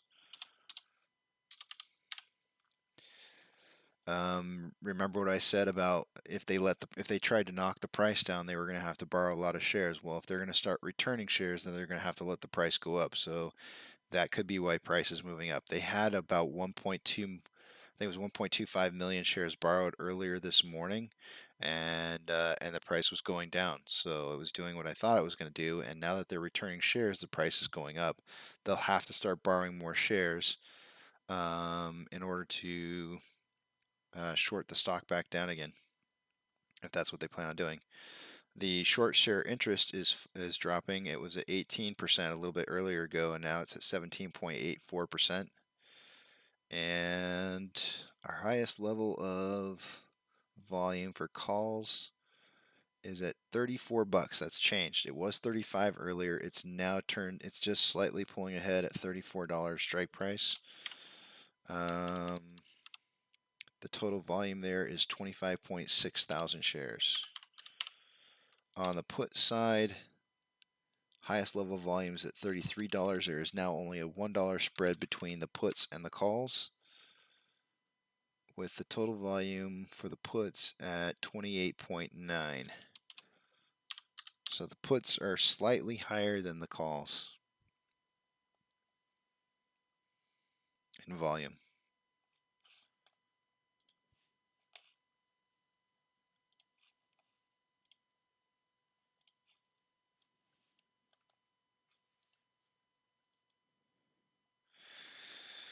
Okay. Moving back over to the other page. Looking at Stonko Tracker. It's showing 65,000 shares available to borrow with 2.2 in the ETFs. Over time, looks like they're kind of returning some, then borrowing some. It's a little bit of back and forth. In the money calls 34,000 versus 65,000 in the money puts. However, there is 250,000 out of the money puts. So yeah, like a 2.5 to 1 ratio.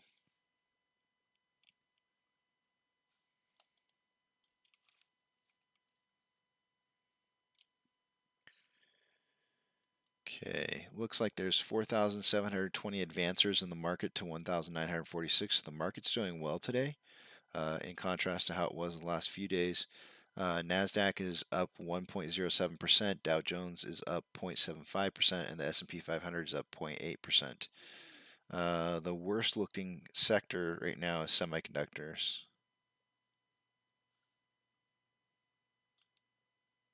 Banking was pretty bad a little while ago.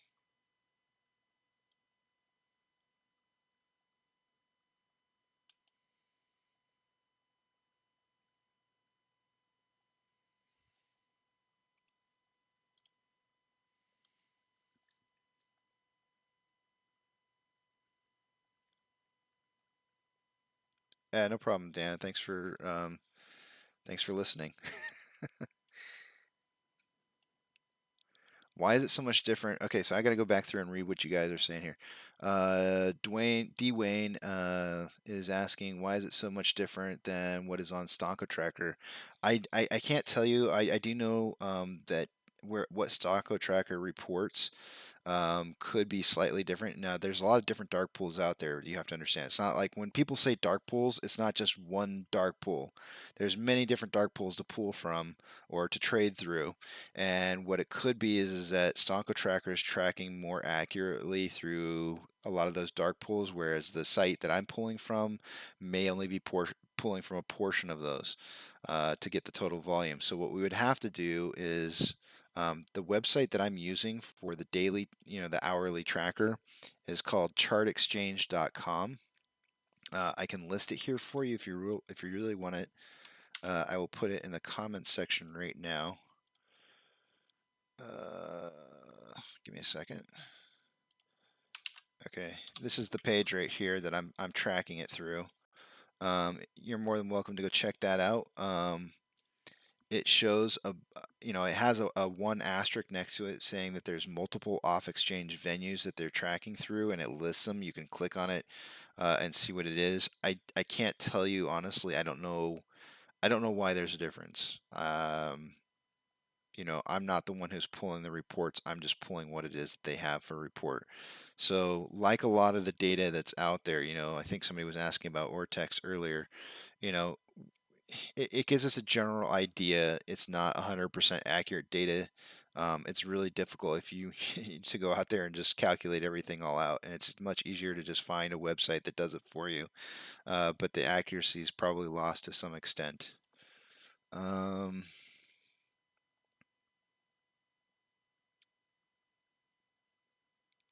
Yeah, Vivamus, as far as like supporting the idea about a post-MOAS subreddit, there's a lot of things to talk about once we make our money. We need to talk about how we invest it safely. A lot of people, one of the things that I want to start talking about is the FDIC only insures up to $250,000 in an account. if the stock market crashes and the banking system has a failure and you have all your money sitting in a banking account that is only insured by, $250,000, something could happen to your money. I'm talking about if you had, say, 20 million. I don't know how much you're going to have, but let's just say you had $20 million in there. Only 250,000 of it's insured. And that's scary. That's really, really super scary to think about, because then you have to start talking about putting it into multiple accounts. It could be a lot of them depending on how much money you walk away with. But there are companies out there like Charles Schwab who have accounts that insure up to $20 million of your money, and there's no fees for those accounts whatsoever. That's one of the ones that I found. I'm not advocating Charles Schwab. I'm just telling you the research that I found. I have since found information about Charles Schwab that kind of makes me question whether or not I want to work with them. But it's definitely something. It's something to think about. Like, where are we going to be putting our money afterwards? There's so many things to talk about. Like, uh, you know, I'm sure a lot of people are going to have a lot of different investment options afterwards, or even charities that they want to donate to. Think about the idea that if we had like a location we could go to privately and talk together as apes, um, and it was a secured place, and we could talk about charities that we donate to. There's just a lot of good things that I think that could come from it. But let's see here. Buy volume has increased. Let's check that out. It sure has. It was starting to decrease right up until about 12:33, and then started to increase ever since. So basically for about the last hour, it's been increased, but it does look like it's kind of slowing down. Yeah, it's definitely slowing down a little bit. Let's do a quick calculation. Let's see here. 12:15, so 390 divided by 2, that's half the day, plus 30 minutes, 225. So 35.22 divided by 225, multiplied by 390. We're on a pace for 61 million shares traded for the day. I had projected somewhere between 20 and 40 million, so we're definitely doing better than my projection from this morning. I'm telling you guys, the pre-market volume is really throwing me off lately. Pre-market volume was so low today, so low. So we're definitely picking up pace. I wouldn't expect to hit 61. We don't normally pick up the pace enough to be able to hit halfway through the day what we are on average for. But I could see 50. I can see 50 at this point. So maybe about 10 million more than my upper limit. Is today going to be a green day? It possibly could. I honestly felt like, we'd see 31 at some point, and here we are driving almost breaking even. What happened with all the failure to delivers chatter earlier this week? Millions per day, something I read. Rick, that's a really interesting question. I struggled with that one a lot. I didn't understand why people were talking about failure to delivers when they were showing on Ortex. Let me pull it up for you real quick here. Ortex is showing.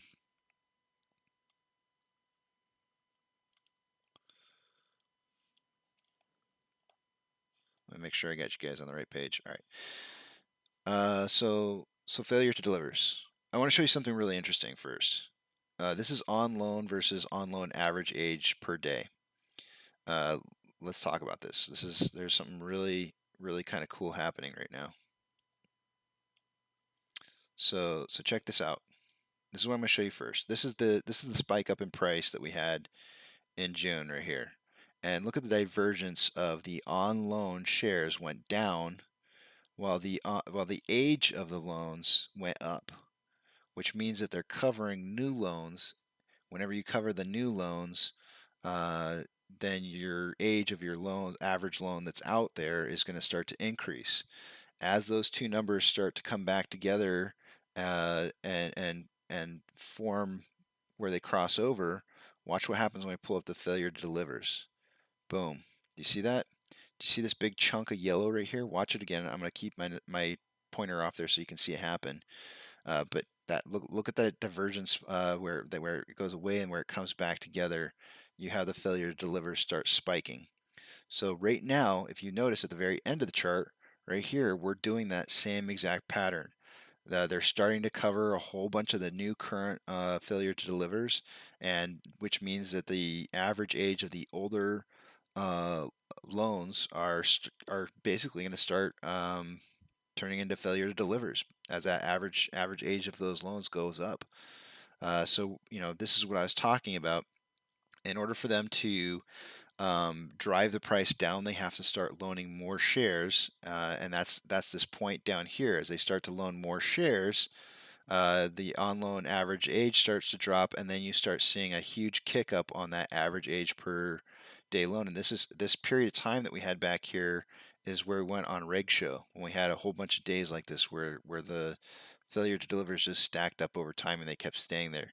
But then they started borrowing loans to pay off the loans that they had from the past, and so that's why we saw ourselves moving off the reg show. But there was a lot of people that were saying like, oh well, this cycle right here was supposed to be some kind of point where they were going to be paying for those later. I don't think so. We would have seen a huge spike in this on loan average day, uh, in order for that to happen. And so when people kept talking about those failure to deliver, I was like, we're past that cycle. That cycle's done. Um, we're kind of like at the beginning phase of a new cycle, and so I didn't really understand why people were talking about that. But I don't know enough about it to be able to argue with them, right? I just know that I know they're talking about failure to delivers, but I can see that they've covered their failure to delivers. They've dropped off, but they're slowly starting to build back up, right? And as this on loan average day starts to increase more and more and more and more, that's when you're going to see this number start to get higher exponentially. They're going to start loaning more shares, and then it's gonna spiral out of control to where they have to borrow more shares again in order to decrease older loans, or um, or to cover for older loans that they have, essentially kicking the can down the road. Buy volume is increased Green Day. I look forward to sharing my ideas when that happens. What a run this morning. I know, man. It's been a crazy morning this morning. Um, up, down, up, down. We got a fire sale though. I mean, I did name the show today Fire Sale. I don't know if I didn't buy today at the bottom at 32.20, but we definitely did have that fire sale. I'll tell you what though. Watch this. Let me get rid of some of my noisiness stuff here, and you're gonna see something you're gonna really like. You guys are all. I know all of you are gonna see this, and you're gonna know exactly what it is. What you guys see? What do you guys see here? The beginnings of. Who's gonna be the first person that yells it out? Because I know you know what this is. I know you know what this is.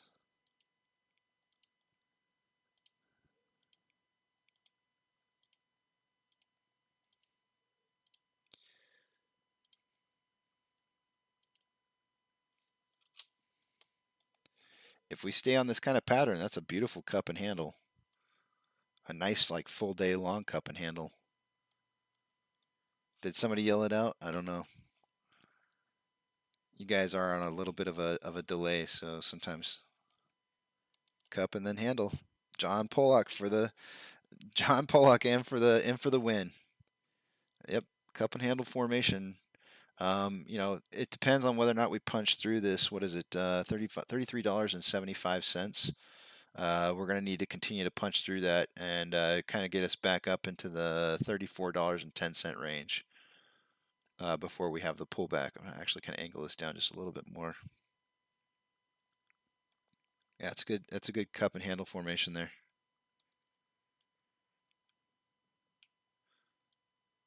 So, ignore my sloppy drawing of this. But we're going to look for something like this to form. It's not going to be exactly, and I'm not going to change it. I'm going to leave it the way that it is. But let's look for that to happen. That will be cool to see, especially going into this weekend. I mean, if we could finish this cup and handle formation going into about, let's see, that would put us at 1406, which would be 206. What does that leave us left with? 14. Yeah, 2 hours. I don't know if the ride would if I were to draw something up here, like this. I don't know if we could catch a ride that high or not. I believe I've read before that the base, I think that the price from the top of the cup to the base of the cup is like the amount of price that you're supposed to see it increase, I think. So, that was a $2 increase. It would be $2 basically from like down here, 33, 34, about like a 35.50.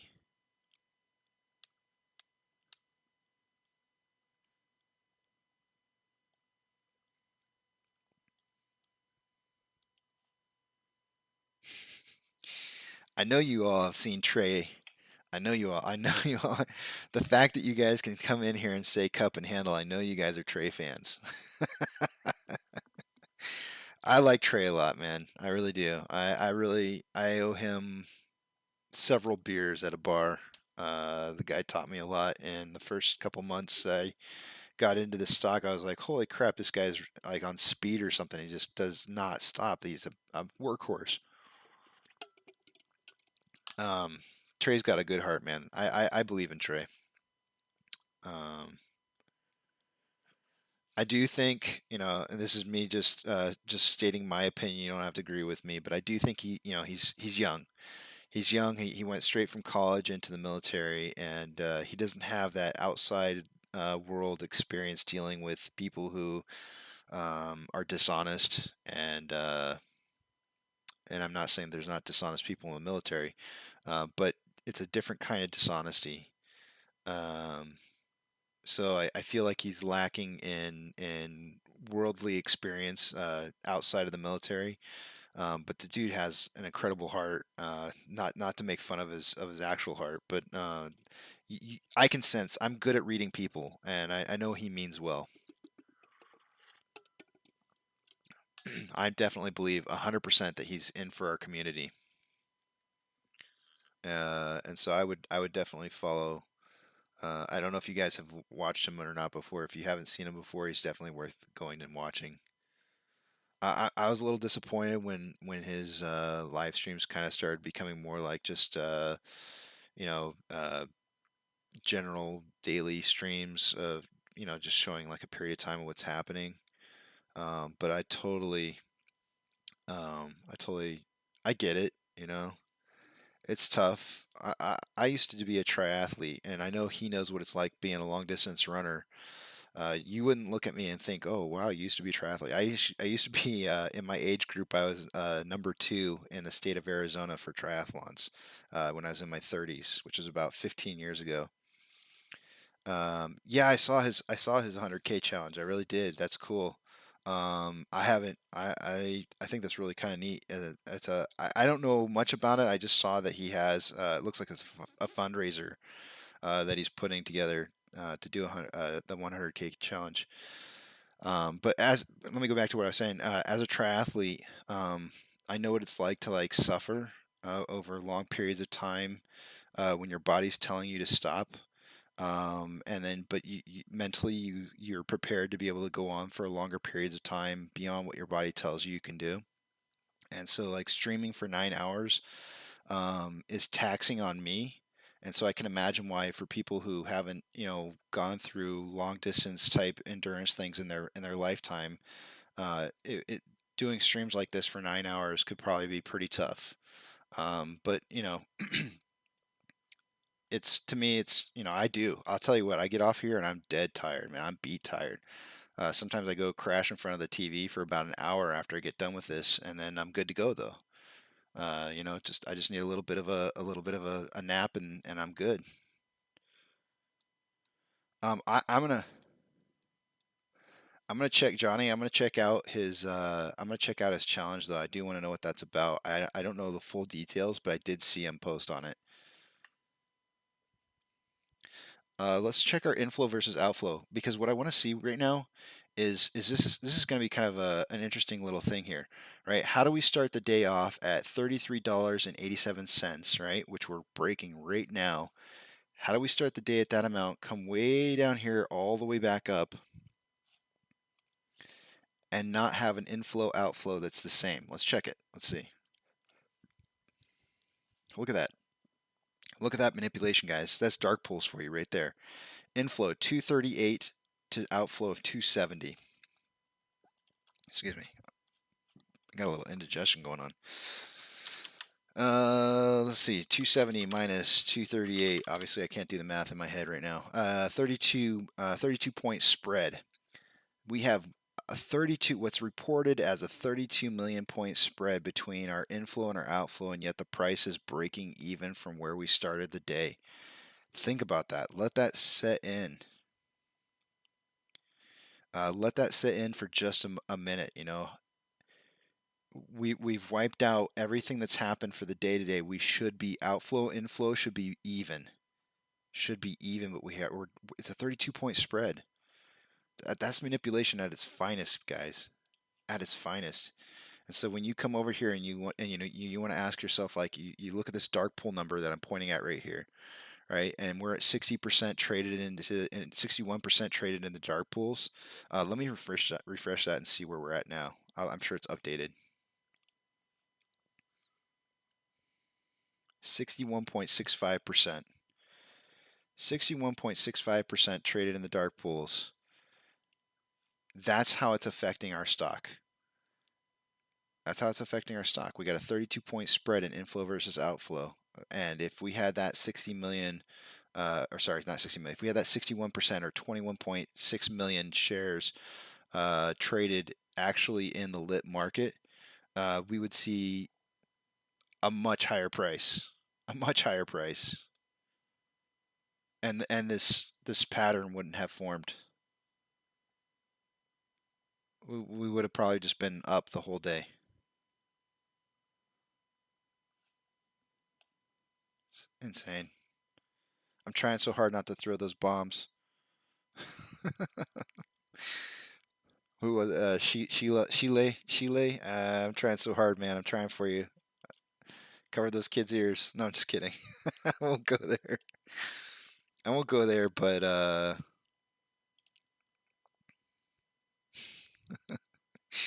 I'm trying. I'm trying. These are those moments where I go like, this poop is not right.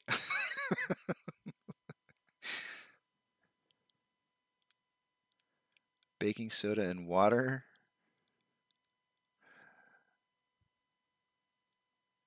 Is that what's that for? Is that supposed to help me? Baking soda and water? So they are holding back the inflow from lit exchange, correct? Yes, so that is correct, Rick. They are definitely holding back the buy orders specifically. Of course, they're letting the sell orders hit, but not the buy orders.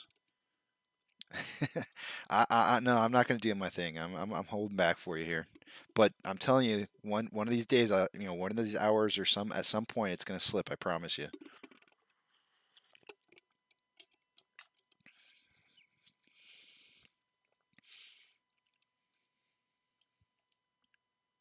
I just want you to be prepared because I don't want to deceive you all.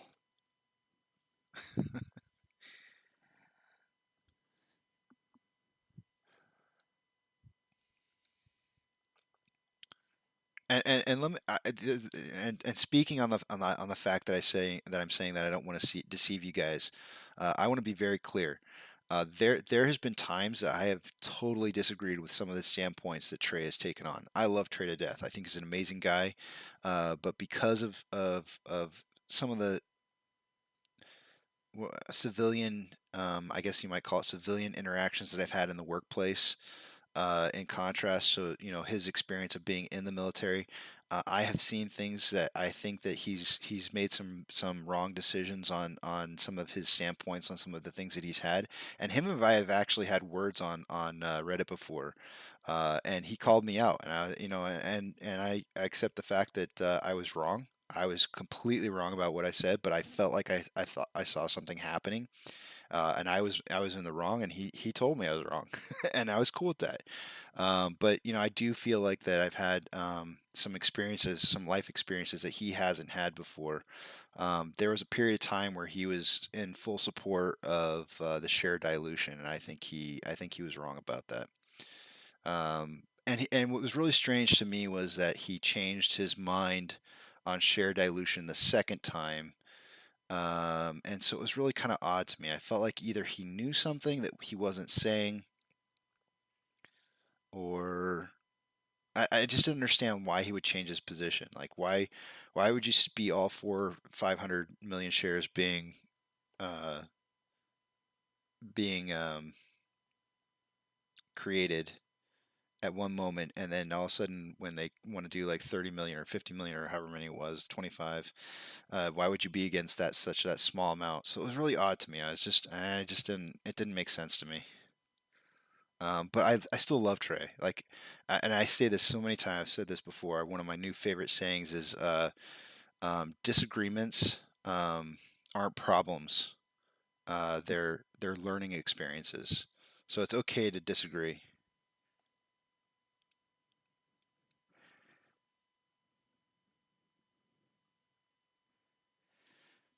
You know, this is where I'm gonna try and be PC again here for Sheila. So here's the thing with the share dilution. When you go to the bathroom, it doesn't matter if the toilet paper goes over the front side or the back side because you're still gonna wipe your butt, right? Getting the share and the share dilution happening on the front side of the MOAS versus the back side of the MOAS is what we're talking about here. There's two different ways to look at it. You can you can put the toilet paper over the front or the back, but you're still going to get the end result is that the MOAS is still going to happen, right? You're going to wipe the MOAS one way or the other. It doesn't matter. So we could argue whether it's right or it's wrong to do it on the front and the back side. My point of view was simply that if we were to follow the blueprint of GME, the OG Apes, right? Those guys knew that the share dilution had to come on the backside. And my point of view was is that if we're going to follow the blueprint of buy and hold, and everything comes after the squeeze, then we should be following the blueprint. And so but in all honesty though, it really doesn't matter because it's just an idea of whether or not you're wrapping it over the front or the back. So there's really no reason to argue about it because one way or the other the MOAS happens.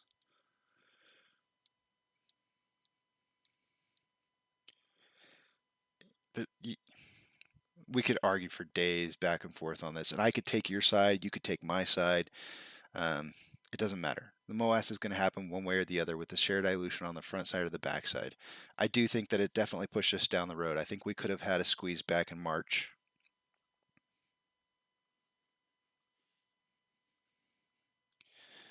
There were huge indicators in March that were pointing towards everything happening for the squeeze. Here, I'll put it up here for you guys to see. I don't really want to go into this too much because I just feel like it's kind of pointless to argue. It's not really a point that's worth arguing about. But check this out. You guys, you'll see all the games the kids have on the desktop there. Let me show you this. So this is that on loan average age per day, right? We had 1, 2, 3, 4, 5 times that had these dips. One huge dip right here. Let me get rid of my stuff on the page for you guys. One time where it dipped right here and we had the January squeeze. One time in March where it dipped and nothing in price. Another time where it had a small dip and you can't really see it because the circle's kind of hiding it, but there was a spike. There was definitely a spike up in price here.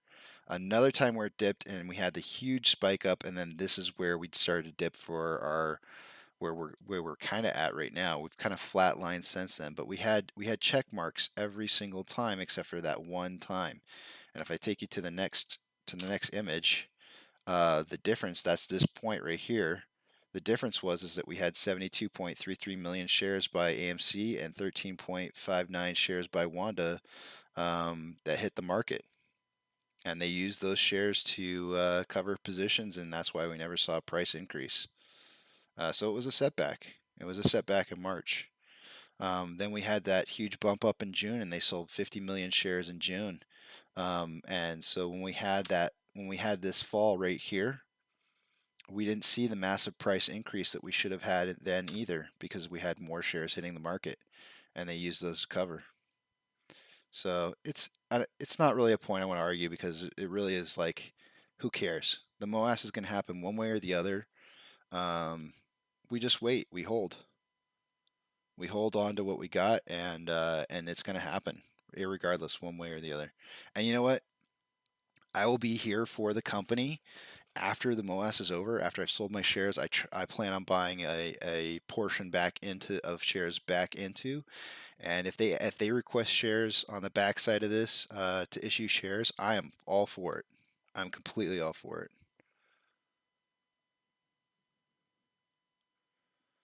Yes, you're right. I don't disagree with the idea that it dug a huge hole for him by issuing those shares. I completely agree. It dug a much bigger hole for him by having those shares issued. It's just that it pushed us out, right? That's the only thing that I was trying to. That's the only disagreement that I had, is that I felt like it was pushing out the MOAS further. It made him dig a bigger hole, but it also had us have to wait longer. So, but we're here. We're here, and we're in the moment. And Vivimum, what I got to say his full name here. Vivimus Moriendum Est.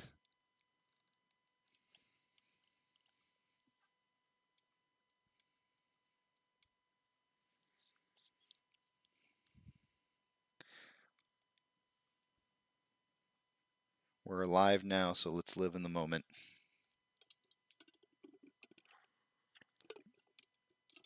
Because we're going to die. That's, I think, a rough estimate, a rough translation of that Latin. I think it's Latin.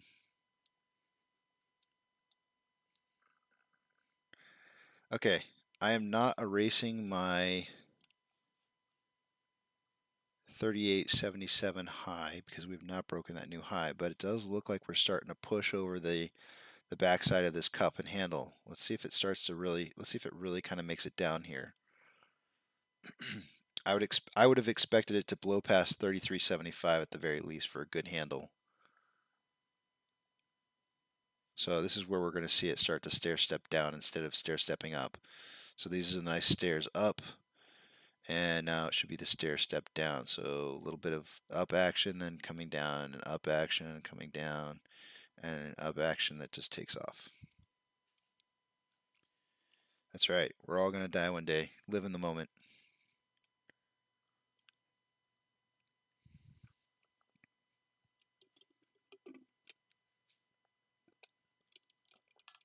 Trey's an amazing guy, man. That guy has accomplished so much. He's what, 24 years old, 25, something like that. I couldn't have dreamed of accomplishing as many things as he has in his lifetime, in his short quarter of a century. I'm 45 years old, and he has accomplished 100-fold what I've ever done in my life. So, hats off to Trey, man. He's amazing.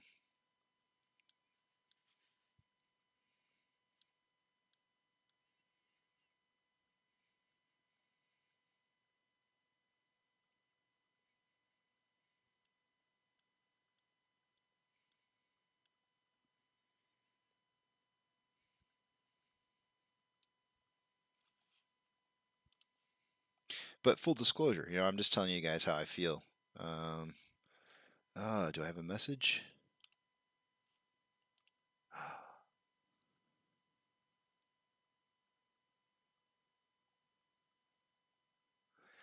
Oh, yes.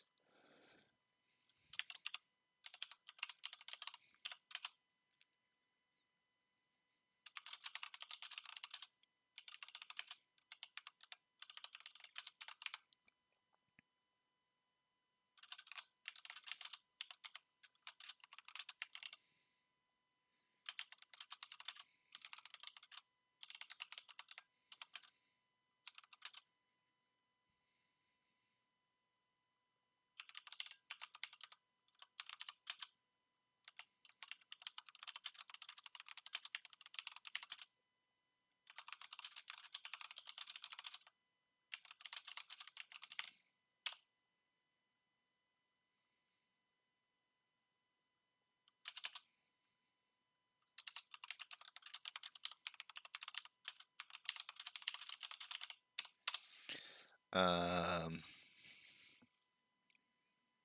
not going to talk about it. I can't tell you guys. I can't tell you guys, but I just got a really cool message. That is, I'm really stoked right now. I'm just gonna say potential future interview that might be really cool.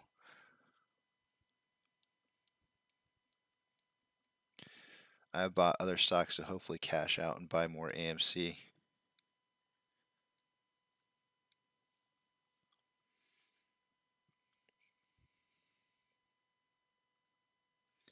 All right, so we are indeed doing that stair-stepping action down now. So if we go to like a 30-minute interval, let's check out the RSI. I bet it's okay. Wow, guys, this is good. This is really, really super good. We're at 54.08 for RSI, which is like almost right down the middle. With the stair-stepping action down that we're having right now, that'll probably cause that number to kind of decrease a little bit more, which is really good because that gives us a much higher ceiling to go up on the other side of that cup. That's really good looking.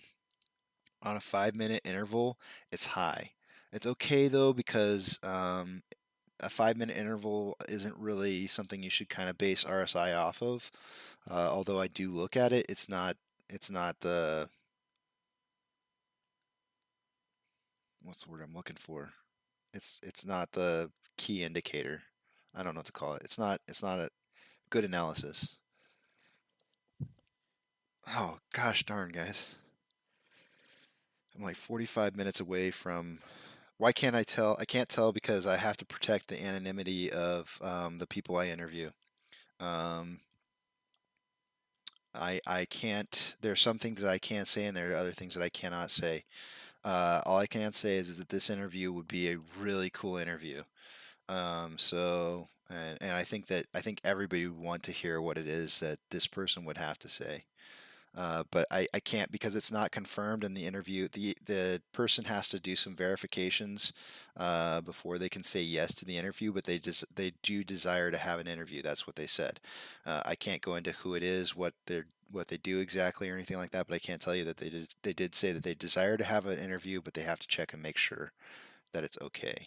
So there's just some things I got to keep. No, it's definitely not Adam Aaron. It's not that cool. I'm not Trey, man. Come on. I'm not Trey by any means. No, not that cool. I'll tell you what though, guys. There was a day. What were we talking about? I know what it was. We had a big old George W. This is not in relation. This is not who it is, but it'll make you laugh. It's just a quick story to make you laugh. Uh, so we had a George W. show up on the screen one day, and we were talking about it, and I was like, talking about like, I wonder if George W. knows that this is like, that it's named after him, or that that there's an indicator out there that is a positive indicator for price movement. And I was like, gosh, I wonder if anybody's ever talked to him about that. And I was like, hey, we should talk to George W. Bush and see how he's doing, and see if he'll come on the show and do like, I know I'm small beans, but believe it or not, guys, I actually did. I went and actually submitted to his group, his PR people, a request for an interview with him. I know it sounds so stupid, but if you don't ask, you don't get yeses. So I did ask George W. Bush's people for an interview. I got a very generic response back saying like, we'll look into it kind of thing. But I'm not expecting anything. I don't have a huge amount of viewership. He is a Texan. I'm here in Texas. I was like, hey, how cool would it be to talk to George W. Bush about what's the state of our economy? I think that would be awesome to be able to talk to him about something like that, and just ask him questions about like, like, did you know that there's an indicator out there called a George W? And just to see what he says. That'd be really cool.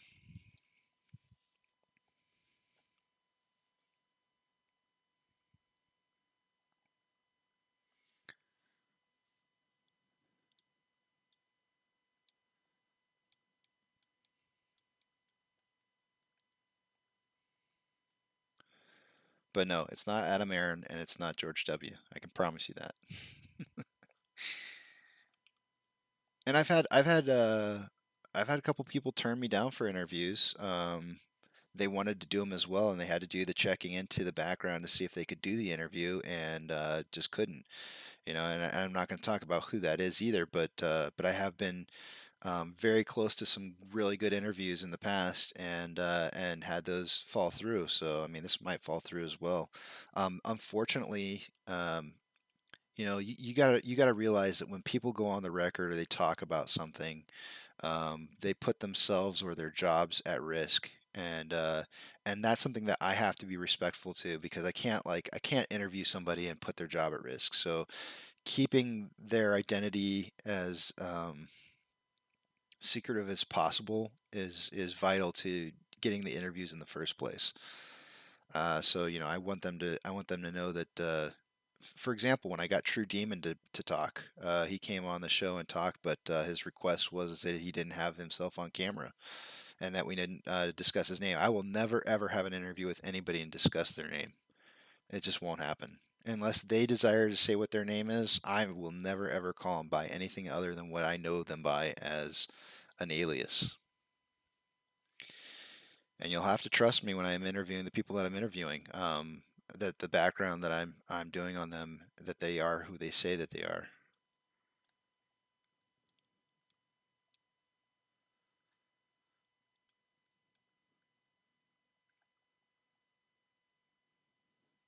Yeah, the cup and handle is looking really good. It's moving down that handle real nicely. I think I may have actually drawn the handle is supposed to be half the distance, I think, of the total cup down. So I think it might be supposed to be a little bit further down, but I'm gonna leave what I got here. I feel like sometimes it doesn't always go down that far. It just over time from the cup and handles that I've seen, they just don't really form that big of a decrease. But I mean, we'll see what happens. I mean, maybe it does. Maybe it goes down to 33.20. I would say that's probably about halfway. Yeah.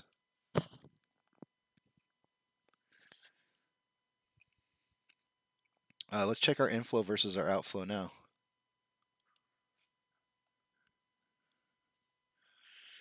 295 to 259.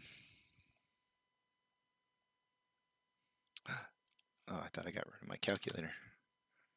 I'm not mathing, guys. I'm just not doing it. 36-point spread. What did I say before? What were we at before? Do you guys remember? I didn't look to see what my calculator said before I cleared it.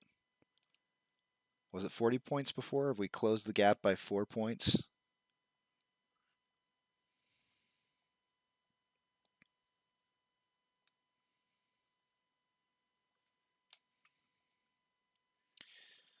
Okay, in about 8 minutes, I'll do another round of technical analysis. We have 13,000 buy wall, which just disappeared, so it was kind of a false buy wall.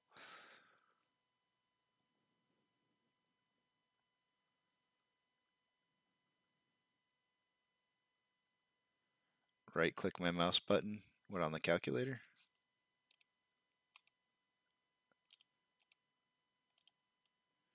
I can probably hit the undo. It doesn't show undo on there, so I probably cleared it out. Oh wait, I see the backwards button. Never mind, I see it. I see a backwards button. 20. No, that can't be it.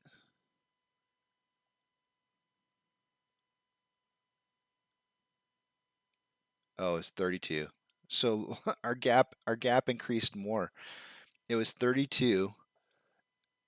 Inflow versus outflow was it was 270 to 238 earlier when we were checking it, when we had broke the cup even, right? We were set even for the day. It was a 32-point spread.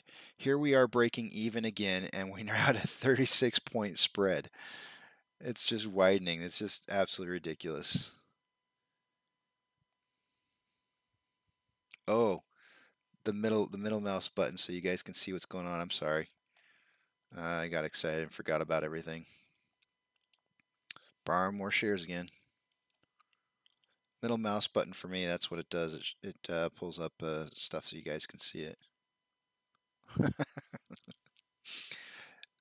I think it's so funny that you know that.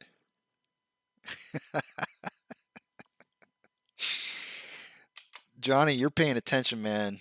You're paying attention. The fact that you know that my middle mouse button's what causes me to show up on the screen. Yeah, you've been watching for too long.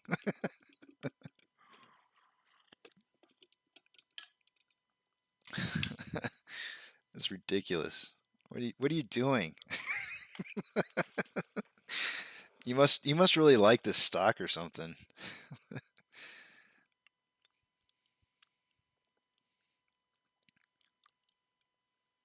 All right, let's see here. Yeah, I know I said it before.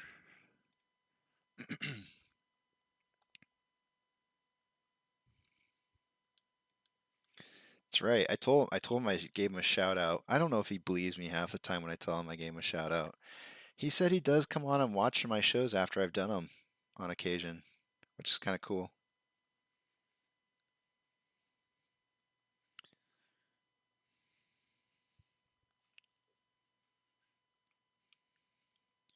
Man, it is following this formation like perfectly.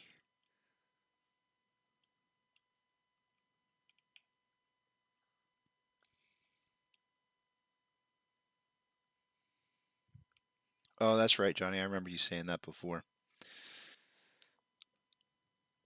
All right, it's time. I'm going to start refreshing pages.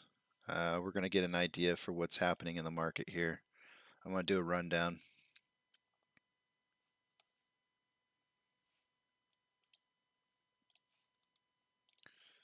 Let me just refresh some pages real quick and we'll start covering it.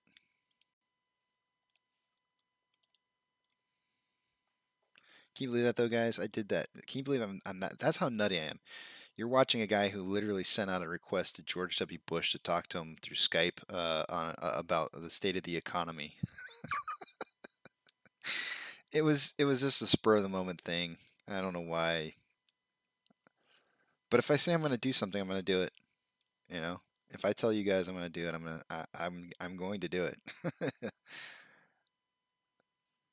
I'm definitely one of those guys where if you get a group of people together and you all start betting each other that you won't do something, I'm the guy that will take the bet every time. I will take it every time. I mean, if it's within reason, I will pretty much I've got stories to tell. I've got stories to tell.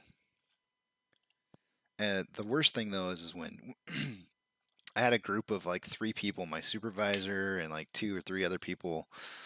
They all bet that I wouldn't go do something, and I did it. And they were all supposed to pay me like $25. It was like $150 I was going to make for doing it. It was something real easy. I just had to go up to somebody and say something. And I don't want to go into what it is because trying to keep it a little PC. But anyways, I did it. I did I'm sitting there figuring like if my supervisor is going to put me to a bet and she's making the bet, then she's okay with it. So I went ahead and I did it. I didn't care. I was $150. I didn't care what anybody thought of me. $150 is $150. And so I went and did it. Not a single person paid. I was pissed. I'm a gullible person right now. I'll tell you guys, I'm gullible. Super, super gullible. You guys can get me pretty easy. But yeah, I fell for that one. I didn't get my 150. I figured it was reasonable that they would pay me $25 a person. It seemed reasonable.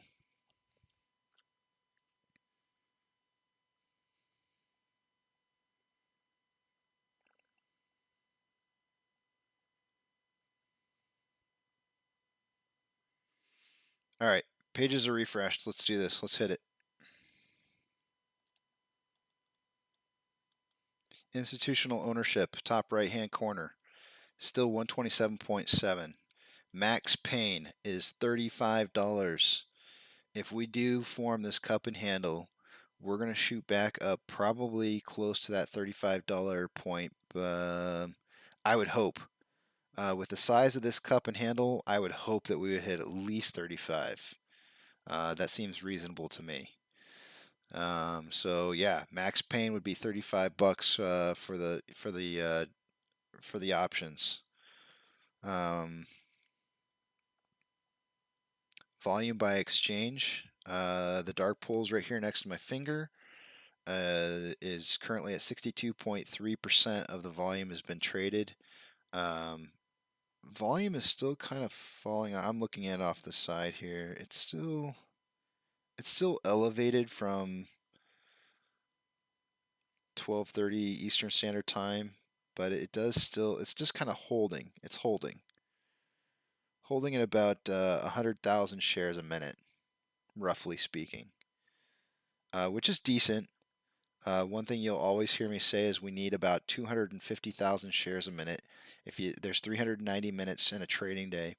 If you multiply 250,000 shares per minute, that gets you darn near close to 100 million shares a day in a day's worth of trading. Now, of course, the day is not even across a whole 250. You know, you might start off at like 500,000 shares a minute for like the first couple hours and then drop way down, you know, lower than that, and then kind of finish the day out strong. But it gives you a good idea for what you need to be trading per minute to kind of get to 100 million shares for the day.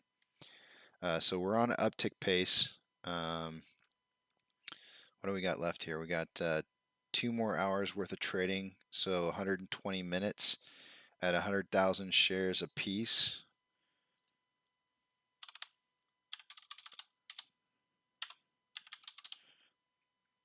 Wait, what? Where did that happen? That's not what I'm clicking. What the heck?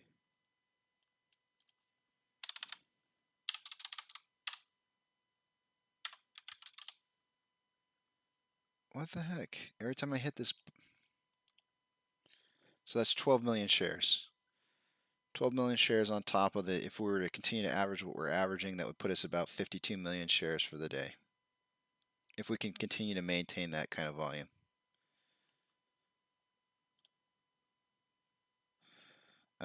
Moving down, the shares borrowed for the day today has increased. We were at a negative deficit, meaning they had returned 110.1 thousand shares. It's now 105,000 shares borrowed. And if the price does continue to increase, you're going to see that number increase as well. There's no doubt in my mind that they're going to need those shares to try and keep the price, short the price in order to keep it down. Looks like we might be having a reversal. I'll zoom in on it here in just a minute from the handle part. Let me just finish off what I'm doing. 17.88% of the estimated current short share interest of the free float. And the highest level of volume is around $34 at 37.9 thousand options. And currently, or we were earlier at 25.6. 37.9. Puts. Highest level of volume is at 33 at 34.1. It was 28.9 earlier, so that's slowed down a little bit. More calls than there are puts now, with a $1 spread.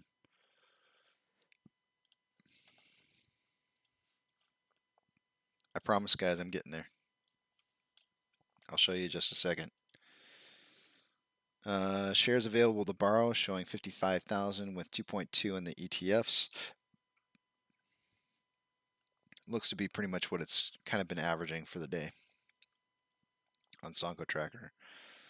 Currently 19,800, basically 20,000 calls in the money, 53,000 puts in the money, and 221,000. These numbers are these out of the money puts are gonna start to increase if we get to 35, which will look really, really good.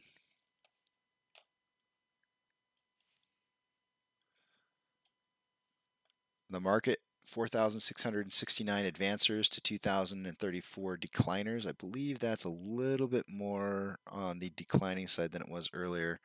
The NASDAQ is up 1%. The Dow Jones is up 0.6. I don't have my glasses on today. 0.64%, and the S&P 500 is up 0.72%. With the worst sector looks to be the semiconductors. Semiconductors are hurting. Half of them. There it is, guys. I have not changed it, I promise. It's exactly where I left it, so it is deviating ever so slightly from my projected upward swing.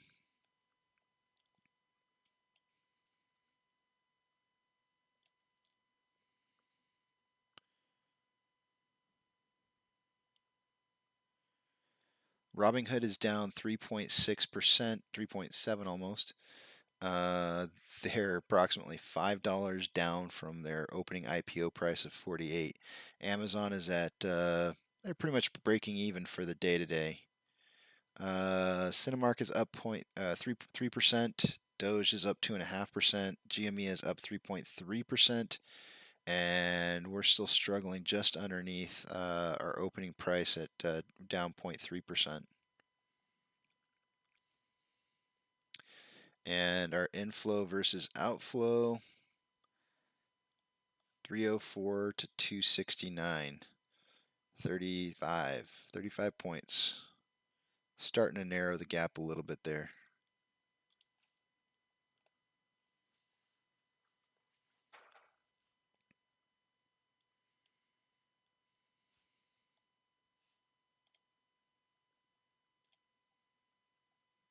Dang it, I forgot to put you guys on the right page.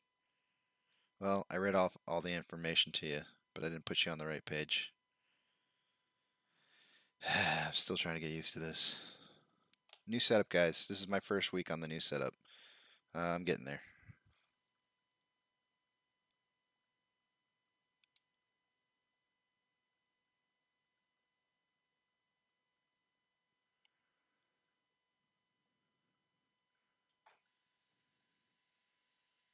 Thanks, man. I appreciate it.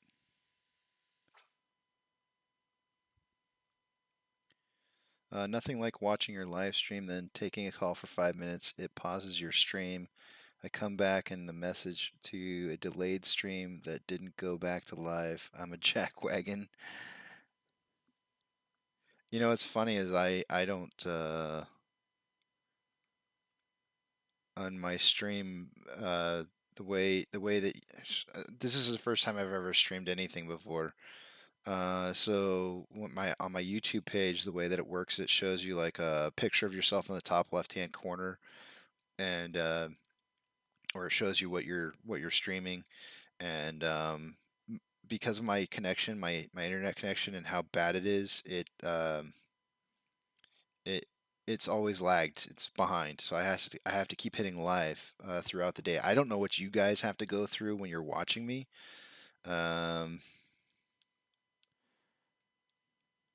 So I apologize if you guys have to hit refresh or have to hit live every once in a while. It's because of me. It's not you. It's definitely me. My stream, it lags. My internet connection out here is the best I can possibly get. And I don't even live in like the boondocks anywhere. You know, it's like I actually live in a suburb that's pretty popular for the area that I live in, and our internet connectivity out here is just crap, absolute crap, and it's frustrating to me. I mean, honestly, um, I don't know. I don't understand why it's so bad. It's just really terrible.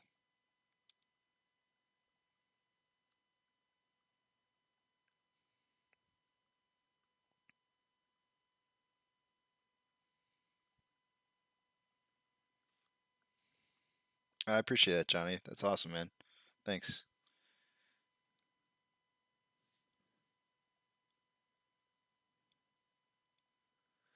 Okay. I got you, AP. So I'm gonna since AP's here now, I'm gonna announce that AP, who's talking right now on the stream, he's gonna have an interview with me this Sunday, 1 o'clock Central Standard Time. It will be live. Um, people stealing my Wi-Fi, dude. I can't even imagine, Johnny. Trying to do this stream last year when the kids were doing school, I would have never been able to do it. It would have never worked. I had 3, sometimes 4 kids at my house streaming school. It wouldn't have worked. It just wouldn't have. There's no way. I couldn't do anything on my internet when they had school going. It was terrible.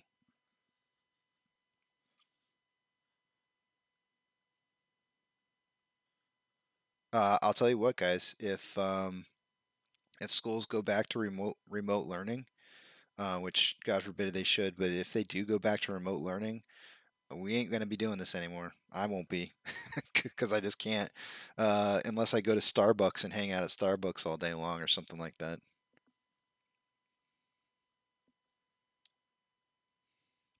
we have two options where I live. No, I take that back. We have three options. We have Suddenlink, we have AT&T, and I forget what the other one's called. Where it's, I think it's satellite. I'm trying to remember what it's called, and I can't think of it.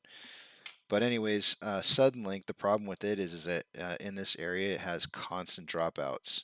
And for me in particular, I would rather have slow internet than no internet. And so I opted for AT&T because they don't have dropouts at all. But the problem is I just get slower internet.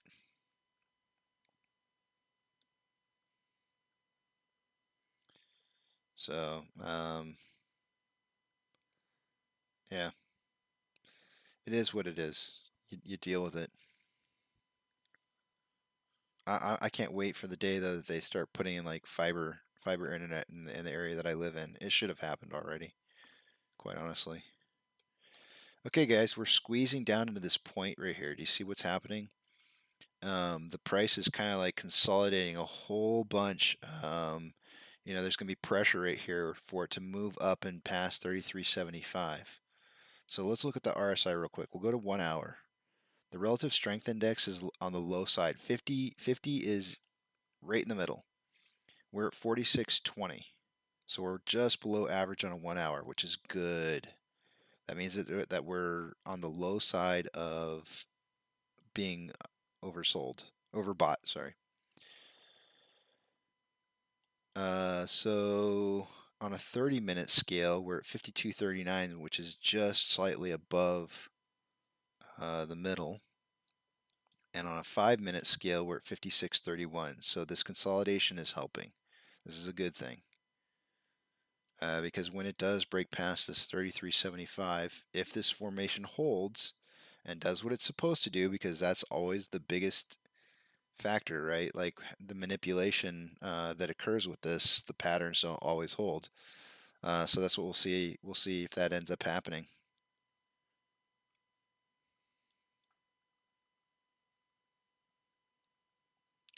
You guys don't understand how much. So when I first did you can go back to some of my original test days.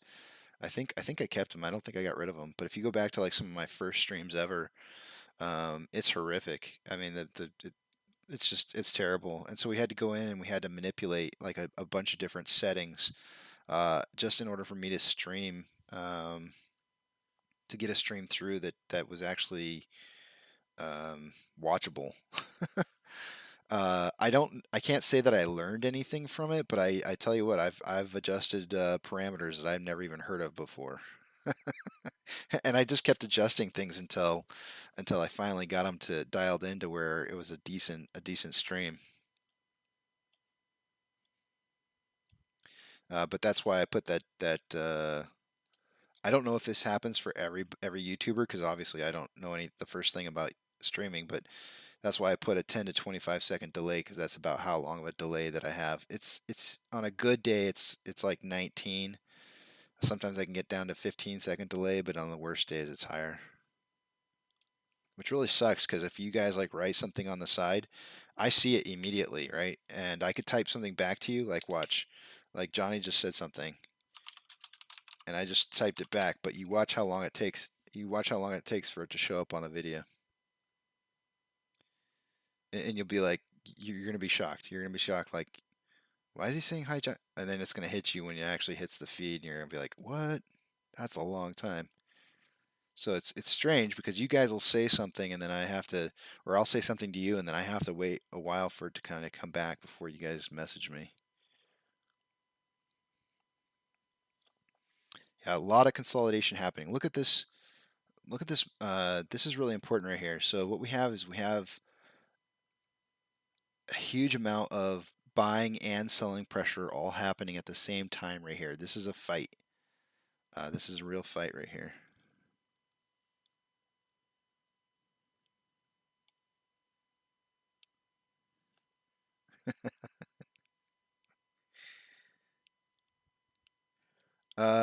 Crazy Pepe, man, welcome back. It seems like it's been like a hot minute since I've seen you. It's good to have you back on.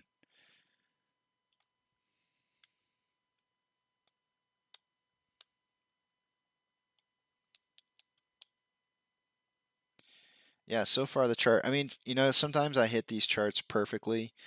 Sometimes I'm off. And then like I think we've had at least once or twice today where I've been completely wrong, where it did the exact opposite of what I expected.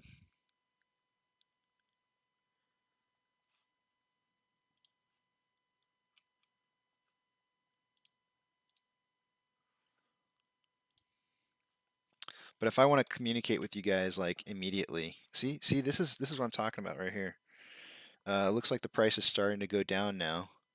That's not to say that it's not gonna head back up, but how you have a huge cup and handle formation like we've had and not complete. If this starts heading down, it's just gonna be a complete shocker to me. That'll be like the fourth time today that I've called it wrong.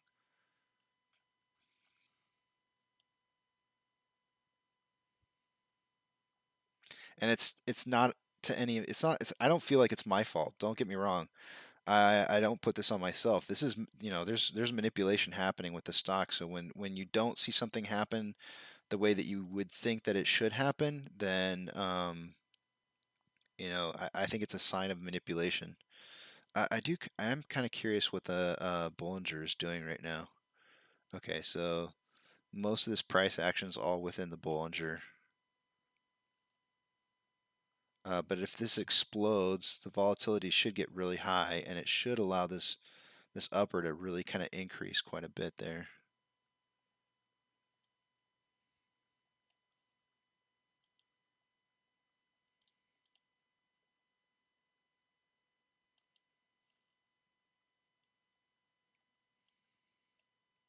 I'm glad that candlestick turned back the other direction because I was gonna offend. Forgive me for not remembering your name right off the top of my head here. I have to go back a little bit and see. Chile. I hope I'm saying it right, but I thought I was gonna offend your children there for a minute. The foul language would have started. Chile was in the chat conversation earlier, guys, saying about how it was nice to be able to listen to somebody she didn't have to cover her kids' ears on. And I was like, "Oh, you haven't been here long enough. Just you wait. Don't want to fool you."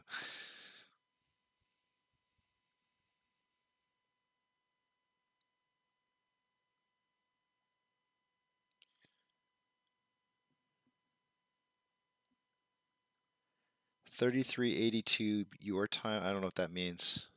33. Oh, I'm showing 3389 when you type that. 3388, 3389.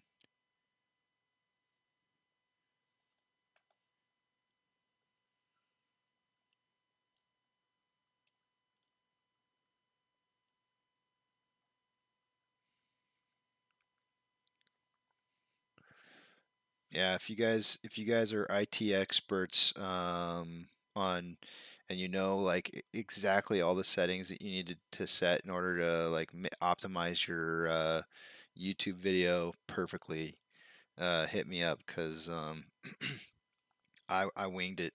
I winged it on my own and tried to do the best that I possibly could to dial it in.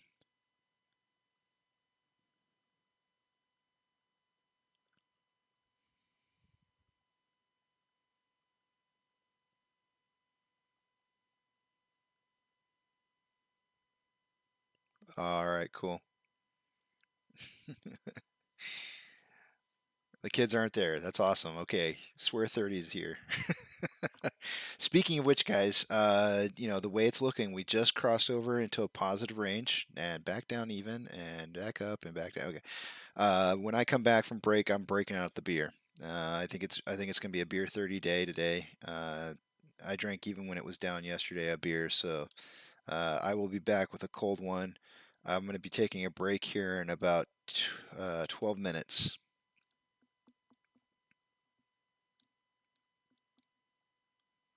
In 12 minutes, I will be taking a break until about 2:10, and then I'll finish out the last 50 minutes. I'll share a drink with you guys. I'll cheers to you, and we'll finish this day out strong. My hopes is that we break up into that 35 range.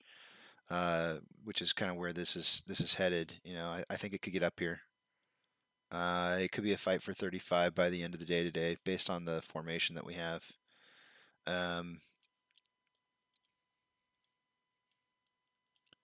I got to go back out to the 5 minutes. Sorry.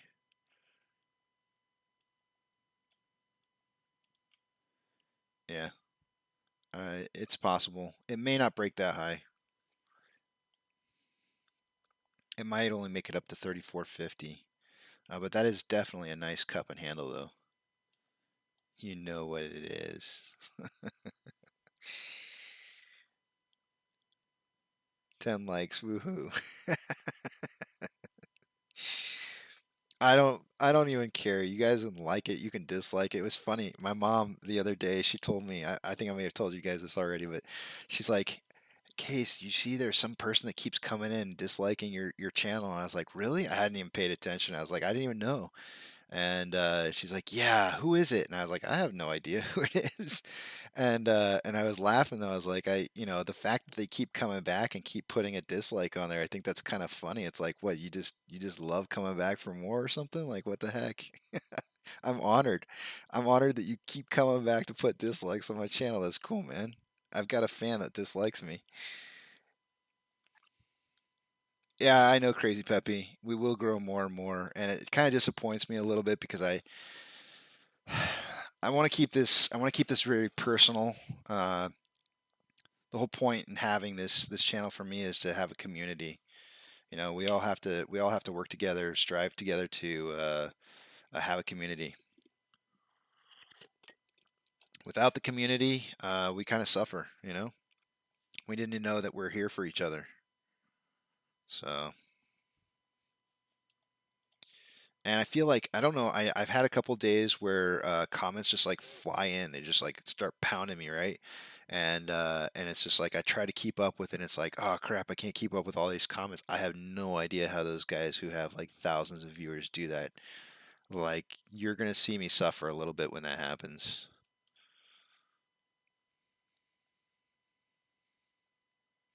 I ain't gonna. I'm not lying to you guys.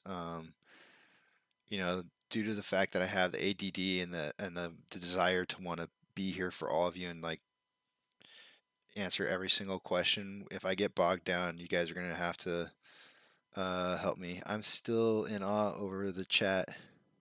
That chart, that chart, pretty spot on. I'm rooting for it.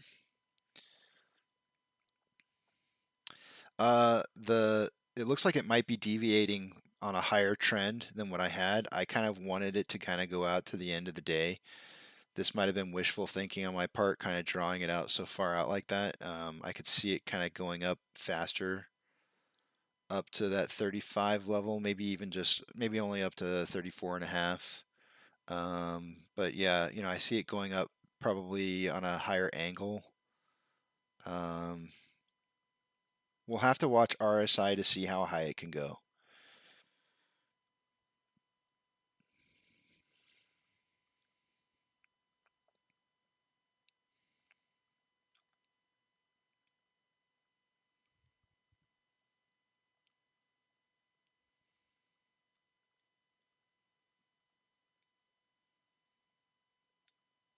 Crazy Peppy.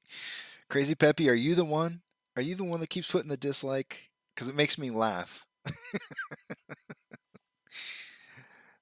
That darn person that dislikes. Oh yeah, and then there's Power Hour. Well, you know what? Power Hour really does tend to turn into like I feel like the first 45 minutes of the Power Hour has been the hedge funds. It's dirty.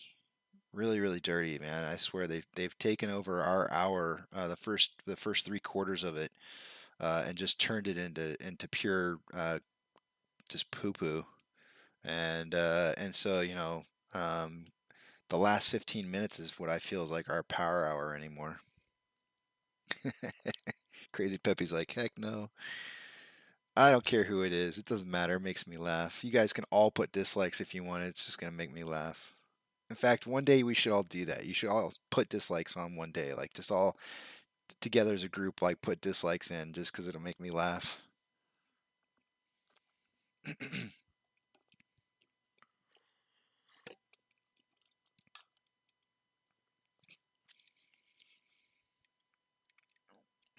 Excuse me.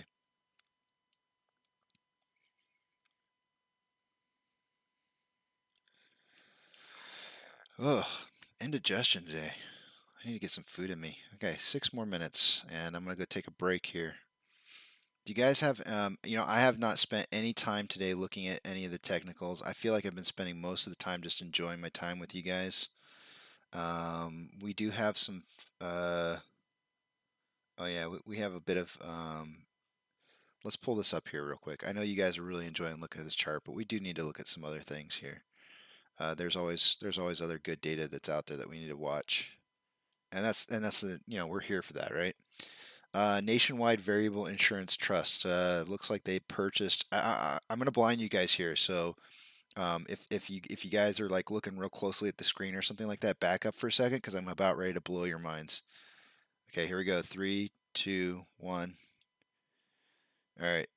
Nationwide Variable Insurance Trust. There's a small cap that bought 39,000 shares and then 73,000 shares.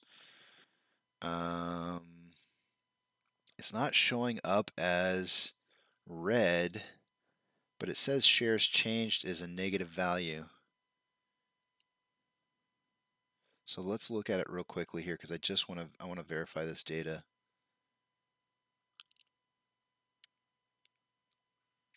No, they did buy a position. Average share price $97.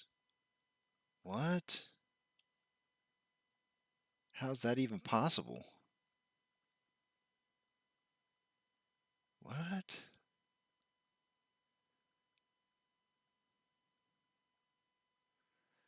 Okay, so I've seen this in the past, guys. It's typically a typo.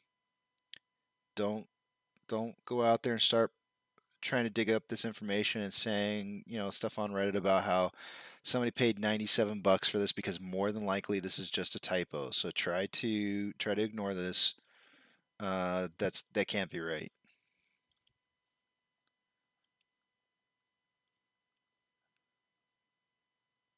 Here's another one, 97. Wait, did I just click the same one twice? Hold on a second here. There we go. That's the other one. I don't understand that. That's really weird. It's typo on both of them. $97. They bought some back in March. Oh, I just saw the mosquito fly by again. Back in March, they bought, or I guess I should say the first quarter. In the first quarter, they bought a bunch of shares. Then they increased their position, and it's showing that they bought it for $97, but I don't understand how that's the case. It does say a negative share. See, there's something wrong here. There's something wrong with the reporting because it's, oh, he got me in the neck. I feel it. It's saying negative shares changed.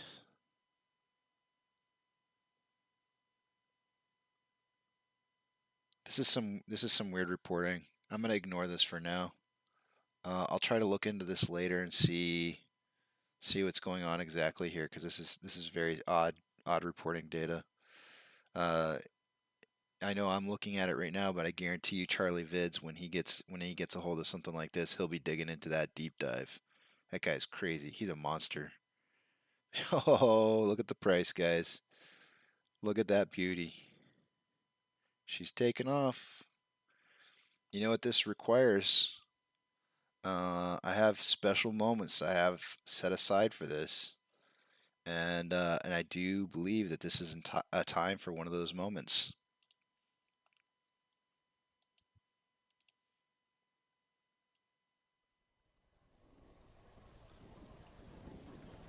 Oh yeah. T-minus 90 seconds and counting. All systems are go. We're about 90 seconds from the launch of Space Shuttle Discovery.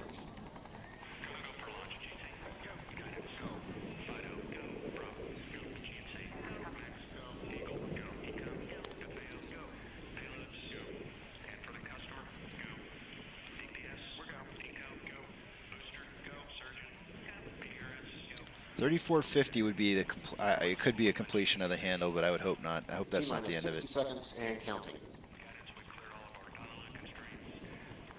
We are transferring to orbiter internal power at this time. Discovery is now running off its 3 onboard fuel cells. Coming up on a go for auto sequence start.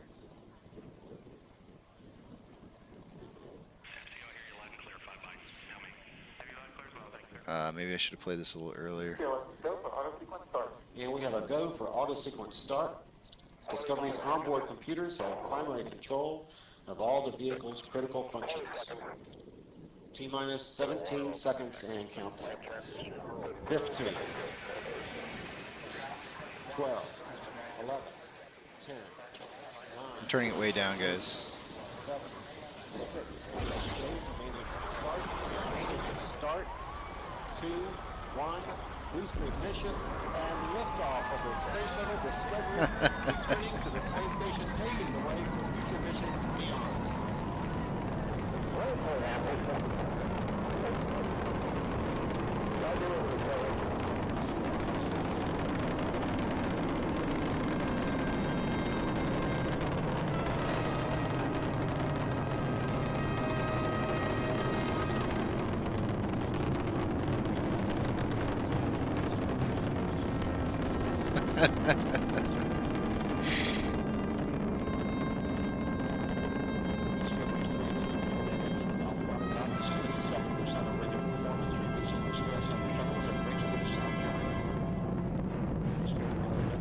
We need some afterburners.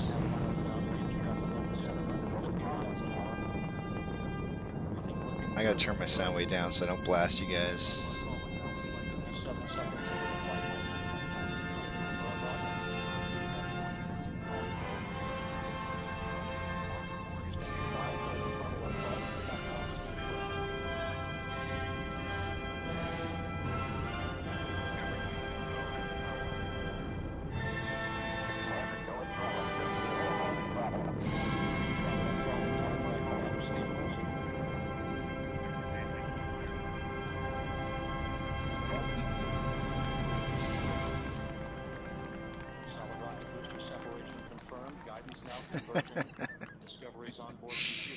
I had to play it. I had to play it. I know I caught it at the end. I should have caught it a little bit earlier.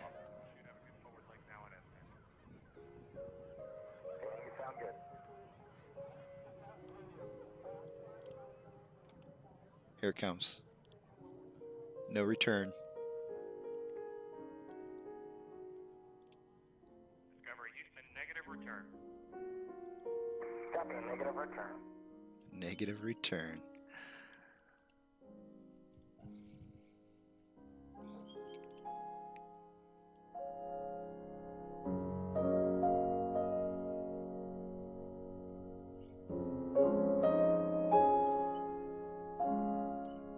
There's something so calming about this song.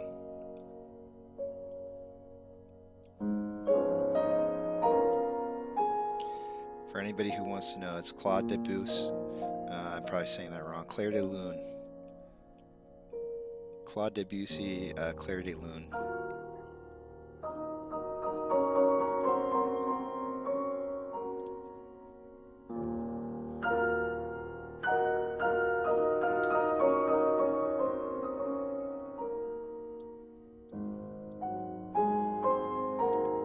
This is forming a nice little pennant.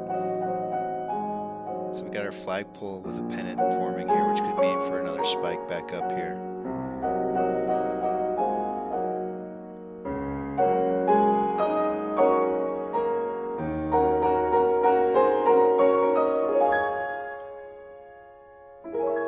Such a beautiful song.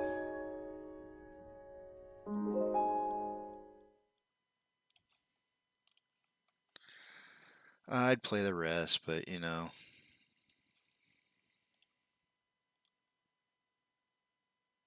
It is break time. I hate to say it, guys. Break time is calling me. All right, guys. Let's. I'm gonna go ahead and draw one more pattern for you here, because I do see, you know, what looks to be, you know, what I would consider a pennant formation. And come on.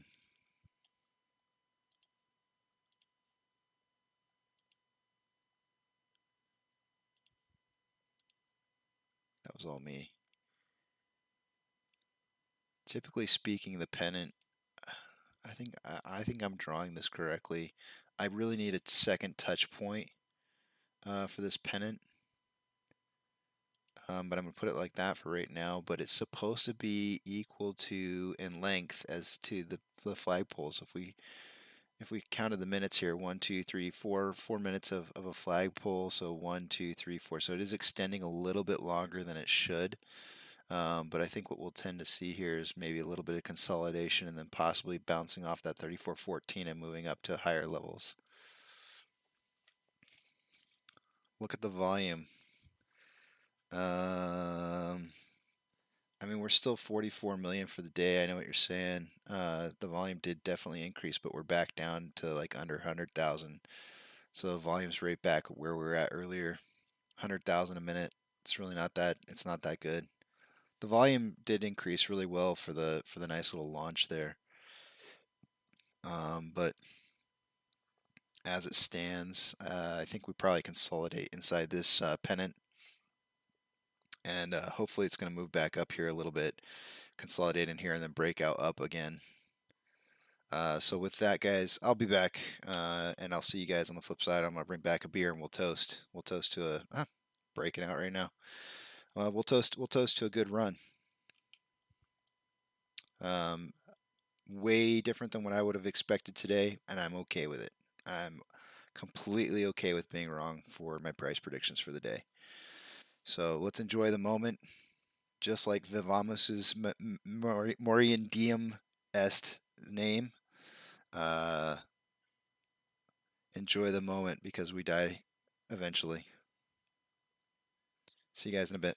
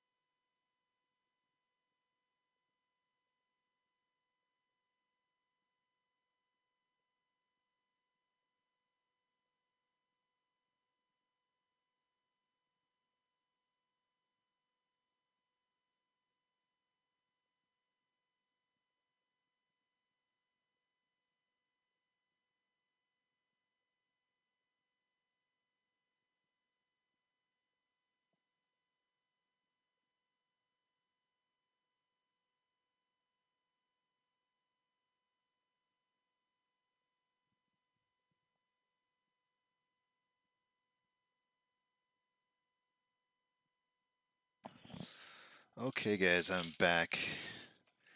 I just want to show you a little bit something here. Oops, what am I doing? I want to show you a pattern. We've seen the old sleepy face pattern, but this is a head. This is the typical head and shoulders that you would see, not an inverted one. This is a regular head and shoulders.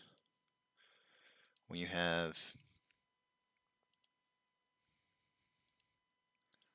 like this, right? So you got shoulder, head, shoulder, and that is a bearish indicator that moves down in price. So it did have that correction going back down, but now it's going back up. But I just did want to show that to you because, like I think we've had a couple days now where we've had the inverted version of this, which leads to a bullish movement. But this is a bearish signal right here, and broke us out down below, the spike up in price.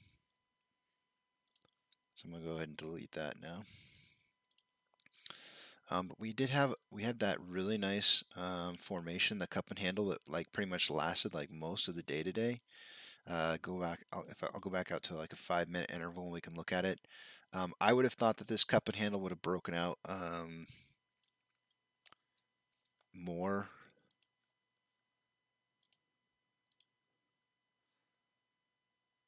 Let's see here.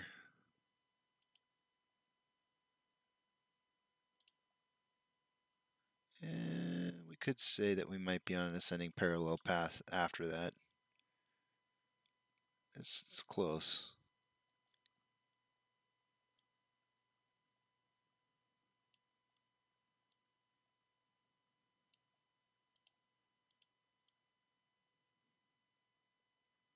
Yeah. Okay, again, this is another bearish indicator. So when we break out of this, it should go back down again. However, we are in the last hour of the trading day.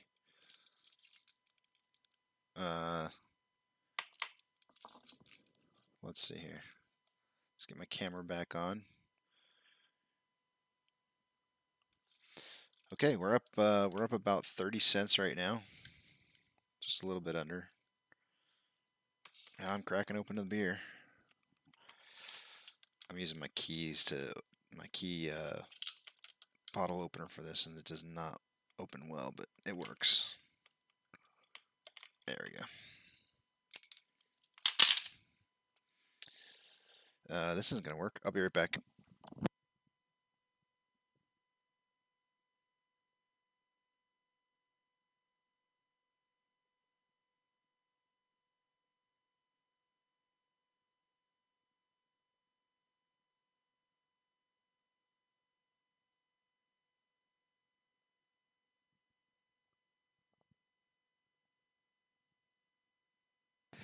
Gotta have the beer koozie. Beer koozie going on. Ah, nice. The nice neoprene beer koozie.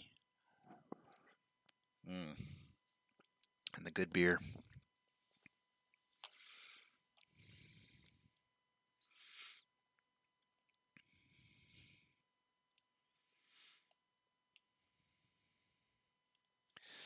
Yeah, so, I went ahead and drew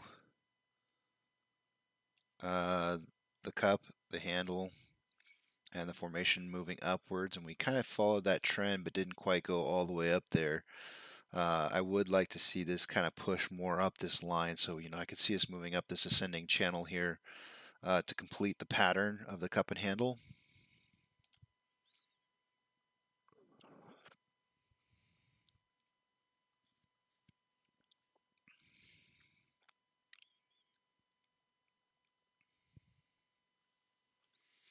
At about 2:30, I'll put together I'll do one last technical analysis for the day. Let's look at the 30-minute interval and see what the RSI is at. We're at 56.53, so it's not too high. On a 5-minute interval, it's 56.68, not high. We still got plenty of room to move up here.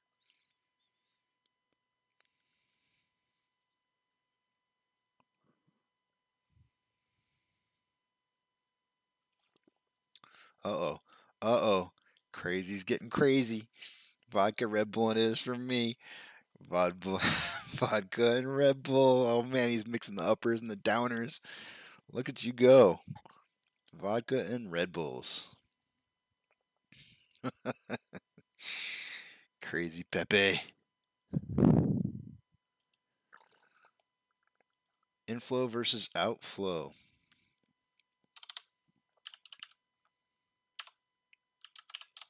37. So it's increased a little bit, but we're positive, net positive for the day. Net positive for the day, down on outflow versus our outflow is higher than our inflow. Go figure. That's crazy, Pepe. Cheers, crazy Pepe. Cheers, all y'all.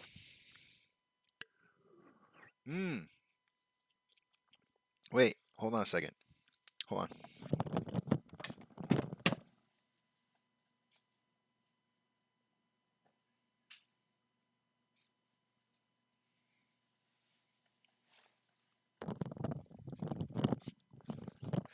My wife's and I favorite drink at nighttime are our nightcaps. Let's see if you can see this. Yep, Bacardi, black label Bacardi and Dr Pepper mixed. Yep, that's our nightcaps. Yeah, we go. Yeah, we drink too much. The alcohol is strong here.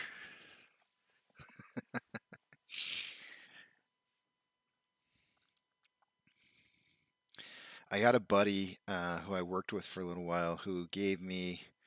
Uh, wait. What are you having? Vodka with Gatorade. Interesting. I can't say that I've ever heard of that.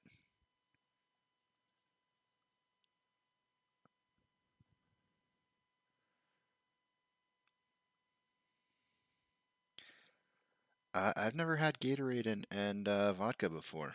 What flavor Gatorade do you use? You better not. You better not tell me that you use green Gatorade or yellow Gatorade or something like. No, please tell me you don't use yellow Gatorade for that, because I could see like purple, like Frost or something like that, or whatever it's called.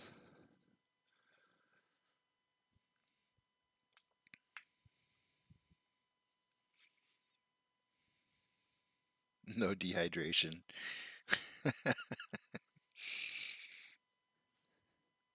It's beer 30, guys. I'm starting it early. Beer 30.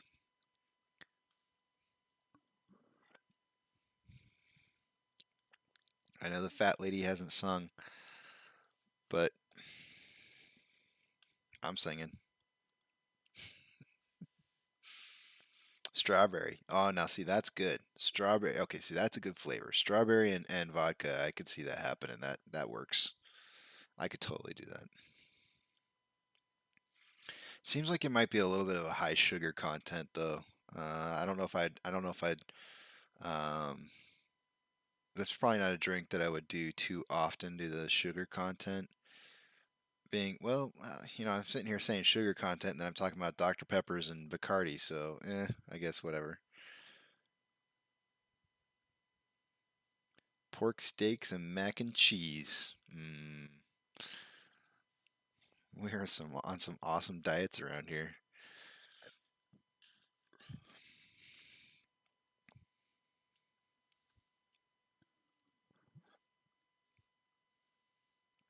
I feel like my page is like completely messed up with all kinds of technical analysis going on. We got like two different charts going at the same time, along with Fibonacci's and price predictions for the day.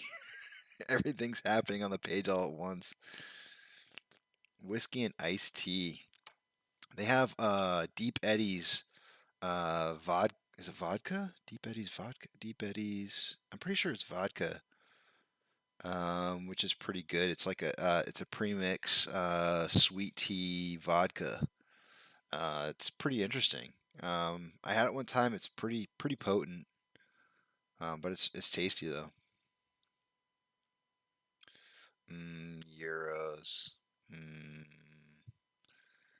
Johnny must have been here on that day when I went and got euros. Me and my wife cut out early one day. We had like a low volume day. It was like 50 million, and I was like, guys, I'm gonna keep watching, and I'm gonna, I'll talk to you guys through the chat or whatever. But nothing's happening. Nothing is happening. I'm gonna go. Cut out early, and me and the wife were gonna go have some lunch, and we went and had euros. Oh, it was so good. I can't do unsweet iced tea, man. I can't do it. It's too bitter. It's funny that I say it's too bitter, and then here I am drinking like probably one of the stankiest of all stanky amber beers that you could probably drink. This is skunky. It's pretty skunky. I don't like skunky beer. For some reason, this thirsty goat.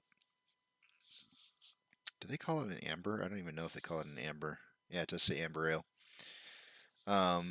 It's I don't know. There's something about it. I just can't get enough of it. I never would have thought that I would um, fall in love with a beer like this, but it's something makes me keep coming back for more.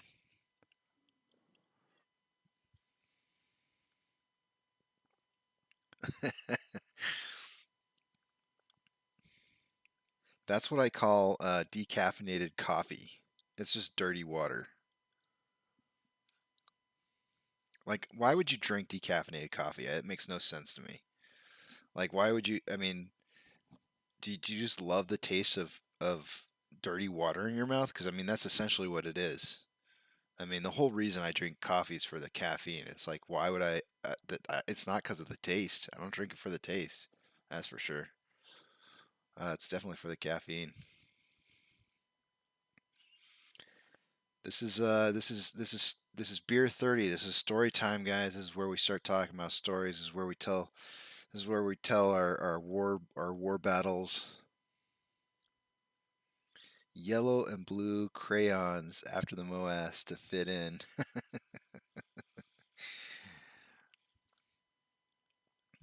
It's all cobalt blue for me, man. Cobalt blue crayons. It's my favorite.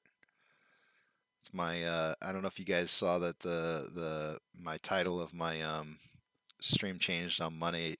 It was funny. My son was telling me, he was like, "Dad, I keep looking for your stream and I can't find it because I keep looking for the old teal Casey." Excuse me. And but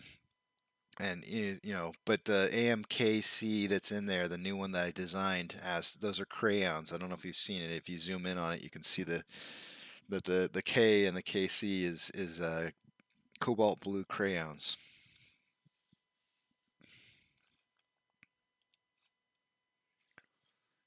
Decaf coffee.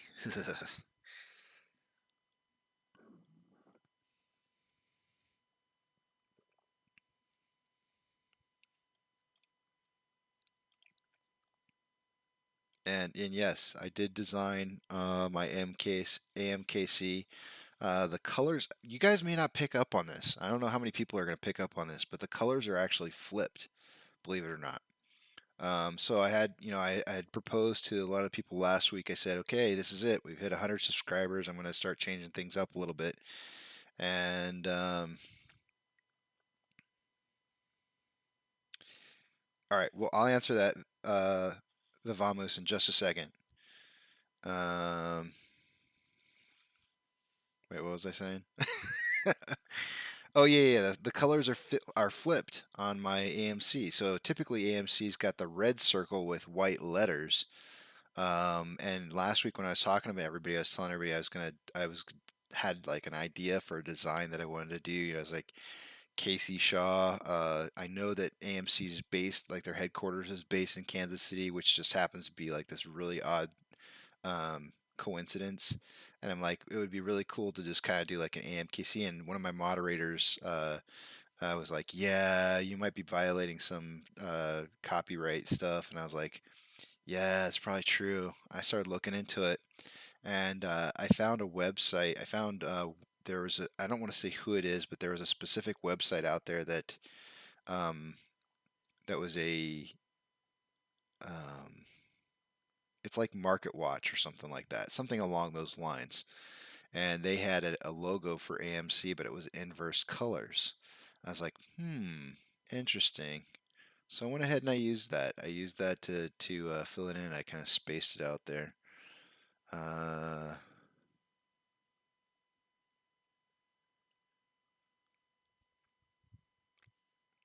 How did I get an AMC?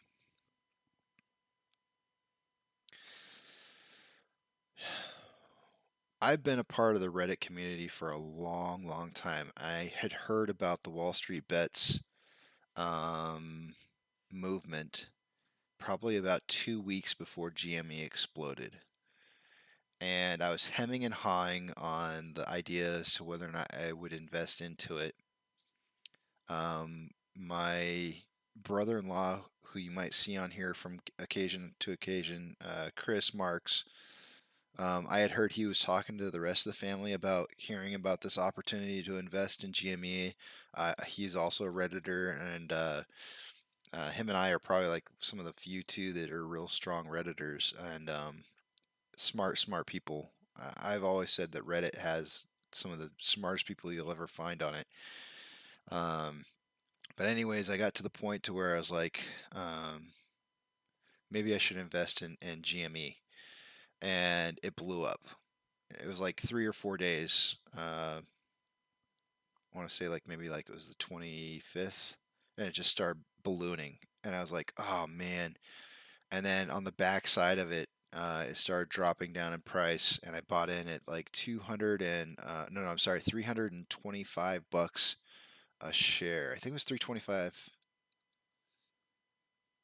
Yeah, I'm pretty sure it was 325 a share. So I bought 2 shares. It's all the money that I had liquid at the time in one of my slush funds.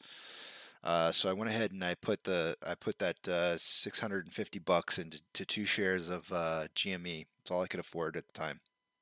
But I had some money that was in some mutual funds, and I was like, I could, potentially sell that. And it was kind of I invested in this other stock that was a cheaper stock that wasn't.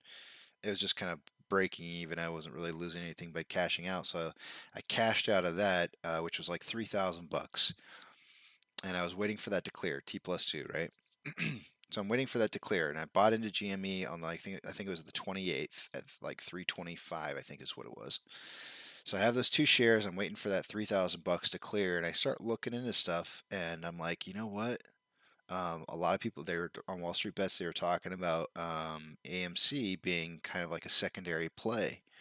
And of course, they were also talking about Nokia. They were talking about BlackBerry, I think, was another one that was being talked about. There's one other, I don't remember what it was. It was like a home goods store. Oh, Bed Bath and Beyond, BB. Those three. So like those four. And then I came across this Reddit post. I think I asked a question or I said something to somebody on Reddit, and they're like, "No, it's either AMC or GME. Everything else is a distraction." And I was like, "Okay." So I started looking at AMC, and I was like, "Wow, what a play!" I'm like, for at $14, I think it was like up to about $14 at that point. It had gone up to 20, but it was down to 14, and I was like, I started looking at it and I was like, Cinemark's running at like, I think it was like high 20s at the time. I was sitting there going like, dude, AMC has to be worth at least somewhere between 20 and $30 at least. And here it is at 14. It would be so much more profitable if I took my $3,000 and put it into AMC because I really want to be a part of the movement, and I'll just keep those 2 shares in GME. And so when my money cleared, the $3,000 cleared after 2 days, so I guess it would have been the 28th, 29th. So I guess the 30th of January, I bought my 3,000. I put my $3,000 at like $14 or something like that into. It might even been 15 into AMC, and then it tanked, tanked. Oh man, talk about ripping. My gut was just like, what did you do? And I mean, it was just play money anyways, and I wasn't like too upset about it, but I was just like, it's all right. I was like, I don't care what it gets to. I'm just gonna hold because it's play money anyways, and I'm more about the movement. So I'm just sitting there letting my money ride and watching everything tank along the way. And I think it was at some point when it got down to like maybe like I think it was about $6 for AMC. I was like, this is enough. It's enough. I've had enough. I'm buying more. The only thing I can possibly do right now is average down and get myself like a much better deal. Uh, and so that's what I did. I I uh, I started buying more. I had money that was not just my slush fund money, which was like 3,600 bucks, like 3,800 bucks or something like that. But then I started pulling from other places. I was like, I got more money here. I'm gonna start putting it. I'm gonna throw it in. I'm tired of this. I'm tired of seeing this go down more. I'm putting more money into this because I believe in it.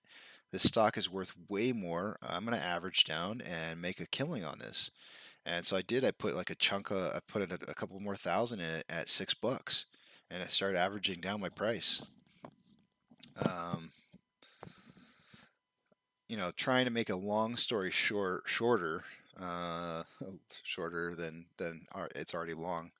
Uh, I had a 2016 um, a Dodge Challenger that my wife had got me for my 40th birthday. It was my dream car, Dodge Challenger RT Plus, and my convictions were that I knew AMC was going somewhere, and I don't remember. I think it was for the 1201 battle. I think it was 1201. It was either 801 or 1201. I can't remember. I'm pretty sure it was the 1201 battle. Um, I sold my car. I sold my dream car, and I put probably close to 3/4 of the total money that I got out of it into AMC. I just dumped it in and YOLO'd it, and the price went from 12 down. That was when it was on the rise back up from 5. It had gone all the way down to 5 and was back up to 12. And so I YOLO'd it in and at 12. And at that point, I was averaging up because I had actually lowered my average down to like $9 at that point. But I YOLO'd it in, and because I was like, I know this is going up. I just know it. And so that's pretty much. I mean, I got a lot more in after that. There's more to this story after that, but I'm going to stop the story right there because it's time for technicals. And I'm not reading what you guys have written here, so let me read what you wrote too.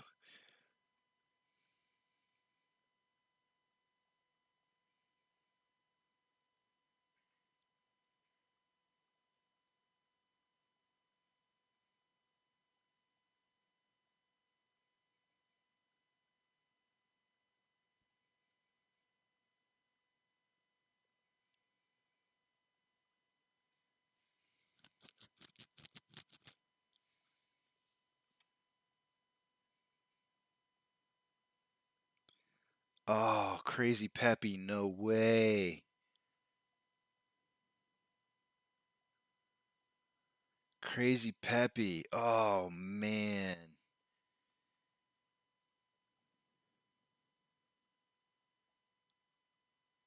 Damn, dude. That's a story. We might have to put you on the interview list, dude, because we gotta talk. Um,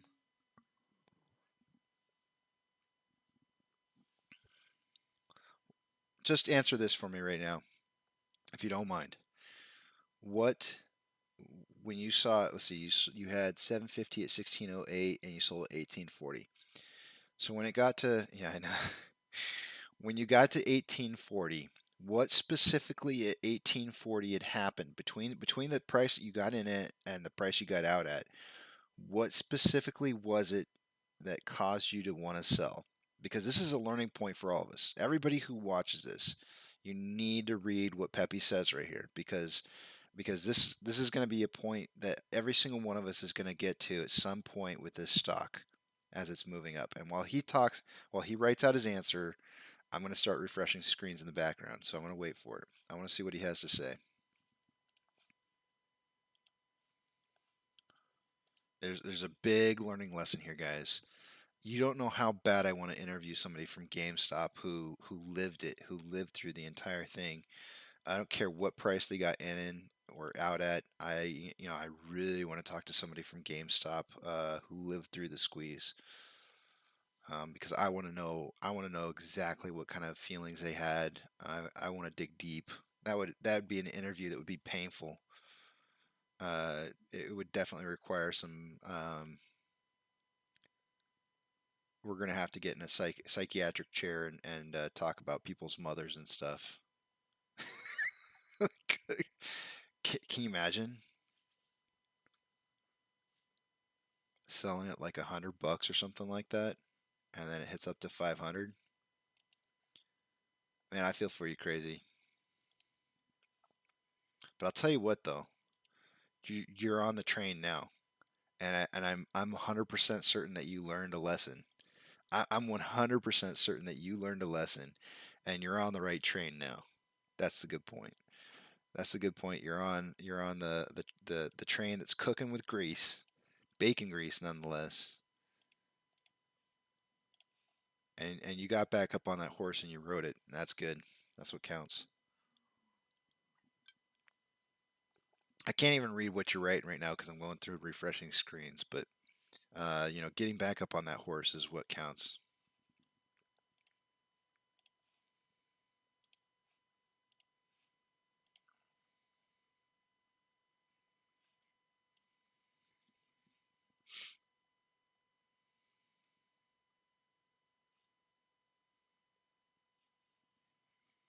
All right, screens are refreshed. Let me check and see what you guys wrote.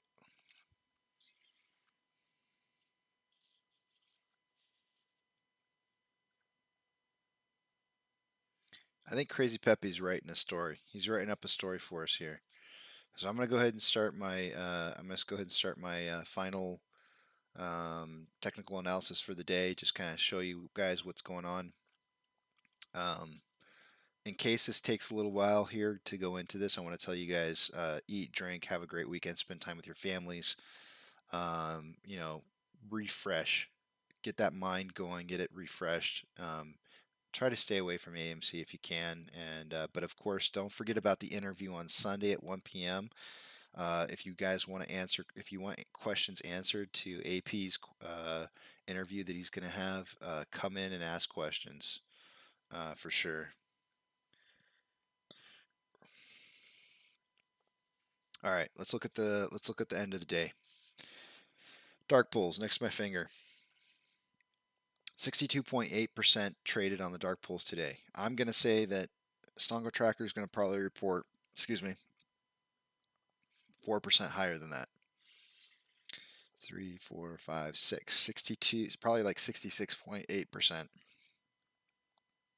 I believe it.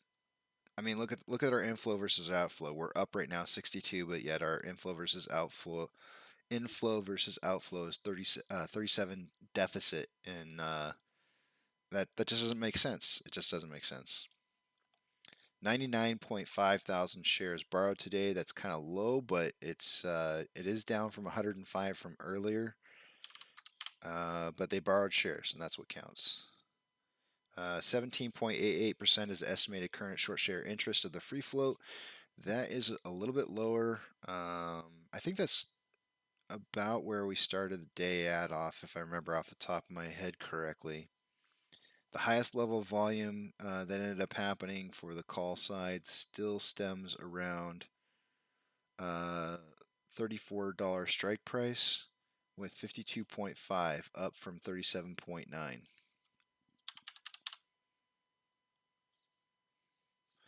On the puts, the highest level of volume still at 33 with 42.6. That is up from 34.1 thousand contracts. 42.6. All right, since you guys are looking at that, I pull that up. All right. Right now, I am out of contention for a tally point for today. Eric's really, really close, although it's moving up in price. So probably Adam is going to be the only one who gets a point today, if anybody gets a point. And if that's the case, oh no, I take that back. Adam's out of the point. Eric's up for the point. Eric's going to walk away with 4 out of 5 days nailing the price if it stays underneath 34.50. Damn, Eric. Why are you so good, bro? Why are you so good? What the heck? Eric's man, he's powerful. Uh, Hats off to Adam who's covering for John. Um, he got the first 2 days. He got Tuesday and Wednesday right. He missed Thursday, and it looks like he's gonna miss Friday. But he's still 50-50 for his first week ever doing this as he fills in for John. Amazing, amazing work. All right.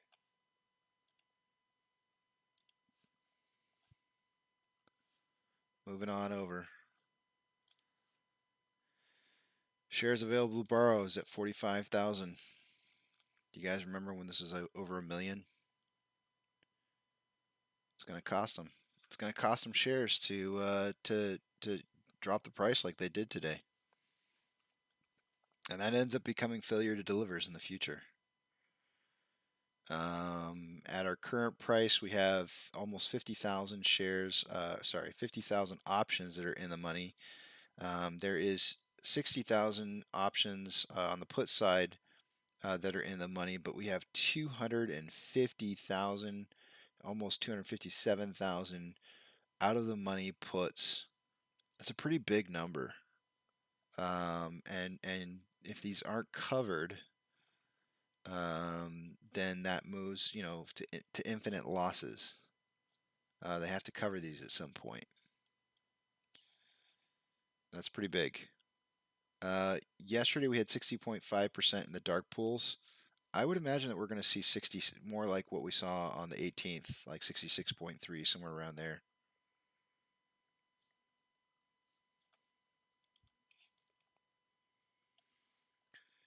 The overall market, 4,658 advancers to 2,105 decliners. The Nasdaq is up 1.14. The Dow Jones is up 0.66. The S&P 500 is up 0.8. And the worst looking heat map for markets is the semiconductor field. It's about a 50-50 on there. Still moving up this ascending parallel channel. Now remember, guys, this channel is a bearish channel. And of course, at some point, you have to realize that with a nice cup and handle, the price has to come down at some point. So it is following kind of along a little bit along the lines of what I drew out. I don't think that we're going to hit 35.01 by the end of the day, which would be max pain. 35 would be max pain for the options, but we still have over 15 minutes left of the day. It could happen. It could definitely happen. It just depends on whether or not we push really hard towards the end of the day today. It would be pretty incredible because it would break out of the upwards of the ascending parallel channel, which is not supposed to happen. So if we look at the I almost said MACD. Bollinger Band. If we look at the Bollinger Band, you can see we're already trading outside of a normal parameter, right? Well above it. Well above it. It looks like the upper is 34.54, and right now we're at 34.46. So we're that candle wick was way outside of that band.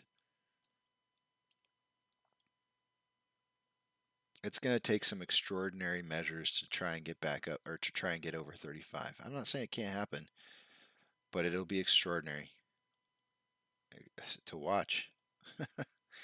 Trying to break 34.53. That is the price to break right now. That is a Fibonacci retracement of a level of resistance as we meet up into it. And we are breaking past Eric's number. Wow. Today might go to the mist.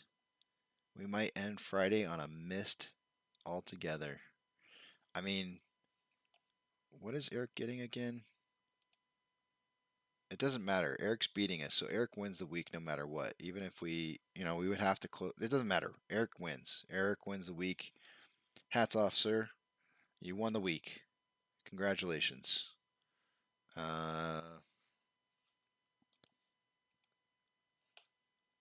He's really good at figuring out those prices. All right, let me see what you guys are writing here.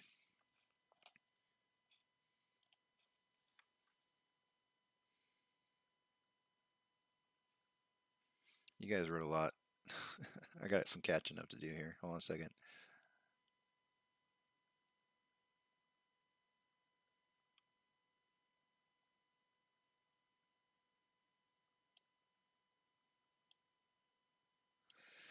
Okay, Crazy Peppy said, I got caught up on the negative comments about Jimmy. People that were saying that it was going to go down and down. I would hear about Reddit this and Reddit that, but I didn't know what Reddit was. Yeah, I know. That's okay, man. Turned out that it was a big mistake to go by negative comments. And then Vivamos says, shills and bots flooding the boards. Rest in peace. Johnny, I only eat seafood diet. See it and eat it. Crazy Peppy. I was mainly waiting for their holiday sales numbers and didn't move much, so I let them go. And a big mistake.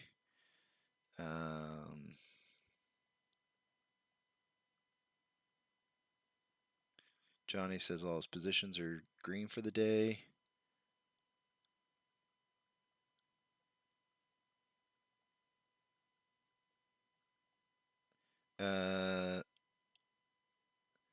It wasn't a purposeful joke.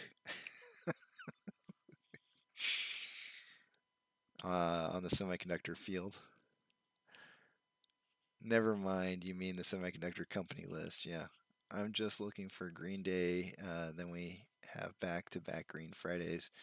We're in the Octagon now, final match of the day. This is it, guys. Eric, I'm sure Eric would love to finish out today with a 4-day streak.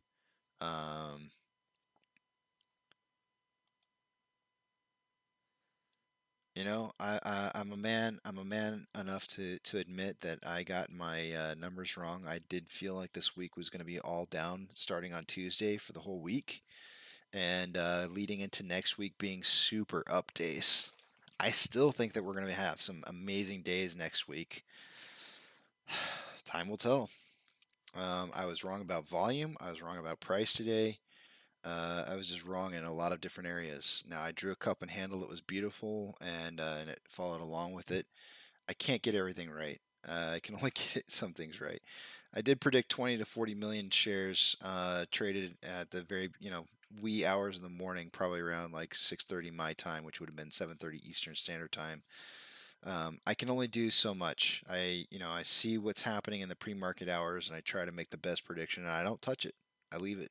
I call it as it is, like I see it in the pre-market hours, and 20 to 40 is what I got. We are at 52. It is what it is. I'm usually a lot better about getting the volume prediction down. I'd say I'm probably like 60, high 60 percentile range on getting that right. But I've been seeing some really weird activity in the volume in the mornings. So hopefully that becomes more stable. I'd like to see some stable pre-market hours because I think that does help us to understand what volume is going to be like for the day.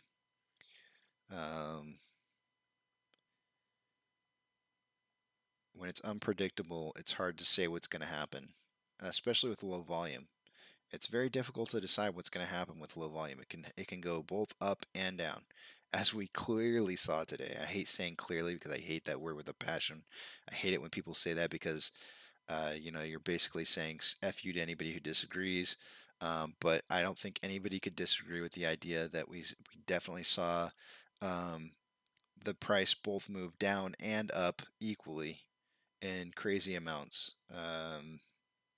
Based on the amount of volume that we had at 52 or 52 million. We might break 55 if we're lucky before the end of the day.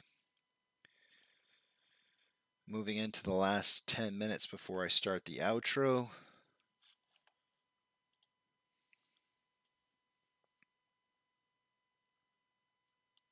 Are you out, Crazy?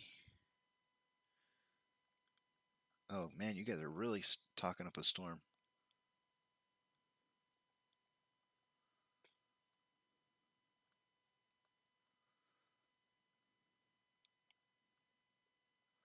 See you, Crazy. Take care, man. Hopefully you got that. Have a great weekend. Johnny, I'm down Pfizer, but I want my money back. Laugh out loud and buy AMC. I don't know if you saw or not. Moderny.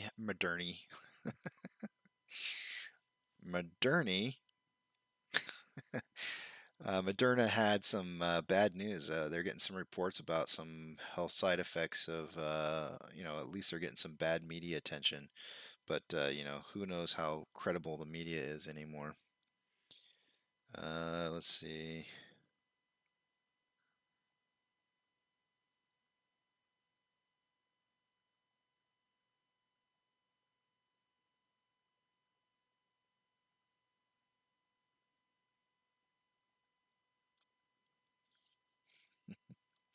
I feel like friendships are being formed here, and I like it.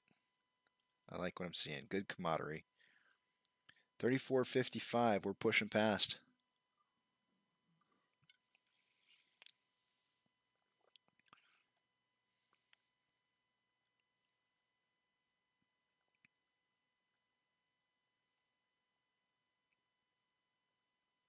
No, no, no. They are different entities. I guess what I'm saying is that the Moderna shots are supposed. There's some media attention out there saying Moderna shots are having some side effects or potential side effects with the heart, and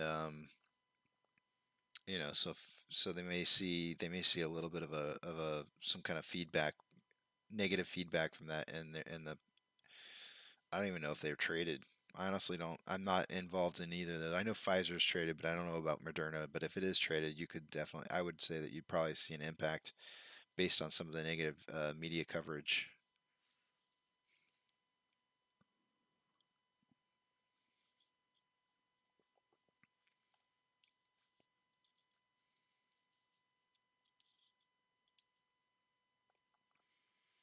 I have not looked at like Reddit hardly at all today. I just refreshed it for new, and like the very first comment that comes in is by Zealous Ideal River 47 saying AMC Battle of 3501. I don't. Let's see, we got like 9 minutes left.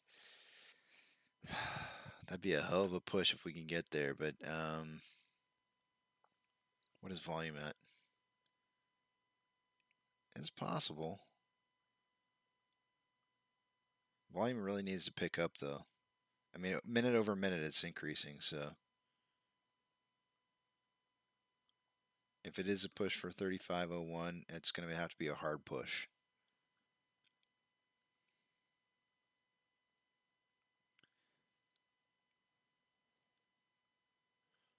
Well, I'm not going to go into that.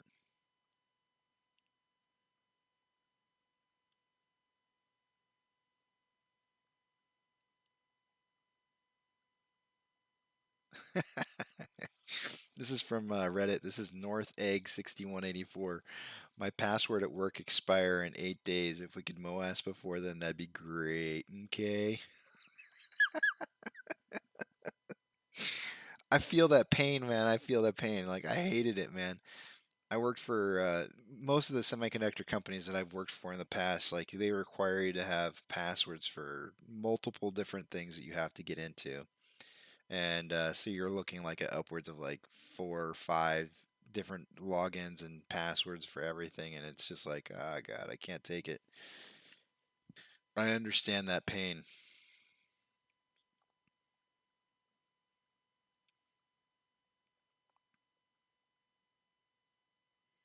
I think the worst part is that they have like different um,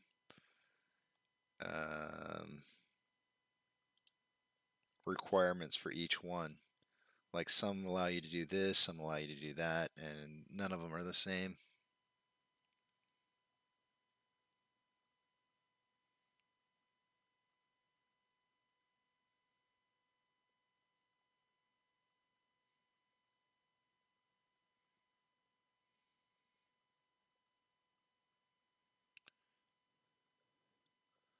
What's my third favorite Reddit sub? So obviously not like Wall Street Bets and not AMC stock.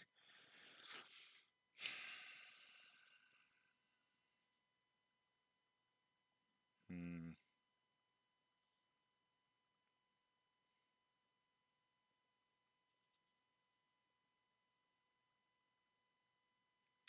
Let me look at my phone here real quick because I feel like there's a good answer for this, and I feel like the first thing that comes to mind is not going to be a good answer, and I want to give a good answer.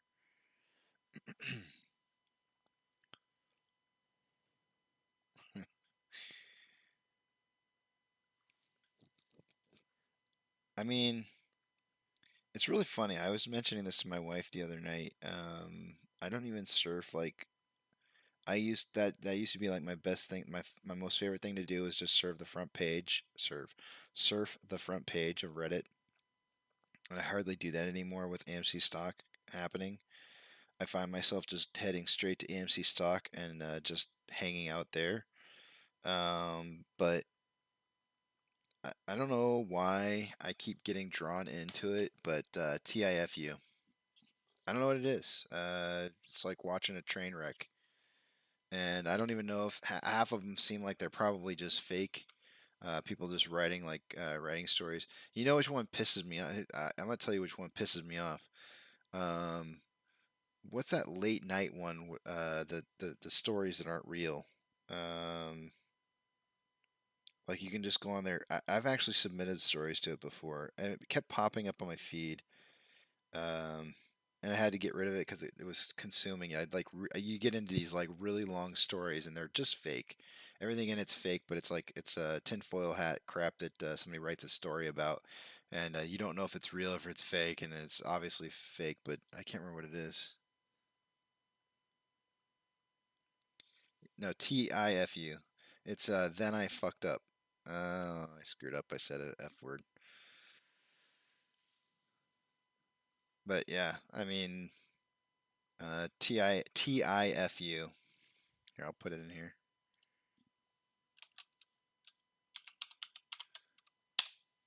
Yeah. Oh, dang it. Typo. TIFU.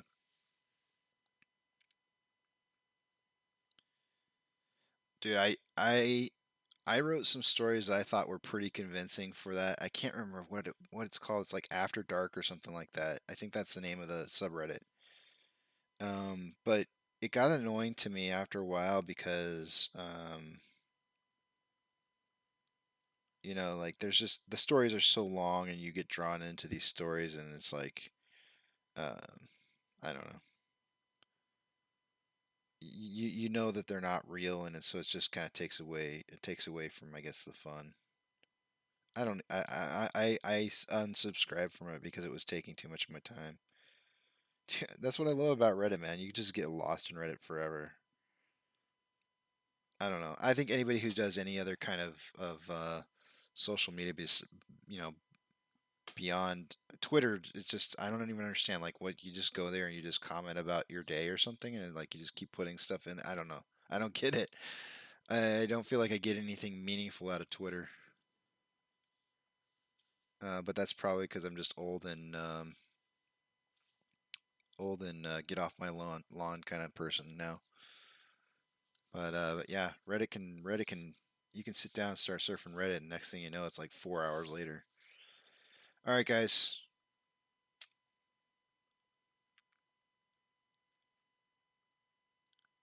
We enjoyed having you here. Shayla, it was good seeing you here. Everybody who's new, welcome to the channel. Hope to see you back. Have a great weekend. Spend time with your families. Eat, drink, be merry. And I'll see you Monday. I don't go on the trip until the 24th, so I'll see you on Monday for sure. See you guys later. Take care. Enjoy the outro.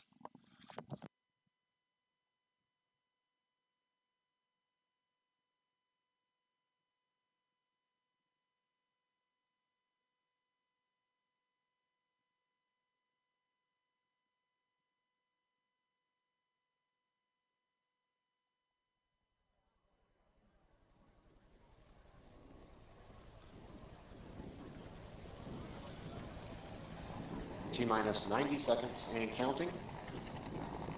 All systems are go. We're about 90 seconds from the launch of Space Shuttle Discovery.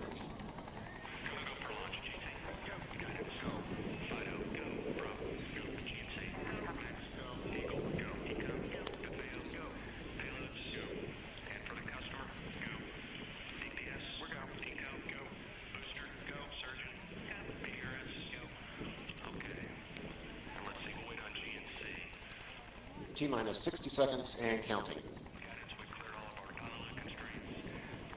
We are transferring to orbiter internal power at this time. Discovery is now running off its 3 onboard fuel cells.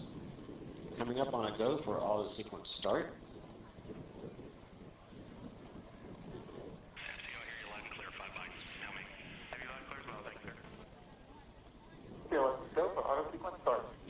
go for auto sequence start. Discovery's onboard computers have primary control of all the vehicle's critical functions. T-minus 17 seconds and counting. 15, 12, 11, 10, 9, 8, 7, 6, main engine start, 2, 1, booster ignition, and liftoff of the Space Shuttle Discovery, returning to the space station, paving the way for future missions beyond.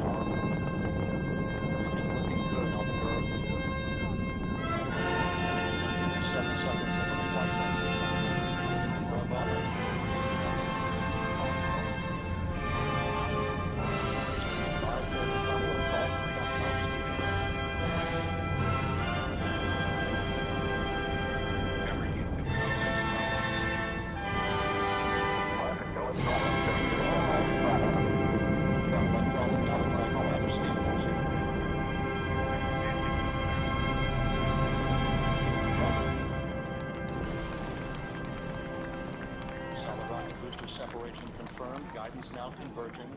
Discovery's onboard computers commanding the main engine nozzles to swivel, aiming the shuttle for its precise target in space for main engine cutoff. Hey, we've got a problem here. What did you do? Nothing. I stirred the tanks. This is Houston. Say again, please. Houston, we have a problem.